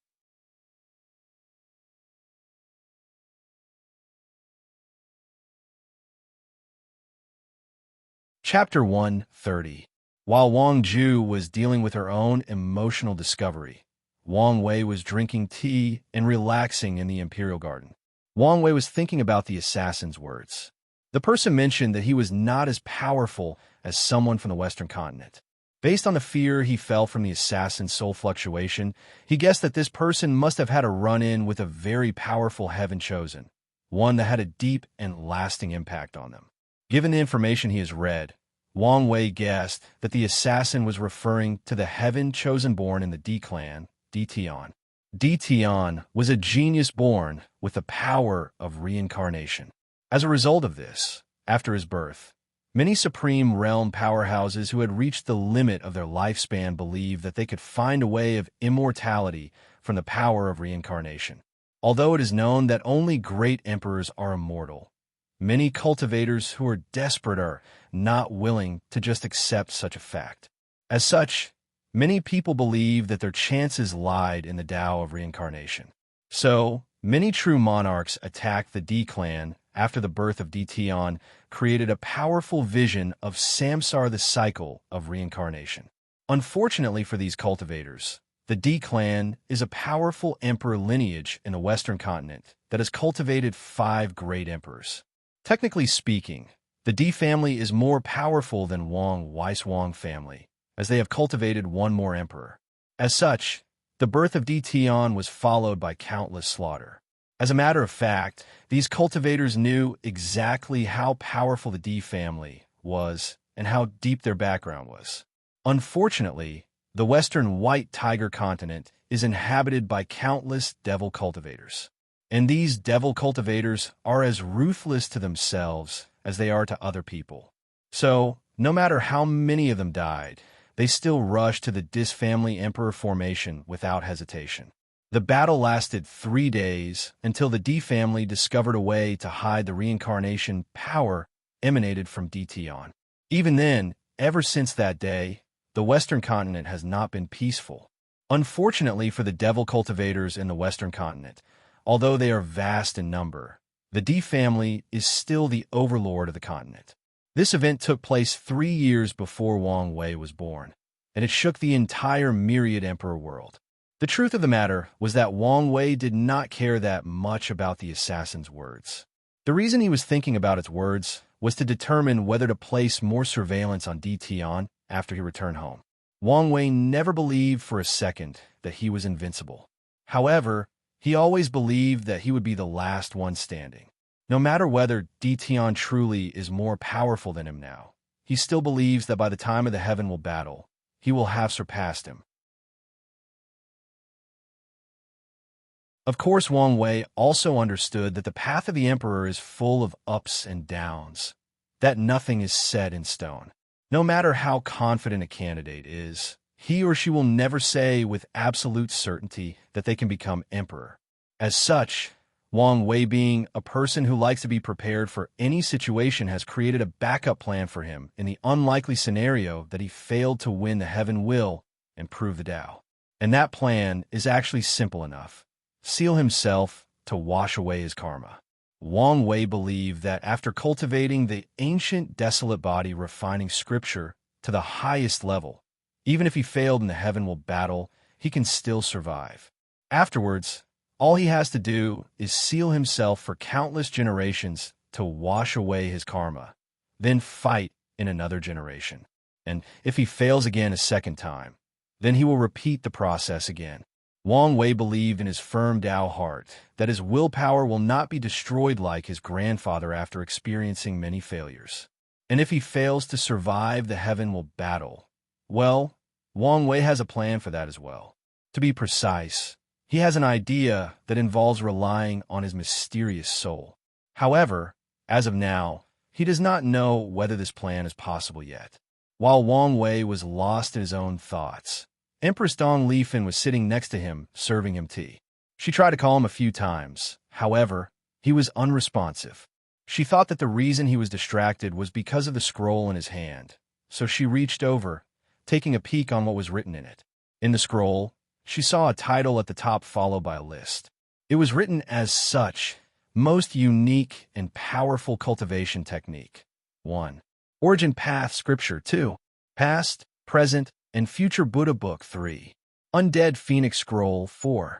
Empress Wu Sealing Sutra 5. Myriad Things Dusk Scripture 6. Ancient Desolate Body Refining Scripture 7. Deceiving Heaven Longevity Art. Before Dong Lifen could finish reading the list, Wang Wei woke up from his distraction and looked at her. She immediately blushed a little as she was leaning on him while reading. However, luckily for her, His Majesty did not say anything. In order to deal with the awkward situation, she asked, "Your Majesty, what is this list you are reading? Is this something from your world?" "No, this is something that I just made up for personal reasons," responded Wang Wei while shaking his head.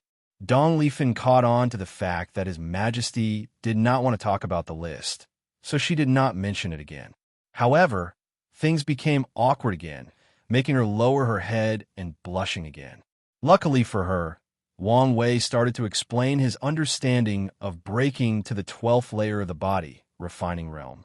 As a person who has cultivated this realm more than 9 times, he was quite the expert. Just like that, a week passed by. An urgent meeting was going on in the Great Xia courtroom. "What happened for you to gather us together like that?" asked Wang Wei towards Wang Ju. "Your Majesty, we have just received news that Crown Prince Ji-song was also assassinated yesterday." "Oh," responded Wang Wei with a surprised look on his face. "What exactly happened?" "We do not know a lot of information, but we do know that the Crown Prince is fine. However, he still suffered from minor injuries," added Wang Ju. "Do you think that it was the same assassin that attacked His Majesty?" asked an official. "No. Given the distance between Great Xia and the central area, without a flying construct, it would be impossible for the same assassin to reach there so quickly, not to mention the fact that said assassin was injured. However, from the method the assassin used, we can infer that he or she was probably also from the Death Order Palace," answered Wang Ju. Everyone started pondering after this, especially Wang Wei. "It seems that the age of conquest is rapidly approaching this trial," said Wang Wei, who then looked at Yan Liling. "Chancellor, you need to speed up the time needed to soothe the people of the newly conquered territories. As for Yu Li Jun, you can ask the Iron Fist King to organize his kingdom's former army and participate in the attack against the Fong Divine Dynasty." Li Jun nodded. However, Yan Liling had a frown on her face after hearing this. "Can we trust him?" she asked. "Since I decided to take him under me, I will trust him until he proves otherwise," replied Wang Wei calmly. After the discussion, everyone left to do their own work. However, before leaving, Yan Liling handed Wang Wei a space ring with a bunch of earth tear pills inside it. Wang Wei smiled mysteriously after receiving it. Meanwhile, in the Great Zhou Dynasty, in a military barrack that bordered the Great Wu Dynasty, Ji-song was destroying everything around him. Chairs, tables, maps, and weapons. After doing that, he seemed not satisfied, so he punched the wall, an act that made his bandages turn red. "Are you done venting now?" asked Ji-su. After hearing this, Li Song stopped moving around and sat in the one remaining seat left in the room. "Did you find the culprit?" he asked with gritted teeth. "No. Why not? By the time I discovered the assassin, he was already too far away. And you know I'm not allowed to use my real strength in this trial." "Well, tell me you at least know who it was," responded Ji-song with veins appearing all over his naked upper body. "Probably." "Probably? Well, do you or do you not now?" Ji-si sighed and said, "We have received news from our informants that Wang Wei was also attacked a week ago.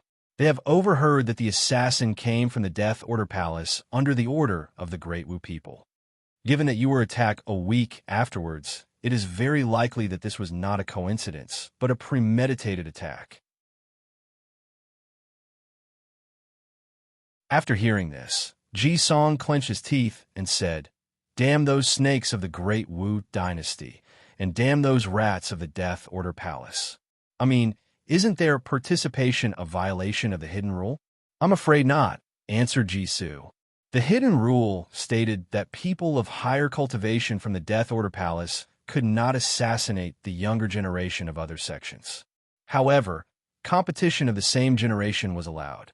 After hearing this, Ji-song became even more angry. However, he restrained himself this time before saying, "Back then, we should have completely annihilated the Death Order Palace."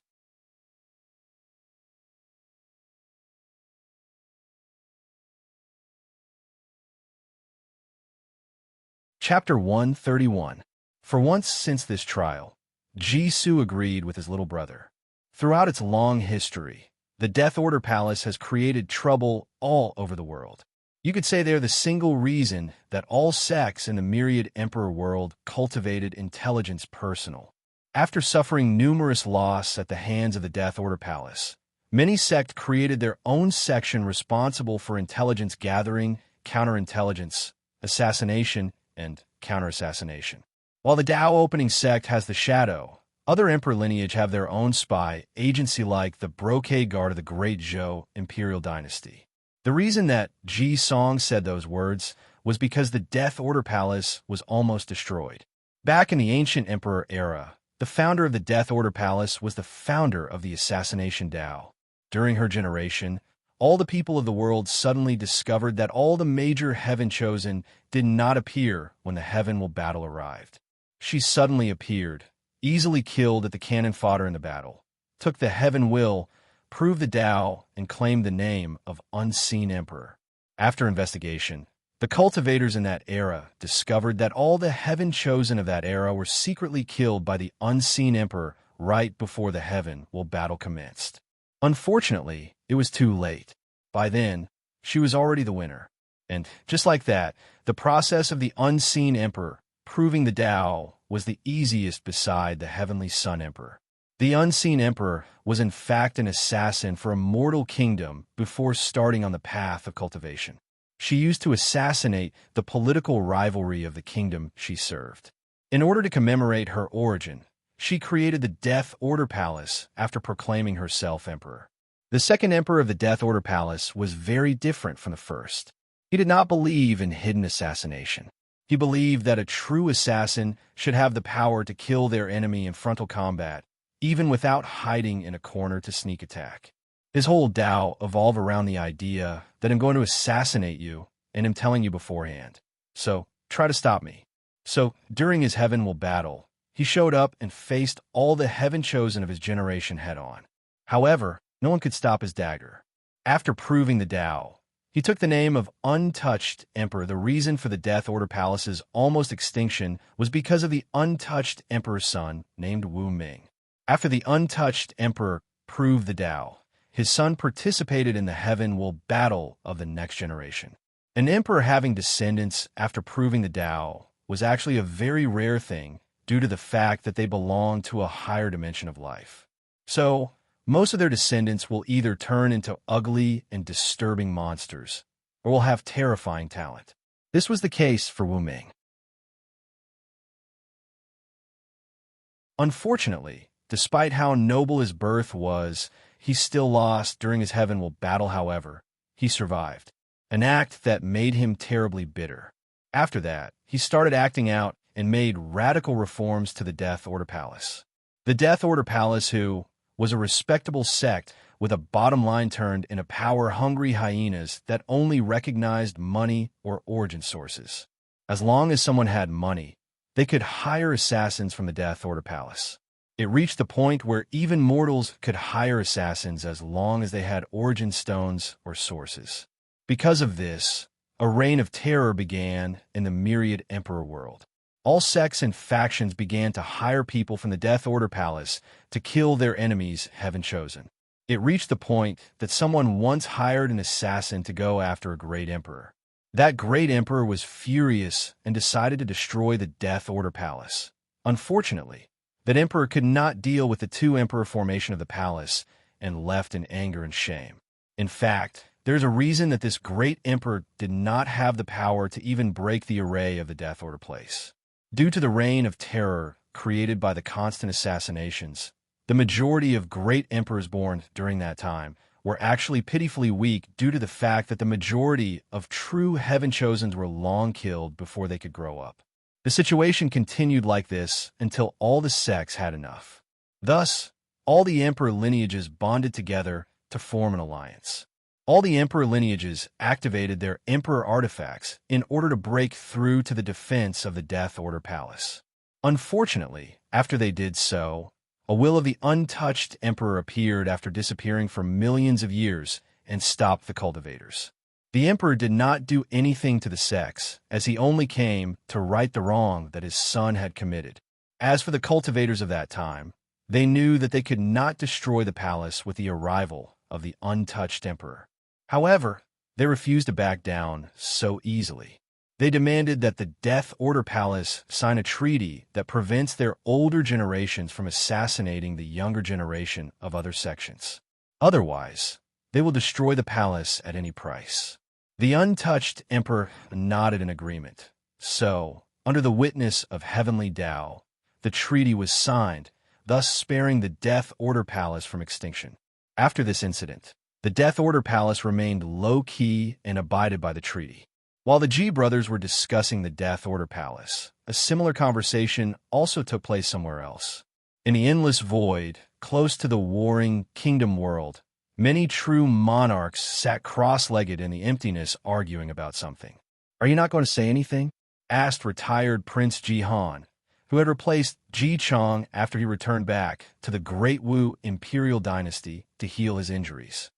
"Say what?" "You Great Wu people are always up to something sneaky. It is obvious that it was you people that hired the Death Order Palace. Shouldn't you explain yourself?" retorted true monarch Jihan. "Since it is the younger generation that took action, we did not violate the hidden rule. Don't try to be sneaky. The problem is the fact that you did not solicit the permission of any of us before allowing the people of the Death Order Palace to participate in the trial. As such, we deserve an explanation." "I must have forgotten," replied the true monarch of the Great Wu Imperial Dynasty with a nonchalant look on his face. "Our divine Tao League also demands an explanation," said one of the true monarchs of the divine clan. Despite this, the true monarch of Great Wu did not say anything. "Aren't going to say anything, Yin Shun. After all, your heaven chosen was also attacked?" asked Jihan. "It does not matter," replied Yin Shun. "In the end, my young master will still suppress all of you and become the biggest winner of this trial." Jihan just snorted after hearing this and did not say anything. He looked in the void and shouted, "I guess you should be around here, Diamond Death. This trial no longer welcomes you." Soon after saying these words, the void fluctuated and a person appeared. He had a mask on his face and looked illusory or non-existing.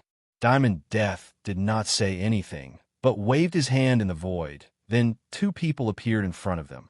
They were the 2 assassins sent into the trial. Afterwards, Diamond Death opened a space channel and left. During the whole process, the true monarch of the Great Wu Imperial Dynasty watched all of this while secretly gritting his teeth. He wanted to say something, but he did not dare. Not to mention it would be useless. The rule of the Death Order Palace is that they will take on any job, but they will not refund the money after failing. And if you want to assassinate the same target again after failure, you have to increase the price by at least 10 times. Jihan looked at the departure of Diamond Death without interfering. Then he looked at the true monarch of Great Wu and said with a sneer, "Now that your crown prince does not have people to do his dirty work for him, I want to see how he fends for himself. After this assassination attempt, you people have greatly angered our crown prince, and soon he will bring his wrath to the door of your Great Wu dynasty."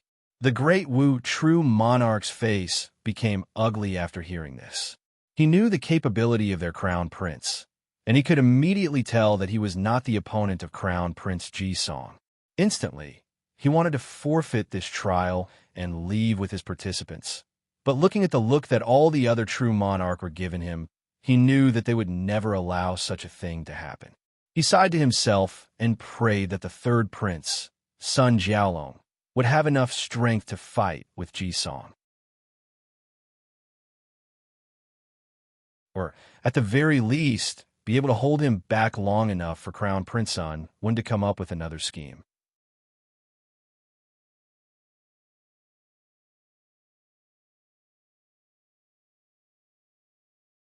Chapter 132. In the Great Shu Dynasty's border, Ji Song was still fuming over the fact that someone tried to assassinate him. However, he did not throw a temper tantrum like previously. Suddenly, he thought of something and asked his brother, "You said that Wang Wei was also attacked?" "That's right. Did he get injured?" "The information we received did not say anything regarding this," responded Jisoo with a calm look on his face. "He was not injured, right?" replied Ji-song while looking deeply and intensely in his big brother's eye. However, Jisoo did answer him this time. "This can only mean two things," continued Ji-song with a sharp look on his face. "He is either stronger than me, or his perception is way above me. Well, not just me, but even you, the divine body realm cultivator." After a few seconds, Jisoo said, "It's probably the latter. After all, he is known for his powerful soul." After hearing this, Ji-song clenched his hands, making all the huge muscles in his arm bulged. However, he did not act out this time around. Instead, he looked in the direction of the Great Wu Dynasty with a fierce killing intent in his eyes. After that, Ji-song popped up a few pills in his mouth, donned on his armor, and started his conquest of the Great Wu Dynasty. With a fierce momentum, he used his own overwhelming strength to conquer cities after cities of the Great Wu Dynasty. Monarch Sun started freaking out after hearing the constant news of his territory shrinking. As such, he quickly drafted all the military power of the noble clans in his dynasty. Unfortunately for him, the noble did not completely listen to him. Although they accepted being drafted into the war, they decided to drag the process as slowly as possible, thus hindering Sun Quan. An act which made His Majesty Sun Quan quite angry. For once in his life, he realized that his younger brother was right. These nobles are a bunch of cunning foxes. Without placing the fear of heaven deep in their bones and soul, they will start acting presumptuous.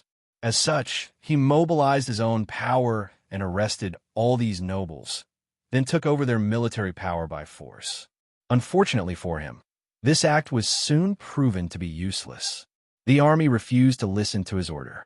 They claimed that they are only loyal to the nobles and the true royal family. It was then that Sun Quan realized that he had made a grave error. When he first came to this world, he used the promise of taking the royal family of the Great Wei dynasty back to their world in exchange for them to hand over their dynasty, a trade that the former royal family happily accepted. Sun Quan then happily thought that he had made a wise move, as this allowed him to be the first of all the heaven chosen to create his own dynasty.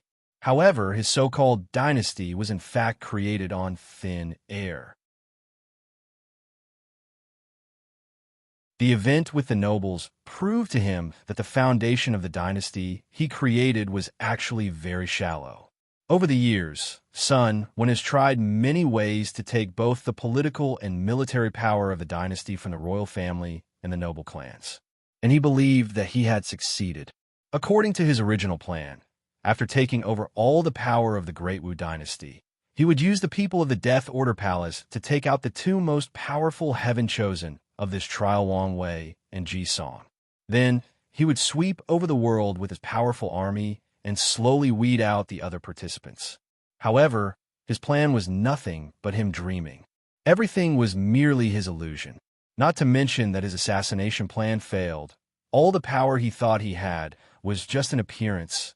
It was a show to blind his eyes. All this time, all the power of the dynasty was still held in the hands of the nobles and maybe even the royal family. All these times, Sun Quan thought he was quite clever and cunning when dealing with these nobles, that he was a master tactician playing chess with the whole kingdom. However, it turned out that he was the one being played with by these nobles. After coming to this realization, Sun Quan became even more aggrieved. By this time, it was already too late for him to reorganize the army to be able to fight against the rapid advancement of Ji Song. So, without a choice, he asked his brother son Jiaolong to lead the army that was especially trained by them and a group of freshly recruited peasant army to defend against the Great Zhou attack. Unfortunately, this was just a stopgap measure, and one that can barely reach said standard. Son Jiaolong was no match for Ji Song, let alone their half-baked army.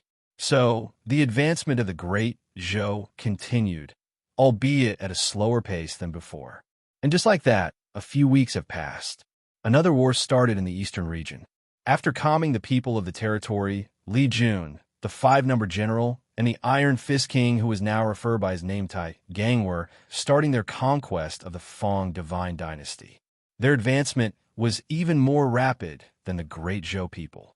With puppets or constructs that are based on modern military equipment and strategy, also inspired by modern warfare, the process was fast, easy, and efficient. As such, in just half a month, the Great Xia dynasty conquered more than a quarter of the Fong Divine Dynasty's territory. Of course, this was due to the fact that this time, Wang Wei decided not to slowly let the people adjust to the rules of the Great Xia before continuing to conquer more territory. The plan that Wang Wei decided was to quickly swallow the Fong Divine Dynasty, then slowly digest it by soothing the people and putting down rebellions. However, the rapid advancement of the Great Xia dynasty was brought to the attention of their ruler, monarch Fong Lijuan.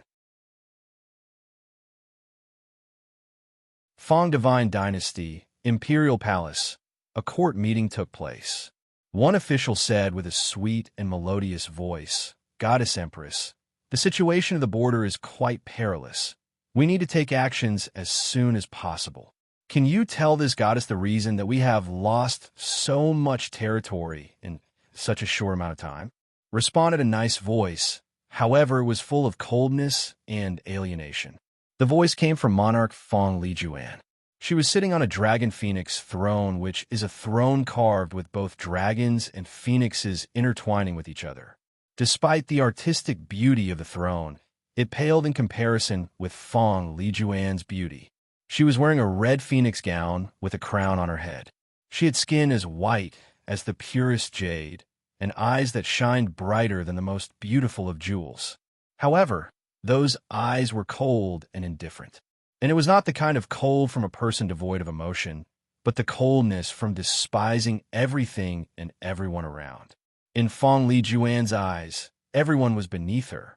She exuded a noble temperament, a temperament that said that she was born above everything and everyone, a sacred and divine temperament. After asking the question, the female officer who previously spoke handed a scroll to the goddess empress, as that was the way Fong Lijuan liked to be addressed, that explained how the Great Xia army used constructs to rapidly transport their army to anywhere in their territory. She was surprised by how novel and ingenious this idea was for a small thousand world like this one that does not have teleportation for transporting troops. "This Wang Wei is not a simple role to come out with such a smart idea," said the Empress with her cold voice. "However, this should not be enough for our territories to be lost so quickly." "You are correct, Goddess Empress. Another reason is the fact that we do not have anyone who could stop General Li Jun from breaking through our cities," replied another female officer. "Wait a minute," said Fong Lijuan. "Are you saying that Wang Wei did not show up? And this Li Jun was the one who led the army against our dynasty?" "That is the case, Goddess Empress. So, what you're saying is that a quarter of this goddess dynasty was occupied without Wang Wei, the opponent that I'm supposed to compete against, showing up." The room instantly became quiet after the Empress asked this question. The majority of people lowered their heads and dared not face those cold and indifferent eyes. After a few minutes of awkward silence, one official mustered the courage and said, "Goddess Empress, you should not underestimate Li Jun, as he is the successor of the Li family. He has grown up with sacred son Wang Wei since they were young and are closer than brothers. More importantly, he possessed the 20th heavenly physique, the battle maniac body." After hearing this, Fong Lijuan started thinking. She knew that anyone who possessed a special physique was not simple, as their talents were on par, if not greater, than their divine clan's member with pure bloodlines. However, she was still not happy about this. Fong Lijuan felt that she was underestimated by Wang Wei, and she will never allow anyone to look down on her. She's the only one who looks down on people. After thinking about this, Fong Lijuan gazed at all her officials. The majority of them were women, with a few men here and there. She smiled coldly and said, "This goddess will head to the border personally and see what is so special about this battle maniac Bodis owner."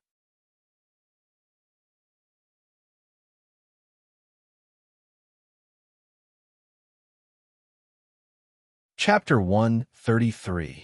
Fong Lijuan was standing on top of a city wall, looking at the Great Xia resting outside. She looked at a handsome man in a black armor that had a terrifying fighting intent in his eyes. However, Fong Lijuan could feel that the terrible fighting intent was slowly transforming into a slaughter will.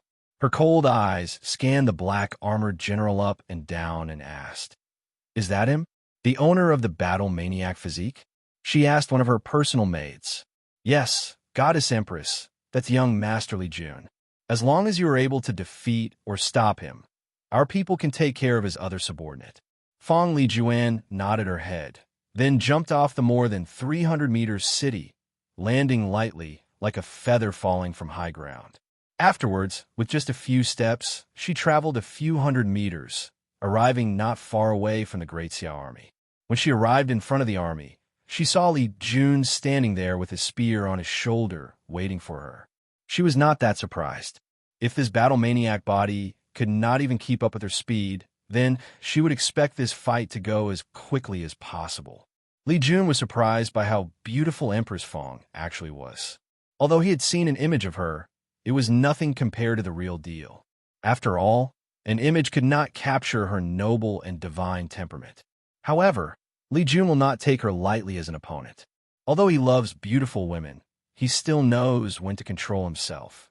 This goddess has been very upset with what you have done to my dynasty. So, show this goddess how capable you are. Li Jun just smiled and did not say anything. He activated his origin chi, turning his spear deep red. Then he rushed towards Fong Lijuan and pierced her throat. Li Jun did not show mercy, nor did he hold back his strength. He knew that Fong Lijuan was a true heaven-chosen, just like him, and he needed to do his best in order to have a chance to win this battle. Fong Lijuan, in the order hand, did not flinch by this attack. She gently waved her delicate hand. Then a white crystal wall appeared in front of her. Li Jun's spear hit the crystal wall. However, the wall was not immediately destroyed, but cracks appeared on it. After a few seconds, the crystal wall burst into countless pieces. However, the pieces did not randomly scatter all over, but floated in the air, turned into countless sharp sticks, and flew towards Li Jun under the control of Fong Lijuan. Li Jun frowned as he looked at all the numerous crystal shards covering the sky. He moved his spear in a circular motion to block the attack. The pointy crystal shards fell on Li Jun like drops of rain. With the rapid spinning of his spear, he managed to block the majority of shards, but a few bypassed his defenses and penetrated both his armor and his skin. However, Li Jun ignored such minor injuries. As soon as he finished defending from the shards, he immediately waved his swords, creating a massive slash that traveled towards Fong Lijuan. The goddess empress waved her hand again, and another white crystal appeared in front of her, blocking the slash attack. However, immediately she noticed something was wrong. Li Jun had disappeared from his position. Suddenly, Fong Lijuan felt a sense of danger from behind her and turned around. Her pupils immediately dilated as she saw Li Jun's red spear approaching her throat. With the slightest hesitation, she raised her arms, which also instantly turned crystal white like an armor was encasing them to block the attack. Most of the attack was blocked. However, Fong Lijuan's skin was also pierced, thus injuring her. Furthermore, the force of the clash pushed her a few meters away from Li Jun. Fong Lijuan looked at her bleeding skin and frowned. Then she looked at Li Jun and said, "I cannot believe that you actually injured this goddess divine body. If you do not wish to be injured, do not participate in battle. With your background, it is quite easy for you to spend the rest of your life living a wealthy and luxurious life." "You are right," responded Fong Lijuan with a cold and cruel smile. "All right, let's stop at the warm-up." After saying this, her eyes suddenly turned completely white. The divine temperament of hers increased. Everyone who looks at her will have the urge or desire to kneel down and worship her. Afterward, a crystal armor encased her entire body, leaving only her eyes that can be seen. However, even her eyes started to shine like crystals. One thing that was different about the crystal that formed the armor was the fact that it was blue instead of white. The blue crystal armor resembled the most beautiful piece of art. It was as if gods themselves took their time to carve it. Li Jun looked serious when he saw this. He knew that Fong Li Juan had just activated the power of bloodline, meaning that she was taking this fight seriously. As such, he prepared to take things more seriously as well. However, before fighting, he said, "It's fine to fight seriously, but it is better to move the battlefield somewhere else." After hearing this, Fong Li Juan looked around and noticed how their short confrontation had destroyed the terrain around here. There were crystals scattered everywhere, and the wall she previously was still there. More importantly, the soldiers of the Great Xia had to run far away in order not to be killed by the aftermath of their battle.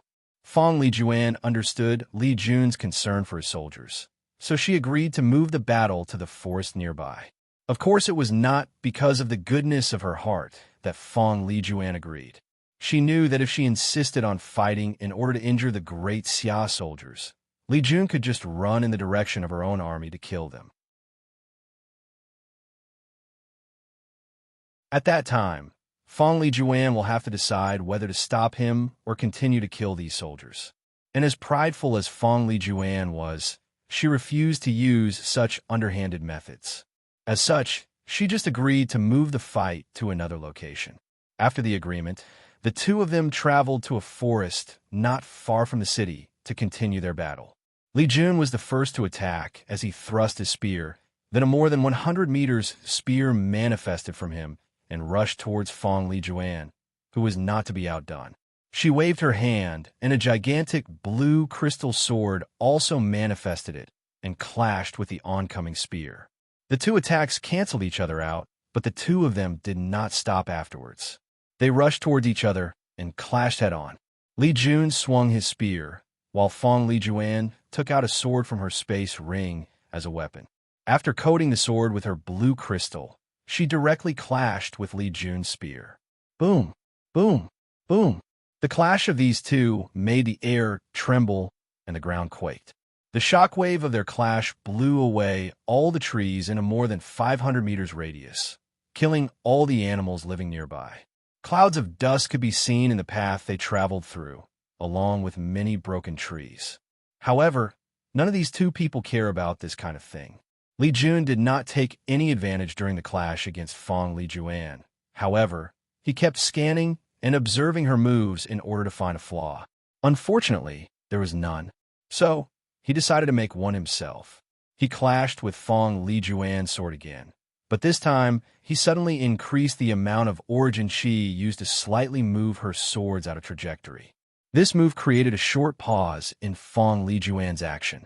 However, this short pause was all that Li Jun needed.